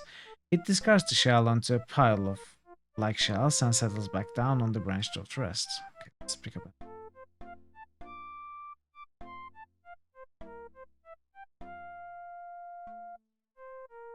The animal most resembles a cross between a squirrel and a monkey. Under a coat of thin fur, sleek muscles move as it sways back and forth on its branch. You get the impression that it could prove quite formidable if provoked. Despite that, there is nothing threatening about its manner. In fact, it seems to be alternating between very curiosity and hunger. Its eyes travel back and forth between you to the bushes of nuts. You drip a bit of the salt into the nut, you don't notice any major difference. You drip a bit of the marmalade into the nut, you don't notice any major difference. Oh, it's bitter, right? This one is bitter. So if we cut this, put some of it in the nuts, the animal won't eat it. How do we do it though?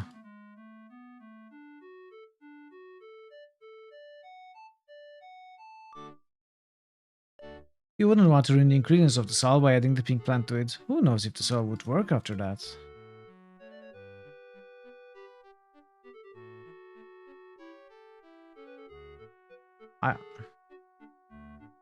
I want to cut it, just...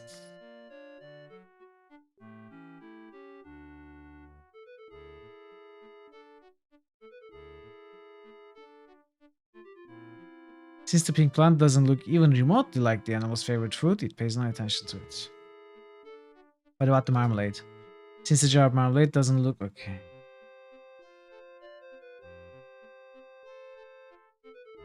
Not gonna cut it. Har har har. Why not though? It should, it's just a plant.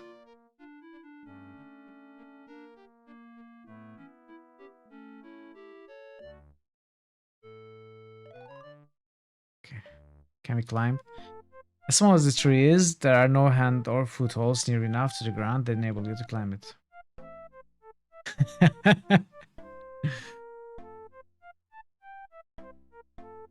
You have a great sense of humor, parrots.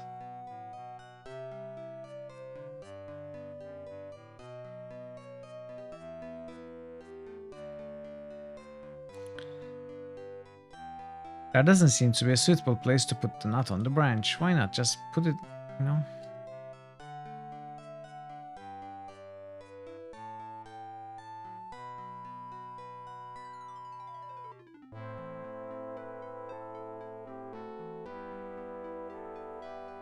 Would you open this for me?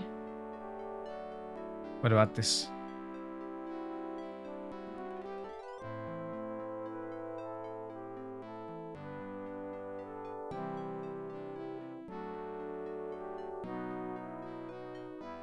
Maybe I am missing something. Can I go anywhere? Can I go anywhere? Yes, I can. I can go to the Tristy.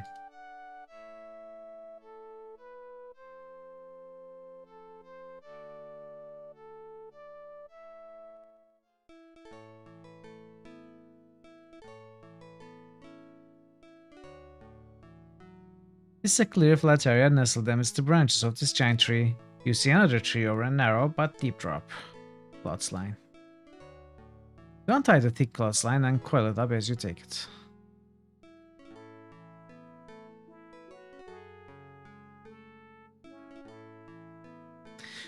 Foliage covers almost every surface. Most of the plants resemble conventional bushes, only the ground is free of them because of the constant traffic over it. Can we cut it?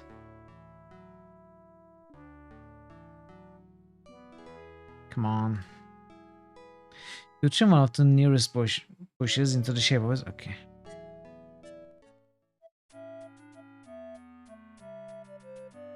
This chamber appears natural, as if the wood of the tree grew with the space in mind. You step into the middle of a busy kitchen, but on your arrival, all noise and movement suddenly cease. 3 pairs of eyes lock onto you, 2 elven women halt their conversation, and a child drops her broken doll and simply stares. Who are you? What are you doing here? The heavier woman wearing an apron looks over you critically.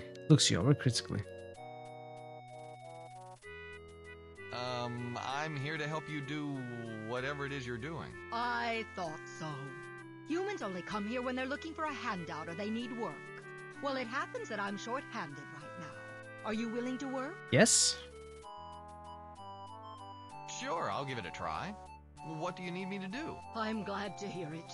I'm so behind just now that I would welcome anyone's help, even from a human refugee. The king has decided to throw a party with his usual 2-hour notice. Get over to the counter and start kneading that dough. Let's see if you can handle that task before we move you on to anything more complicated. You edge over to the counter, pick up the lump of dough, and half-heartedly begin to knead it. While you are doing this, the cook resumes her flurry of activity, continuing the conversation with the other woman as if there had been no interruption. She hurries about the room, tending to several tasks at once. At the same time, she not only manages to keep up her end of the running conversation, but the serving girl's side as well. I'm worried about the children. I don't have a problem with them playing together, but the royal prince has begun to join in. There are human children in that group. You watch. Nothing good can come of that. No offense, you understand. No, I don't. Anyway, I've saved the worst for last. There's a human adult out there. He's talking with the children, putting all sorts of ideas in their heads, ideas about all of the races living together, treating each other as equals. Can you believe it? I can. Rumor has it that he's a wizard. A child described some of his spells, and they're like nothing we've ever seen. In fact, the spells weren't even similar to any of those cast by the humans. Either this human is the most powerful to come along, or he's a member of a different race entirely. Wouldn't that be exciting? Maybe the child was exaggerating. You know how imaginative they can be. Of course, that's true. Those children can come up with some wild ideas. Still, it would have been exciting. You notice that the small elf child on the floor has been watching you with wide eyes and an unreadable expression. After a moment, she returns to playing with the battered, pathetic doll. She holds the doll above the floor and tries to make it walk around, but the fact that the doll is missing its head and the legs seem to make the experience less enjoyable than it should be. After a few moments, she drops the doll on the floor and sighs dejectedly. You don't know how a proper doll works, right? You place the doll on the ground, it ambles around a bit, then returns to your feet. The little elf girl watches every step breathlessly, then looks at her own doll in disgust. You pick the doll back up again. What fun! The cook pulls a tray of sweet cakes from the oven. The aroma makes your mouth water. A loud buzzing draws your attention to a small window. You see a nasty-looking insect about the size of your fist, flying into the kitchen, also attracted by the sweet smell. The serving maid screams and puts herself as far from the bug as she can.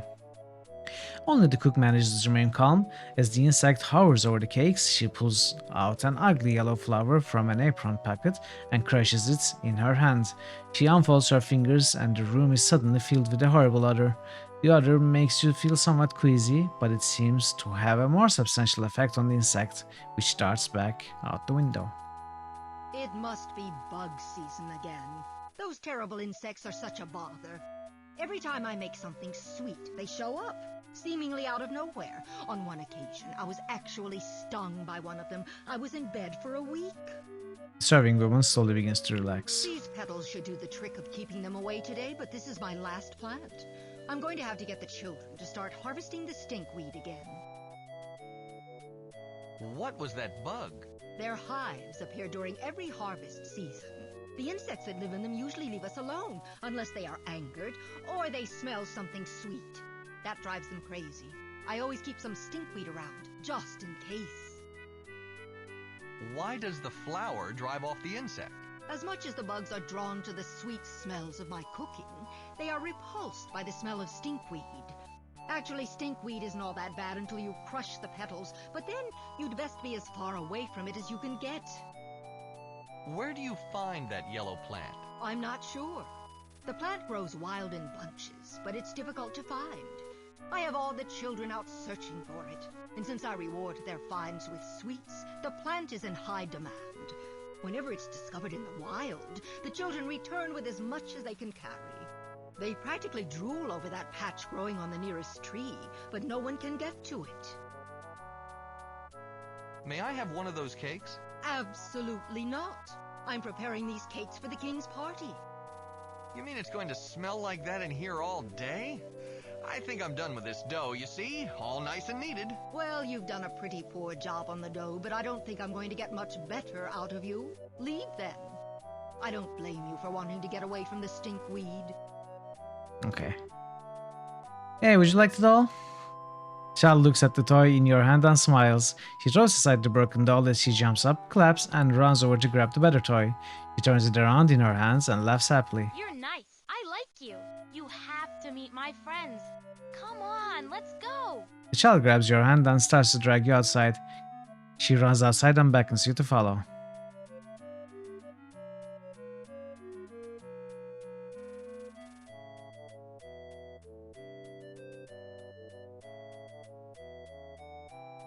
Can we pick it up?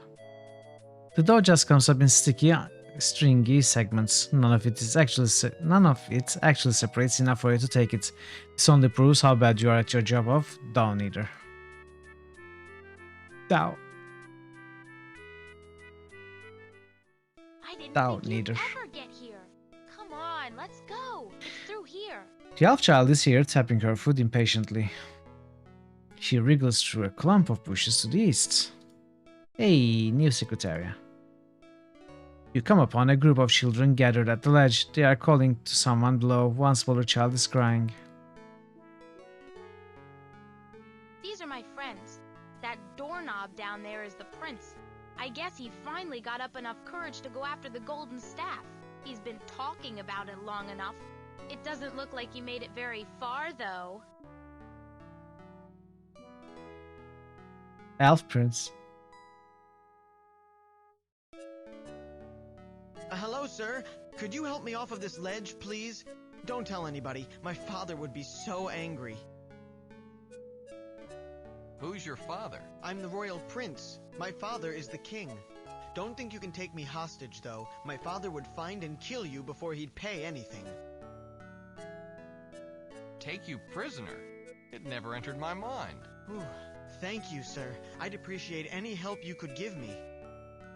How'd you get down there? It's a long story. If you help me out, I'll tell you. Oh, maybe I won't help you out. How far is the drop? It looks pretty deep. It's the deepest thing in the whole world. Very, very deep. Deeper than you can imagine. There's no way in except straight down, and it goes all the way down to the ground. Didn't make it very far before you turned back, did you? I thought I could make it. I had myself talked into it, but when I began the descent, I realized how difficult, no, impossible the climb was. I slipped and fell onto this ledge, and couldn't climb back up. so I'm stuck here. I'll give it some thought. You got a Don't rope, go right? anywhere. Very. Well, it's a big place. Where exactly did you intend to put the clothesline? Mao? Elf Prince? You lower one hand of the clothesline to the struggling prince. He grabs hold of it gracefully, and you hold him up. Thank you, sir, for coming to my aid. I would have made it out eventually by myself, but your help sped things up quite a bit. I am at your service, sir. Anything I can do for you, I will. So, why did you climb down there? Not the smartest thing in the world to do. I know. It's a long story. I was searching for the staff. I figured that I wanted it more than anyone who had gone before me. It turns out that I had much more enthusiasm than ability. Enthusiasm won't help you climb down a tree that is many miles high. I found that out. My father forbade me to go after the staff. Too many of my ancestors entered the maw and never returned. I guess he knew what he was talking about. Staff? What staff? I guess everyone isn't familiar with the legend. I'll tell it to you. Ages and ages ago, the gods gave 3 items to the races. To the dwarves, they gave a golden hammer. To the humans, they gave a golden sword.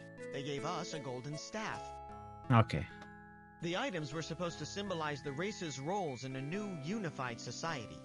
The dwarves were to be the workers, the builders. That's what the hammer represented. The humans were supposed to be the protectors, hence the sword.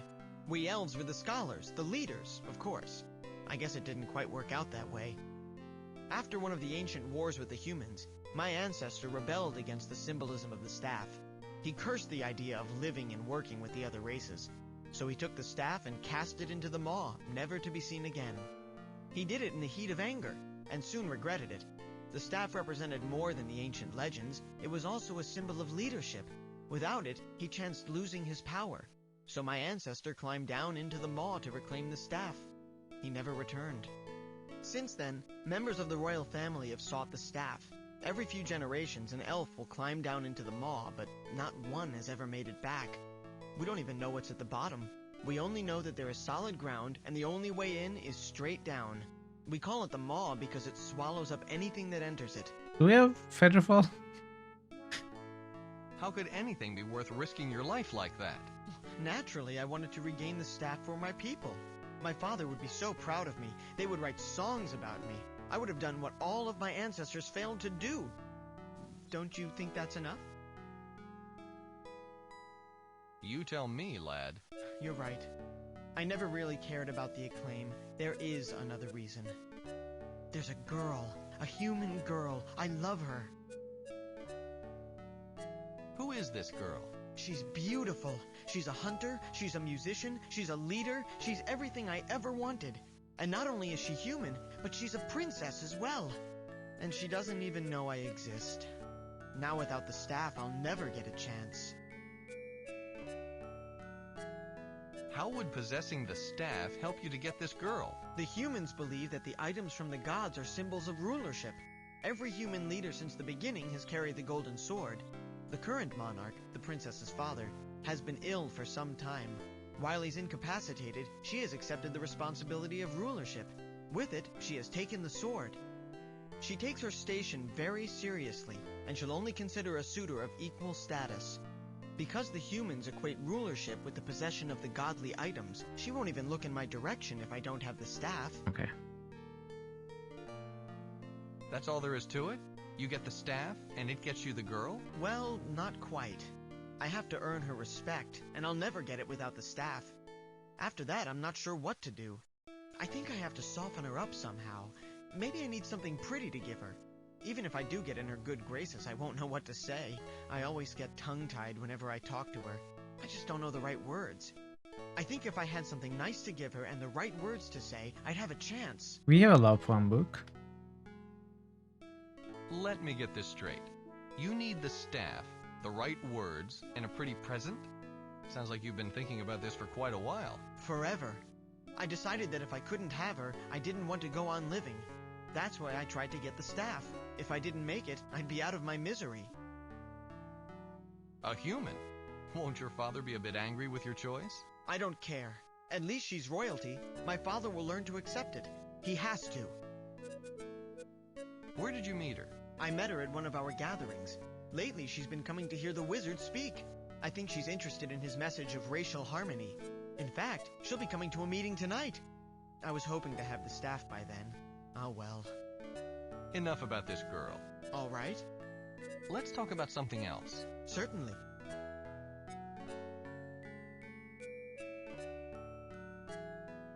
Have you met this human wizard who supposedly talks to children? Of course. His name is Zifnab. He's a human, but he's the strangest human I've ever met. What kind of a name is that? Though admittedly, I haven't met all that many. He resembles you somewhat, but in place of your black hair with white tips, he has white hair with black tips. Okay. Do you know him?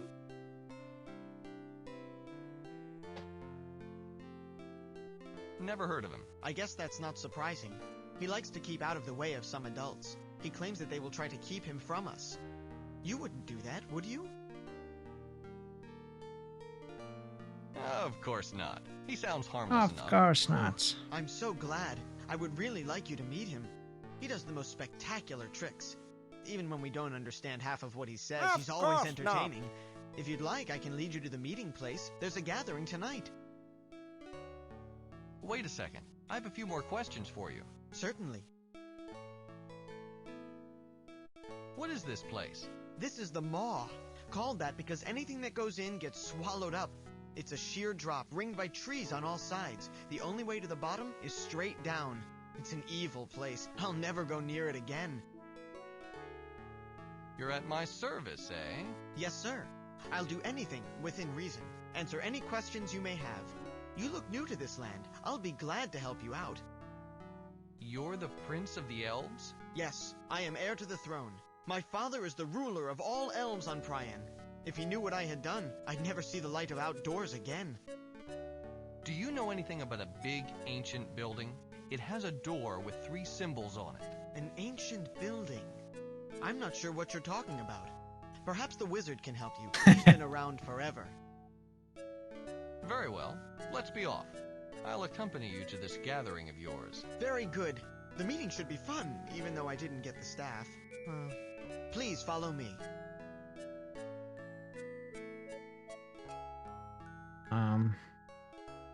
Can we jump?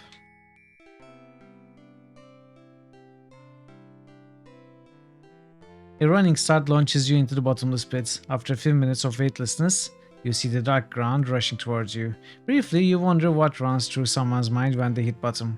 A very sharp stick. Okay.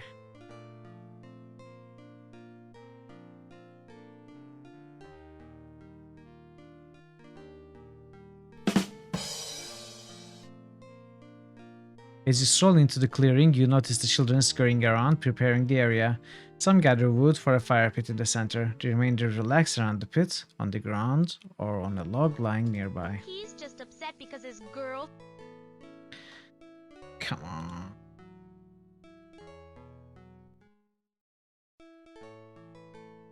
He's just upset because his girlfriend is coming and he didn't get the golden staff to impress her.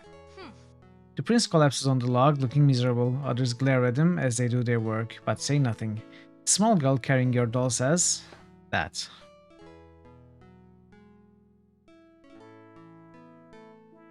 Thank you very much. I still need the golden staff of rulership. She'll only regard me as an equal if I hold it. But even if I gain her respect with the staff, there's no guarantee she'll like me very much unless I can give her something nice, something as pretty as she is. I'm lucky that you gave me this book of love poems. If I ever get that far, at least I'll know what to say. What is beautiful? A beautiful present. Marmalade. I can't see how... Don't worry, it's dead. Not a live bug in it. Lucky for us. A couple of boys approach the fire pit carrying a cumbersome papery hive between them. They dump it into the hole. When the hive strikes the ground, the crash causes the others to jump back in surprise. You don't know the half of it. My cousin tried to light one up when live bugs were still using it. You should have seen him afterward. He almost died. The other boy wipes his hand on his pants and says that... Well, it's better than carting around a bunch of wood. These hives burn better than anything I've ever seen, and they're much lighter. Besides, I've kept my eye on this one for the last week. It's as dead gets. The two boys return to the bushes, looking for twigs. Can we pick it up? All of the children glare at you until you back away from the hive. White disc. Oh. The white disc is embedded in the ground. You can't pry it up. The heap of combustibles grows higher as the children pile on the twigs and dead branches. Do I have a limited amount of time to get this out? You set the shear onto the disc, but nothing happens, so you pick the shear back up.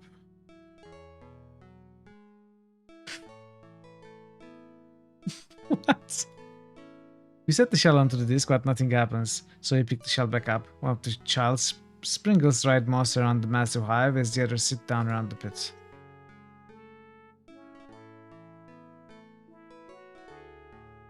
What about marmalade? You set the jar of marmalade onto the disc, nothing happens. A child strikes a piece of flint against a flat rock she holds. The sparks fall onto the dried moss and the hive. Immediately, the hive explodes into flame, and the children applaud.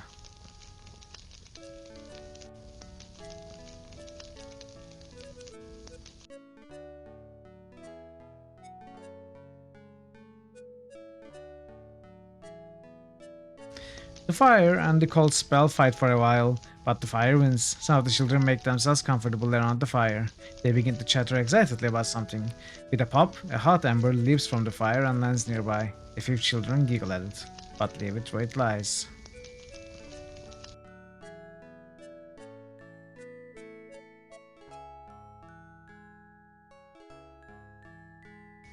You cast a spell on the ember, it sizzles and darkens. Just then, the fire pops and another ember flies out, right on top of the previous one. Really? You scoop the hot ember with the shell. You set the shell with the ember onto the disc, but nothing happens. So you pick the shell with the ember back up. Oh, fortunes.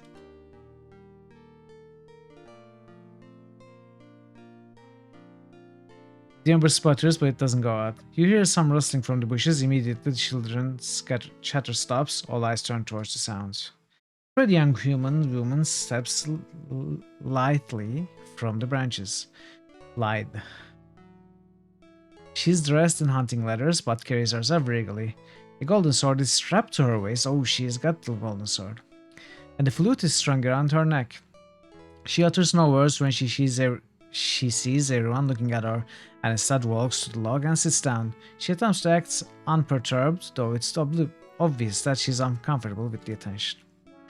As soon as the woman arrived, the elven prince became entranced. His mouth dropped open, and his eyes followed her every moment. When she sat down, she seemed torn between wanting to speak to her, wanting to run far, far away. Now he appears to have arrived at a compromise, staying in place and staring at her while she pretends to ignore him. Excuse me, ma'am, I'm going to steal your sword. I hope that's not a problem for you. Sword out of my possession. It represents my authority. You don't have authority here. I never Even though you look to be human, I don't know you, and I don't speak to people I don't know. Can I have your flute? I'm sorry, but I never lend out my flute. What if I attack you with this ember?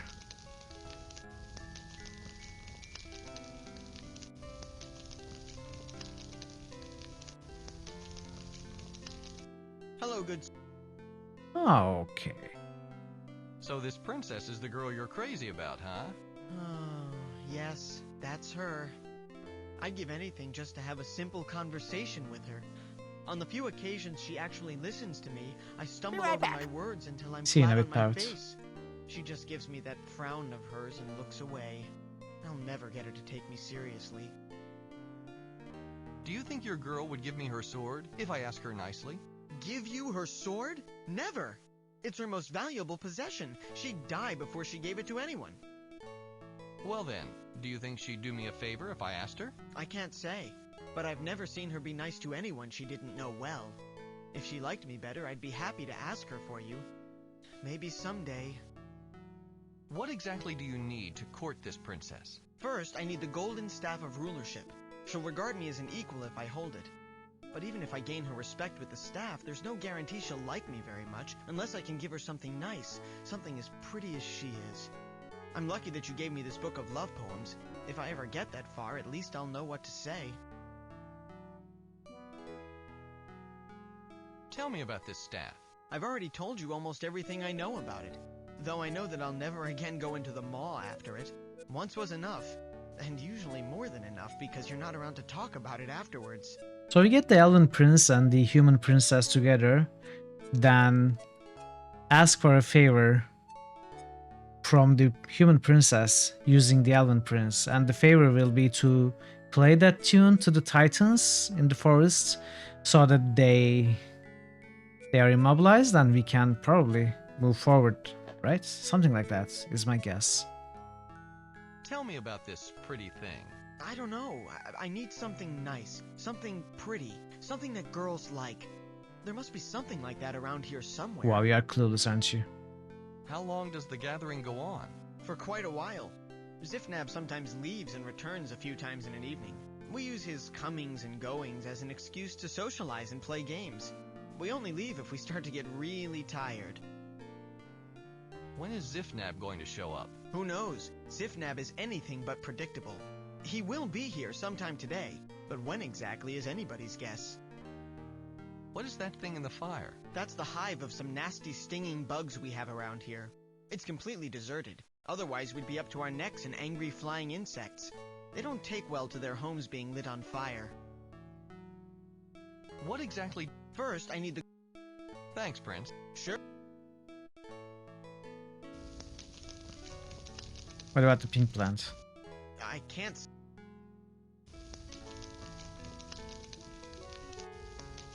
The white disc has been embedded in the ground. Okay, let's identify it first.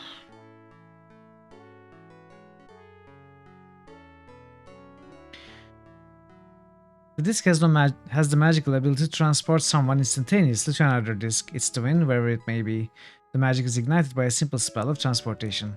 The conversation dies suddenly. You look around to determine the cause and notice that everyone is staring at the disc in the ground. It has started to glow and is getting brighter every moment.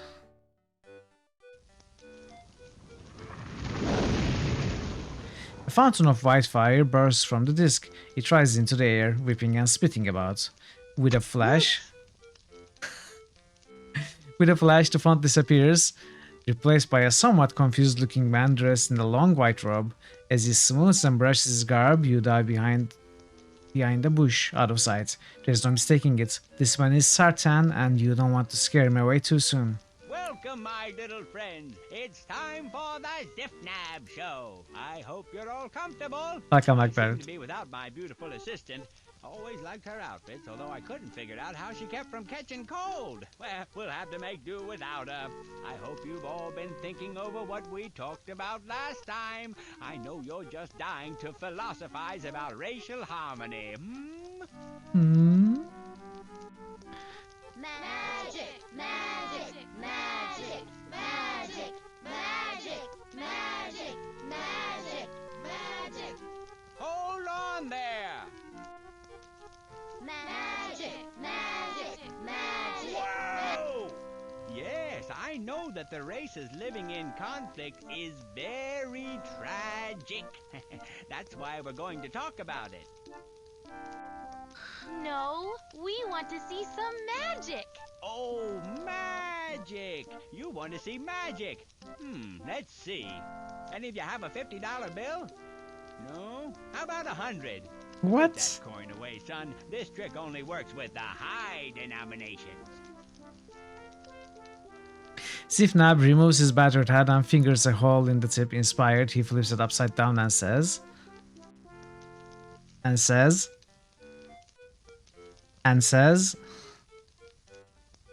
Zifnab, it's your cue. Hey, Rocky! Finally. Pull a rabbit out of my hat. Where'd the rabbit go to? I could have sworn I had a rabbit in my hat. Maybe it was bats in my belfry.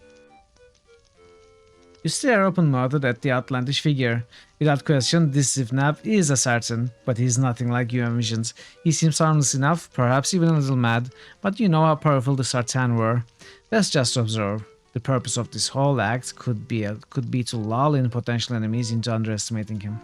Well, let me try a real showstopper. What was that spell? It always gets everyone's attention. Featherfall? Featherfall? No, No, I want Featherfall. I want Featherfall. Firehole? Wait, it'll come to me. Zifnab stands in place, contemplating his spell. The silence lengthens, but the children don't mind. They turn to each other and talk, obviously used to these lapses. Time passes, and in your crouch position, your leg starts to cramp. Involuntarily, you shift your weight. The movement shakes the bush you use as cover and attracts the Sartan's attention. Is that a new little friend I see back there? Come on up here. Every new friend gets to grab a handful of pennies from the jar. My, you're a tall bugger, aren't you?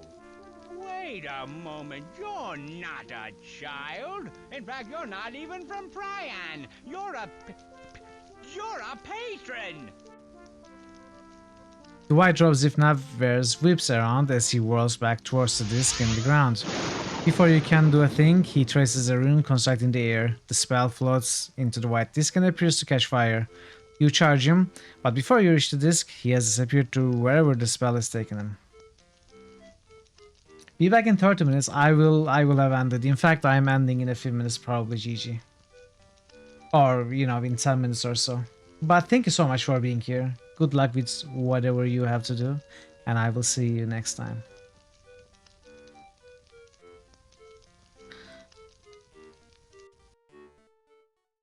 Did we learn? We did learn, it's okay. Use magic on white disc.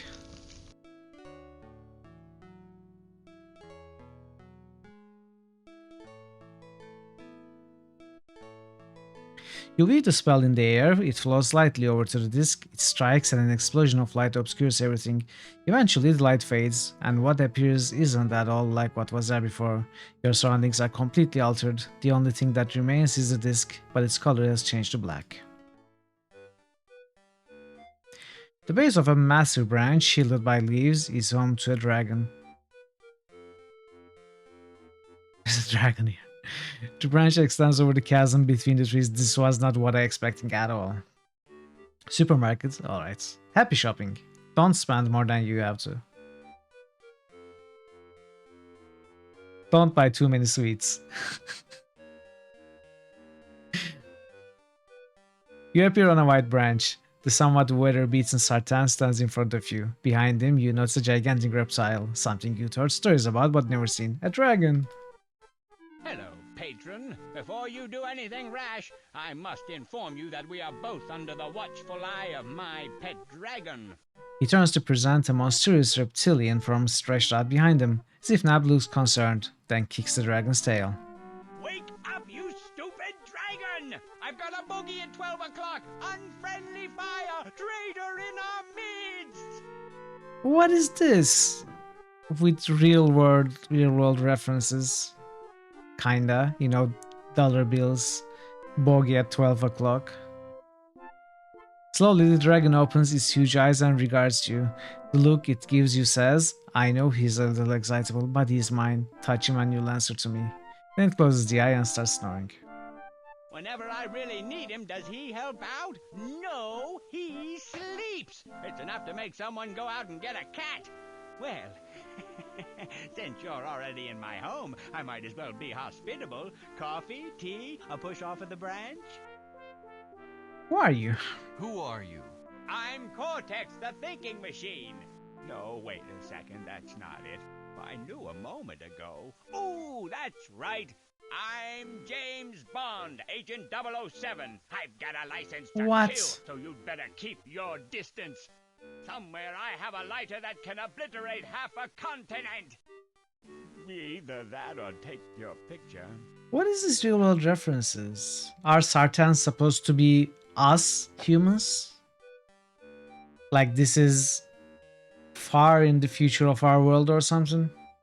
Because Shannara is somewhat like that. I wonder if that case is somewhat like that. Really? Sartans are humans as in our world humans? Very weird. No, you're not. You're Zifnab, the children told me. Haha, that's just my cover. You a fool, huh? Can't blame you. I'm the best in the business.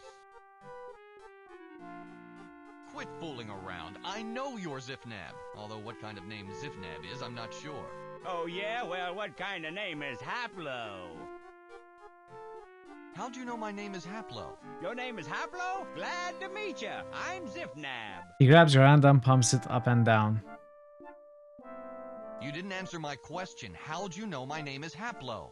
Why, you just told me when you introduced yourself. You'd better start paying attention to the conversation if you're gonna learn anything. What? Something wrong with you? I told you. I'm Bond. James Bond. I don't think this boy's playing with a full deck. Try to keep it together, Sartan. I need some information. Well, let's see. I have a piece of microfilm lodged in my inner ear from my smuggling days, but I can't really talk about that. How about the weather? Pretty sunny, huh? Actually, talking about the weather isn't quite as interesting when it's always the same. Why are you talking to the children about racial harmony? The races have never been closer to tolerating each other, especially the children. If I can impress upon them the importance of peace, they may achieve unification. You've referred to the unification. What exactly is it? The unification, that's the racial harmony I've been talking about. When all the races come together and are capable of living with each other, the worlds are key to open their resources to the Mensch, wake up the sleeping Sartan, and ready the realm for the interconnection. Each world set up its own test to determine when the unification occurred. When the Mensch figured out the way into the Citadel, when they worked together to enter it, they will have unified. This was supposed to happen in every realm. After all of them were ready, the Council was supposed to complete the sundering by interconnecting the realms. The new society would begin. But it's been so long. Far too long. Something went wrong. What do you think went wrong with the plan? We took on too much ourselves.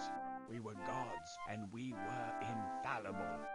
I warned Sama that we should wait. Oh, this is one of the 6. But he didn't listen. He was full of his dream. But I don't remember their names, so I don't know which one. What is this dragon? He's my pet dragon. I met him shortly after I came to Prian. He took a liking to me, so I decided to adopt him. He told me that he embodies good in the wave.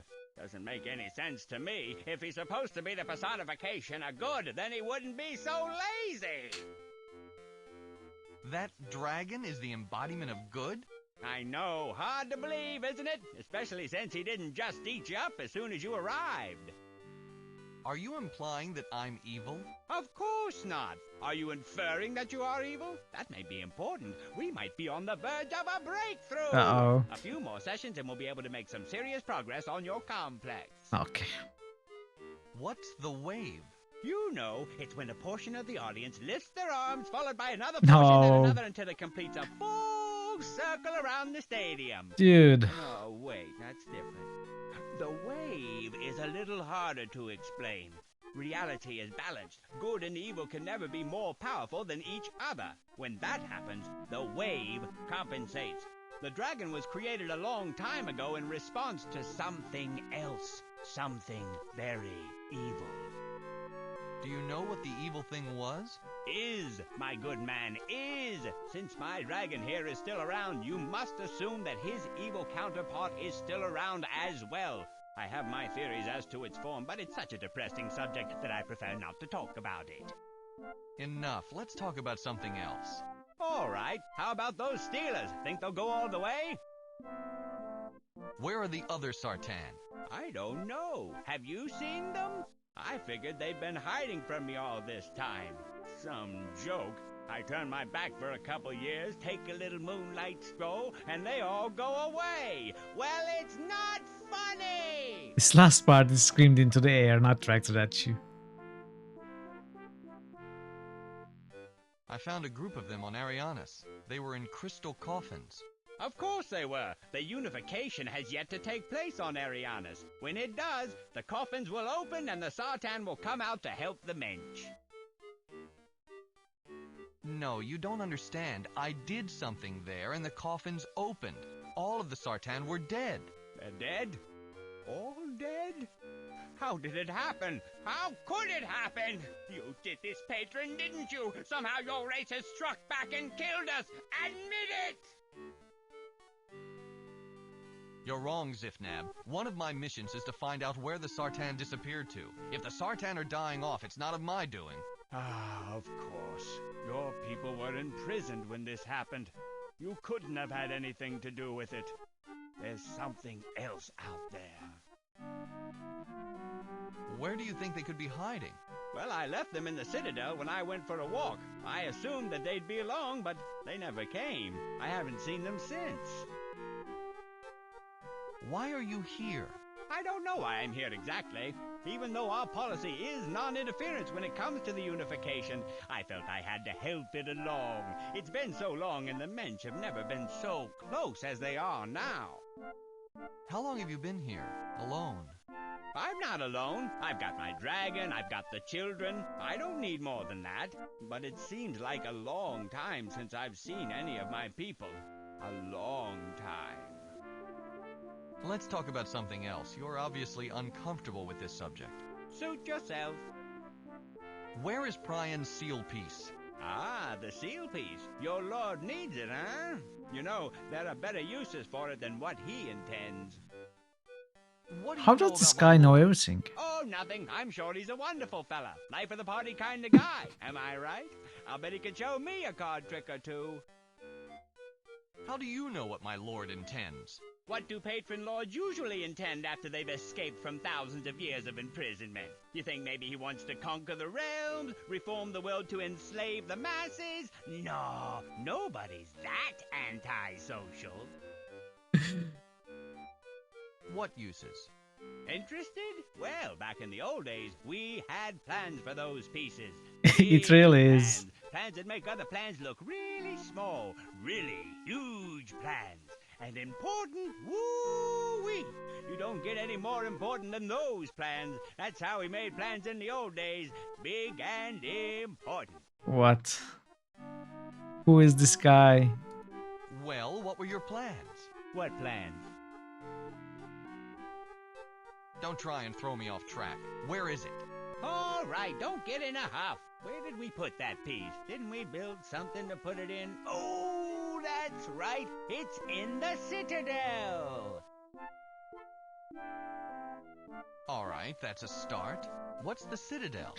There's really a lot of dialogue in this game. The Citadel is a fortress. Like maybe a few characters, but long dialogues with all of them. Where is the Citadel? Oh, it's that way, I think.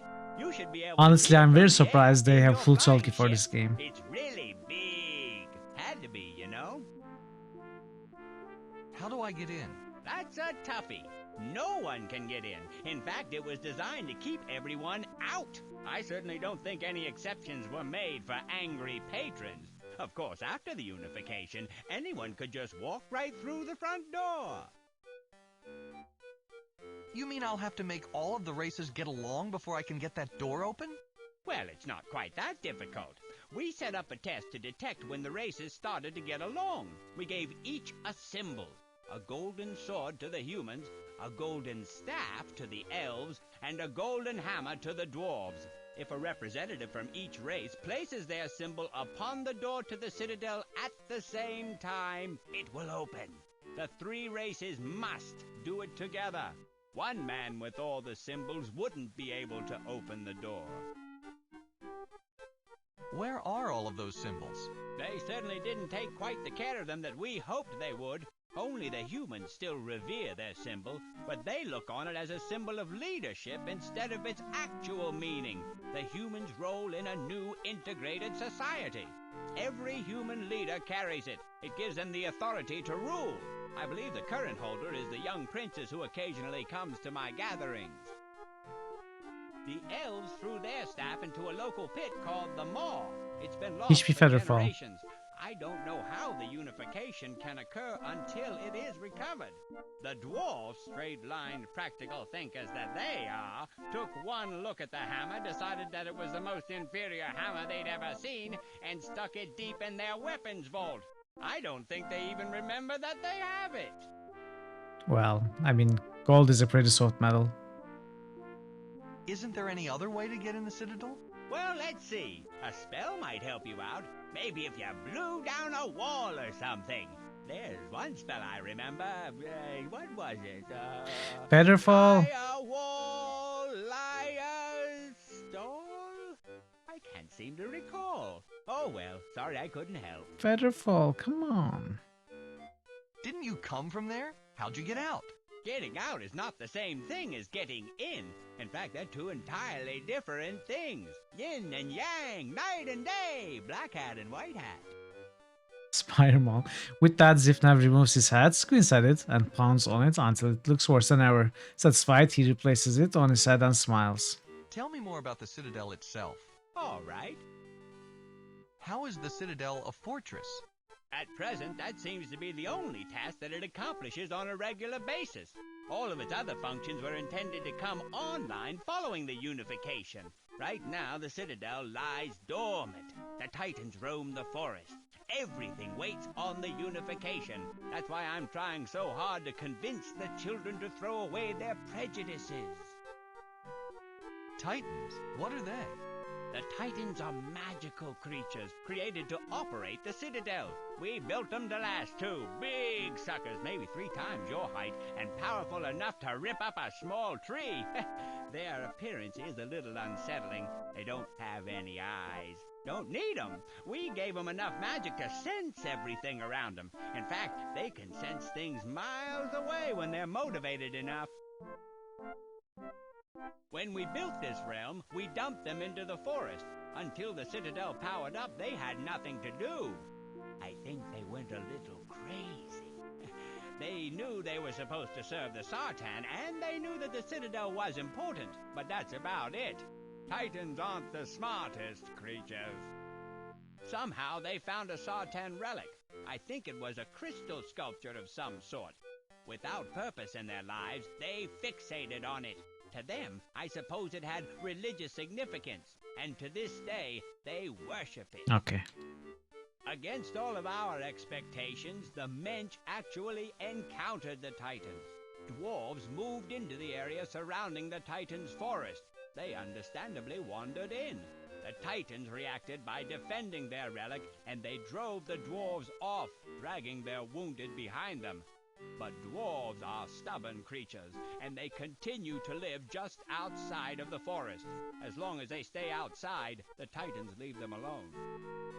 The two races live in uneasy peace. The Titans notice nothing besides their artifact, and the dwarves leave it alone. Those dwarves are understandably nervous, living so close to their enemy, so they keep a stock of weapons handy. I don't think they've actually pulled them out for years, but having them available makes them feel more secure. What exactly is the Titan's purpose? Why'd you make them? The Citadel is a big place. It needed a lot of workers to keep it running smoothly. Instead of enslaving the Mensch or working the Citadel ourselves, we tailor-made a race to do it for us. We also designed them to protect the Citadel, and ironically the Mensch as well. Somehow they've perverted this defensive behavior to focus on the crystal artifact to the exclusion of everything else. Of course, their unnatural interest in this piece of Sartan refuse should disappear when the Citadel is open. The unification will trigger the imprinted behavior that will summon the Titans into the Citadel. They should start it operating and they'll forget about everything in their previous lives. We'll see. What's the Titan's magic sense like? The Titans had to be given the power to sense the position of objects, even though the objects might be out of sight. This was principally for the operation and repair of the Citadel after it started working. Because they were equipped with this sense, we decided not to give them eyes. They see better than you or I, and they track better than any scout, since they already know the location of something, even when they're away from it. How is the Citadel a city? We intended the Citadel to house everyone, the humans, the elves, and the dwarves all together. Naturally, this couldn't happen until they learned to live peacefully among each other. So it's false wait, empty and dead, for the unification. How is the Citadel a power station? Prian has a role in the whole. Following the interconnection, Prian was to supply power to the other realms. Its 4 suns produce more than enough energy for itself and the other worlds. The Citadel was supposed to control the flow of energy from the suns through the Death Gate into the other worlds. How about we talk about something else? Suit yourself. Give me one good reason why I shouldn't blow you away. If you so much as look at me wrong, my dragon will find out what you're made of and decorate the tree with it. That's a good enough reason. Where'd you get these transporter discs? They're just something I picked up. Rather handy, don't you think? I had to plant the white one in the ground to keep the children from wandering off with it. I wouldn't want to appear in the middle of the campfire. If I didn't have them, I'd have to rely on my pet dragon to take me everywhere, and getting him out of bed could blow a whole day. As far as I know, there's no other way back to the nearest tree. If we don't have Featherfall, we might maybe... I have had enough. Goodbye, Sartan. Well, I can't say I'm sorry to see you go, Haplo. Maybe steal the black disc and throw it down, then transport to it. Can we pick it up? Let's say.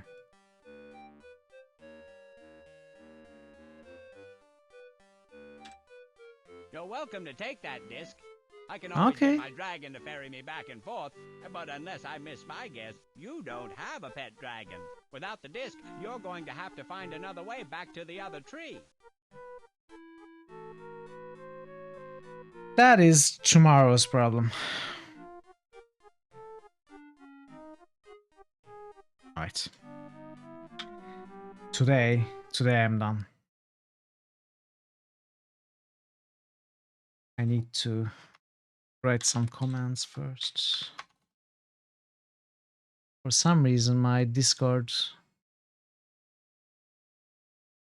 auto messages don't work properly.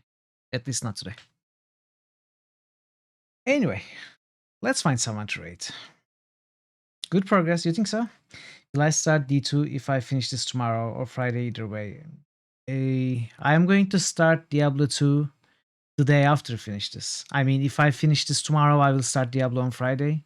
If I finish this on Friday, I will start Diablo next Wednesday. Not on the same day.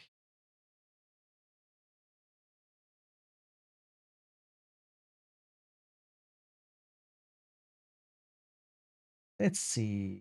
Who can we rate?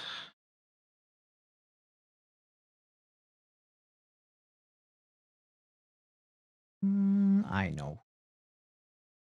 We are going to raid next.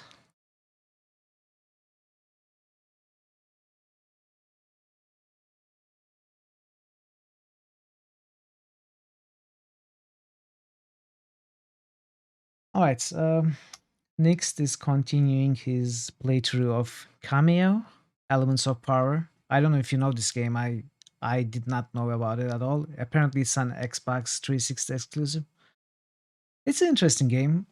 I'm sure you would enjoy it. So let's go there, say hi, spread some love, enjoy his stream. And I will be back for this game tomorrow, where we will continue. I'm really enjoying it. I don't know why I never played this game before, but I'm kind of glad to have kept it without knowing, obviously, for today's stream. It's really enjoyable. We'll see how it goes in the next days. Thank you so much for being here. Thank you for the resubs and the bits and stuff, all of it. Thank you for chats, but also thank you so much for the lurks. I really appreciate it. That's the support I need the most. If you want to be more in touch with us, you might consider giving me a follow or joining Discord. Maybe voting on some polls. We are going to have a Valheim server soon when the patch arrives. Maybe you may want to play with us. For that, join Discord also. Until we meet again tomorrow, be well, be safe, and take care of yourselves. Goodbye.